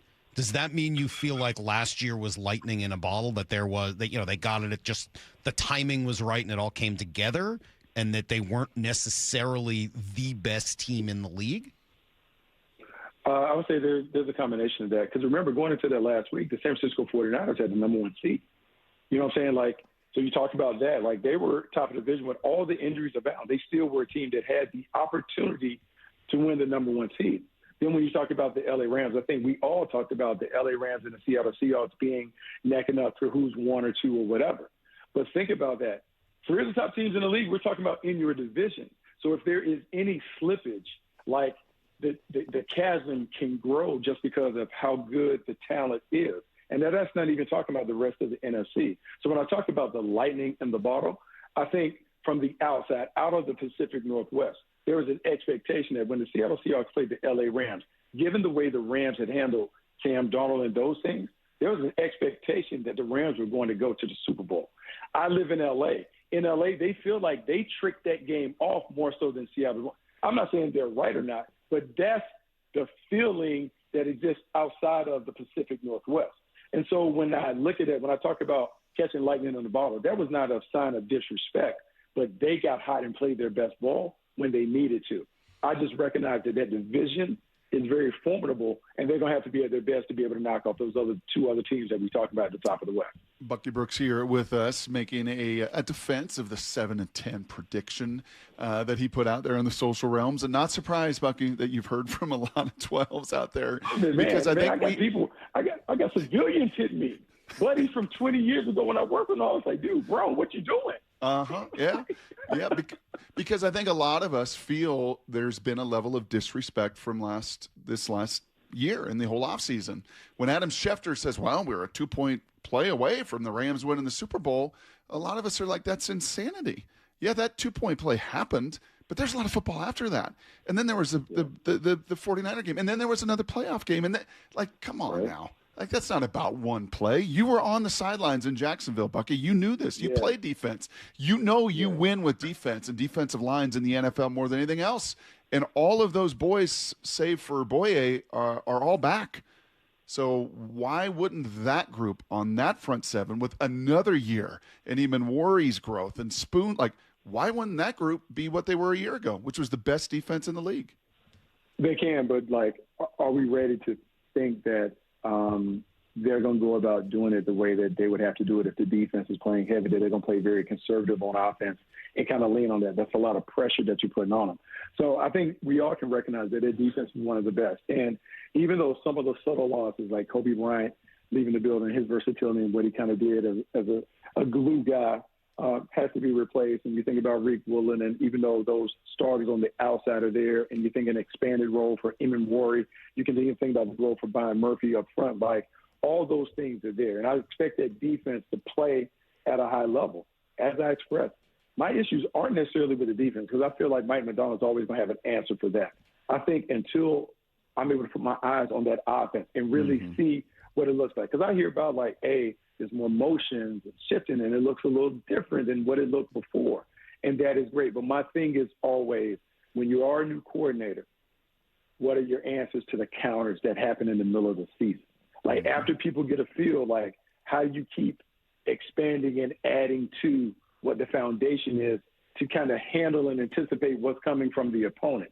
Those things are why it's just an unknown. It doesn't mean that it can't happen, but maybe I'm a little more conservative in terms of what Brian Fleury's offense is going to look like, because, okay, what is it like with him being in the lead chair? How does he continue to get JSN unlocked when the defenses have now studied what he did going from outside to inside last year? Now we get a sense of what he is. Here's how we're going to handle it. What are your answers? What is Cooper Kupp and Rashid Shaheed? What do they do in roles where they're going to need to complement and support him? All those tight ends, or Rojo and Barner and all those guys, like, how does all of this come together? And it's easy to say, hey, we're going to pick up where we left off. Last year, we're going to go roll. But I learned from Coach Holmgren and those other guys, whatever we did last year, we got to start all the way back over. This year, we got to redo it. So, but Bucky, couldn't you have said 9-8? Yeah. Bucky, couldn't you just said 9-8? I can't remember. But what fun is that, though? You can go 9-8, like everybody in the league can go 9-8. Like, I mean, 9-8. But you would have saved yourself from your text from your longtime buddies. It's like, come on, man. It's like punting every time. But like, 7-10 as a prediction means they might go 10-7. They might go 4-13. They could, but see, here's the other thing. Like, could you imagine this team going 4-13? Like, to me, if nobody's going to hold anyone to their predictions. You're trying to predict the impossible. But I always view a prediction as like, yeah, it's going to be somewhere in this range, give or take 3 or 4 games. Don't you think they have a better chance of going 13-4 than in going 4-13? Yes, I do think that. But here's the other thing, right? So now if we're living in fantasy land where we're doing all the predictive records, so then I'll be like, okay, I got the Rams, the Niners, or whatever. I'm going to put all of them to be over 11 wins in that one division. Well, where do I take the wins away from? Which division is going to be the weak division? Oh, we can talk about the NFC South, like, because on paper we don't like the Falcons and the Saints. And, you know what I'm saying? The Panthers, like, one of those, it's going to fall first. It's only be one of those that comes out of there. Okay, but the Vikings, the Lions, the Packers, we all kind of feel good about that. Like, at some point, there has to be a balance if we're looking at the record. So that's why. Why are the Niners necessarily there? The Seahawks dismantled. I mean, like, completely dismantled the Niners last year. I mean, they did, but okay. So let me look at it this way in terms of the Niners. Like, they did it without, like, I mean, they missed Bosa, they missed Kittle, they missed all the other injuries that they have. At some point, those guys are going to come back and play. And if they play, I think you still respect them as one of the better teams in the league. So, I mean, that's all. That's all it was. It doesn't mean that I'm more optimistic about that, but I'm just saying they had a host of people on the sideline last year, and we talked about them vying for it at the end. So, I mean, like, we'll see. But, you know, the great thing about all of it, it's going to play off. It's going to kick off, and at some point I'm going to be in that building having a look at it. And hopefully the 12s will be able to give it to me like they want to give it to me and all that. Well, you're lucky, though. They don't do bulletin board material. They are not a team that does that. You are lucky. I was about to curse. They don't do that. My fan is what I'll say. They don't do bulletin board material. You don't think that they have little They don't. We asked Mike about it last year. He's like, we don't do it. He's like, they never talked all last year about being district. They don't do that. Okay, yeah. But this actually might make them do that. I know Brock Hewitt has put on those pads before, and there's nothing more than players love than to just find something to get you going. Right. We live for the day to open up the paper or open up social and be like, oh yeah, that's what you think. You should have waited. You should have waited for Hard Knocks. You should have waited for Hard Knocks to have started and then done this. Your name would be everywhere, Bucky. This would have been a huge thing. No, even better, Salk. For the next 3 weeks, we play all this sound relentlessly. Right. We make promos of it. We have it everywhere so that when Hard Knocks begins, this is front and center, Bucky. I think there's wisdom, Salk, that he gave us so we can make pump this it up, an inferno. And then eventually you're going to get, what's the guy's name, the voice behind Hard Knocks? He's going to be like, 7-10 was the prediction for these Seattle Seahawks. All right, Bucky. Well, we appreciate it. Thank you for defending. I'm not sure I buy the argument, but I appreciate you coming on and defending it. And obviously we'll see. That's what's so great. So what's so great about ball is we get to put the ball down on the 35. We get to kick it off. We get to put our feet in the grass and kind of see. And I'm excited, really, to see what this new version is, because one thing that I do know about John Snyder, one, having run his own show, like Free from Pete, like, this is his imprint. And as much as I talked about the glass being half empty, I also know that all the time we spent together in Green Bay when Ron Wolf was the general manager and John was kind of like the low-level scout, he took a lot of lessons from what happened 96 and 97 and all those other things in terms of the Packers and the build-up. I think those lessons will apply on top of the lessons that he learned from the Legion of Boom era. I think all of those are going to be critical because the hardest thing to do in our business is to sustain success at a high level. I'm curious to see how the Seahawks handle it. Well, we appreciate it. You said all those things at the end. I don't think any of the 12s heard that. They've only heard the headline, and that is just going to get wiped away. But we appreciate it. Thank you, Bucky. We'll talk again. There you go. There's Bucky Brooks from NFL Network, NFL.com. I got to tell you, it's a terrible argument. I like Bucky a lot. He's a great dude. I think that here's the only argument you can make. I'm gonna make his best point. This is the only point you can make. Everything else I heard I thought was not a good point. The only point that I think you can make is this. I look at the Seahawks schedule, and I see 11 games that are very tough. 11. That's not a small amount. And that's a legitimate argument you can make. Just running through this. New England, yes. The Chargers, good team. Niners, Denver, Kansas City, Chicago, San Francisco again, Dallas maybe, Philadelphia, L.A. and L.A. Yeah. That's 11 games that are legitimate. Yep. I didn't include Carolina, but you got to go to Carolina. Maybe I should have. That is a tough schedule. There's no doubt. Yep. But you're telling me they're going to lose like 9 of those 11? That just doesn't feel right. That's an insult to the Super Bowl champs who dismantled a few of those teams last year, who destroyed New England when they met in the last game of the season, who destroyed San Francisco, who beat L.A. 2 out of 3 times, who went farther than Kansas City or Chicago or any of those teams. Now, I know it's a new year and everything's going to change. You can't just judge a team based on what they did last year. There is an argument to be made that their schedule is very difficult.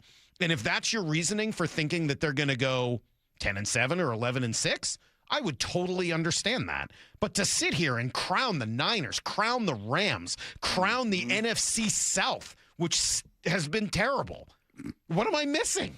Wow. I didn't. And the argument being, okay, there's a new coordinator, fine. That and what quarterbacks have gone back to back. Well, I think he forgot about Tom Brady. He did it in 03 and 04. Sorry, Brady was kind of a big deal. But, they're not asking Sam Darnold to put the entire team on his shoulder. If they were a team built on throwing the ball, 85 times a game and requiring their quarterback to do it all and spending $65 million a year on the quarterback, I'd say, yeah, that's a pretty good argument. But he's not making anywhere close to that. He is a complementary piece to what they're doing. It doesn't make any sense. Well, I appreciate it, and you kind of referenced him appropriately. That's not a hot take guy. Super, super connected, super bright guy, been around the game forever. And you could even kind of sense it with him as he was starting with the complacency and the youth and the target. Like, come on. He knows. And if he was around the building like we get to be around the building, he would know that that's just not. There are teams. I understand that. There are teams and there are cultures and there are organizations that are equipped that way to not handle it. That's not this culture. That's not this building. That's not the continuity of all of the rest of the operation. So throw that out. But his other two, right? Yeah, man, that's real. Losing Kubiak is real. Losing all that relationship and trust and equity, that is real. Kubiak is real and the schedule is real.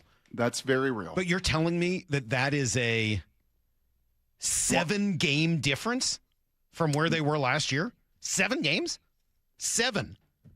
That feels extreme. That feels very extreme. If you want to tell me, all right, that's a 2 or 3 game difference, okay, fine. The other 7? thing that's unspoken in there. Right, the other thing that's just unspoken. He didn't believe him last year. It wasn't unspoken. It was spoken. No. He said they caught lightning in a ball. He didn't believe they were the best team last year. Well, he believed that defense was. He believed Mike McDonald was. He doesn't believe, like most of the national narrative, doesn't believe that Sam Darnold is a 14-game winner back-to-back years. They just don't want to believe it. They don't want to believe the production Brock, that was there. I don't want to believe it either, but it happened. I've not been high guy on Sam Darnold. But in this system, doing what they're asking him to do it, look, at the end of the day, I think he said it. He used the words, lightning in a ball. Mm-hmm. He thought the Seahawks got lucky last year. I mean, that's what that phrase he lives in means. L.A. He lives in L.A. That's what that phrase all you're means. going to hear and read and feel in L.A. Lightning in a ball means that's what Sean McVay believes. They weren't the best team, and they got lucky. That is what Les Snead and Sean McVay and Kevin Demoff believe in L.A. They believe they got lucky. They believe that fluke 2-point play. They believe that the fluke blitz that they screwed up. They believe that a punt return in the fluke special teams. They believe that. And that is, I think, a lot of the ongoing narrative, certainly out of the biggest media market there in the West Coast. And it's filtered into a lot of the national narrative. And right alongside it, what is unsaid is I just don't trust Sam. And maybe I'm reading, maybe I'm projecting. No, I think that's a big part of it. Maybe Bucky would say, no, that's not fair. Don't put words in my mouth. I'm just reading into that ultimately this comes down to you probably still believe in Brock Purdy more than you do Sam Darnold. That like if you're going to have that feeling and you don't trust in this division, then you believe, well, obviously the MVP Matthew Stafford, he's going to do it again, even at his age. And I might think that those guys are better than Sam Darnold, but that doesn't mean I'm going to take them against the Seahawks because it's not just Sam Darnold. This has been a whole team. I don't know, man. That one,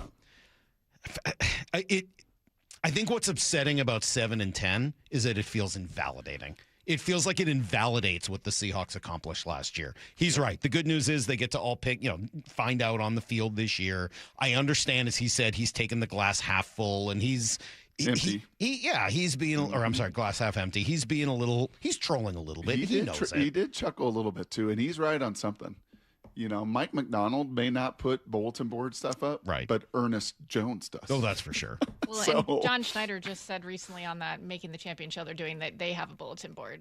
Uh-huh. And they had people's predictions for the season on there. Uh-huh. Yes, that's true. He did say that. Yeah. And if I had to bet a bottom dollar on who reached out to Bucky, I bet it would be some of those guys in that old Green Bay background that are in scouting departments and that were maybe even a part of it last year. All those things may be true. He made a couple of points that I think are valid questions about the Seahawks. Offensive coordinator, yes. Schedule, legit. Running back, not buying it. But to say that is a 7-game swing, the only way you can justify that is to say that they got lucky last year. Are you prepared to talk about this for the next 2 weeks? Every day? To make sure it's front and center on I'm Hard not. Knocks. No. I'm not prepared to do that at all. Oh, you want to talk about the Mariners?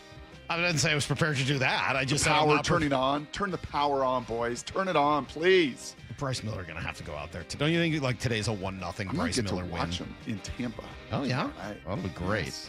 I hear that's one of the truly great parks in all of. I can't wait to experience the Trop tomorrow night. I'm going to be. Man, I'll tell you what. For as good as that Miami team is, there is no one at those games. They average 12,000 a game. 12,000 a game.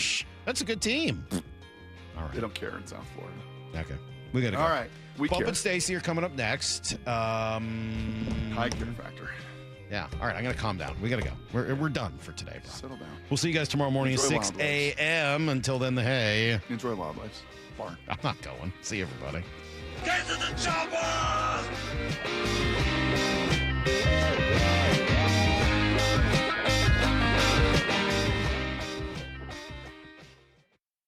Stick around for Bump and Stacy. Trademark pending. That's right. Coming up next at 10. I feel like I'd solved a crime. You did. Wow. Your defense, playing like trash, allowed the Seahawks to claw their way back into the game. When I read about it and I start to break it down, it's about your overall team. And I think that's the way people have to look at it, because there was nothing offensively that felt dominant. Bump and Stacy next at 10 on Seattle Sports. Do you have a wood deck that could use a little TLC this season? Start by giving it a good cleaning to remove dirt, pollen, or any mold or mildew. Then, if you're left with gray wood and decide you want to restain, use a wood brightener product first. Finally, when you're ready to bring life and color back into your deck, choose Penifin Ultra Premium Red Label Wood Stain. Its highly penetrating Brazilian rosewood oil formula provides superior protection for your wood deck. Penifin Red Label Wood Stain. On sale now at Dunn Lumber. If you have unfiled taxes or are in debt to the IRS, this is important news. Did you know the IRS has programs specifically designed to help people struggling with tax debt? Powerful tax assistance programs that can save you thousands if you qualify. No one knows these programs better than the experts at Optima Tax Relief, America's most trusted tax resolution firm, A-rated by the Better Business Bureau. Their award-winning tax attorneys and licensed professionals have resolved over $3 billion of tax debt for their clients. One call to Optima can start the process, helping to put an end to your worries about wage garnishment, asset seizure, and other aggressive IRS actions. Find the best options to solve your tax problems. Call the experts at Optima Tax Relief today for a free consultation. Call 800-343-6460. 800-343-6460. 800-343-6460. Optima Tax Relief. Some restrictions apply. For complete details, please visit OptimaTaxRelief.com. When I'm catching up with friends or family, C-Star Restaurant and Raw Bar in Bellevue, it's where we go. A welcoming atmosphere, and I get to see my good friend, Chef John Howie. Hey, thanks, Brock. At C-Star, we're known for fresh local seafood, unmatched hospitality, and great value. Right now, enjoy a 3-course dinner in the lounge every night, starting at just $50. $50. You cannot beat that value these days, and it's only with Chef John Howie at CStarRestaurant.com, CStarRestaurant.com. Les Schwab Tires has always believed that taking care of people is the right thing to do. Today, that means more than trusted service. It means delivering real value, too. That's why we're lowering prices on hundreds of tires without changing the service and expertise you've always counted on. Consumer Reports named Les Schwab the best tire retailer for 2026. We'll keep working every day to earn your trust. See LesSchwab.com for details. Dave Wyman here, and the folks at Bellevue Rare Coins say higher prices have enticed more Americans to cash out their jewelry, gold, and silver items. Here's a story from a real customer. She walked into Bellevue Rare Coins with an old bag of jewelry, a little bit nervous, a little bit embarrassed because it was mostly old tangled chains and pieces she hadn't looked at in years. When they gave her the total, she couldn't believe what it was worth. Go see what your jewelry is worth with a free consultation. Bellevue Rare Coins is now in Linwood, Issaquah, Tacoma, and Bellevue. How would you like to invest in the Seattle real estate market, one of the hottest and most stable regions in the country, and achieve a great rate of return on your investment without the effort of sourcing a deal, the expense and time of building permits, or all the hassles that come with being a landlord? Hi, I'm Scott Rireka, CEO of Legacy Group Capital in Bellevue. Legacy Group Capital develops local real estate, lends money, and shares the profits with our investors. Diversify with Legacy Group Capital. Invest into our Northwest Fund, which is currently delivering 9% on a fixed rate term. It's our flagship fund for 19 years with zero investor losses. And yes, we do accept IRAs. Find out why 1,300 local investors have invested over $350 million. Invest in the stability and ease of Legacy Group Capital's Northwest Fund. Legacy Group Capital at LegacyG.com. This is not investment advice. Investments available to accredited investors only. Details at LegacyG.com. People want to do business with someone they can trust, not be a car salesman. Then they feel more comfortable with you, and the experience is better on both sides. Lee Johnson Auto Family, the LJ way.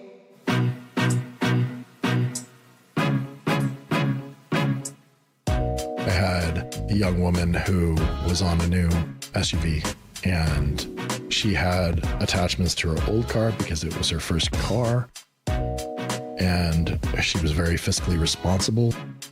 It was almost making her sick.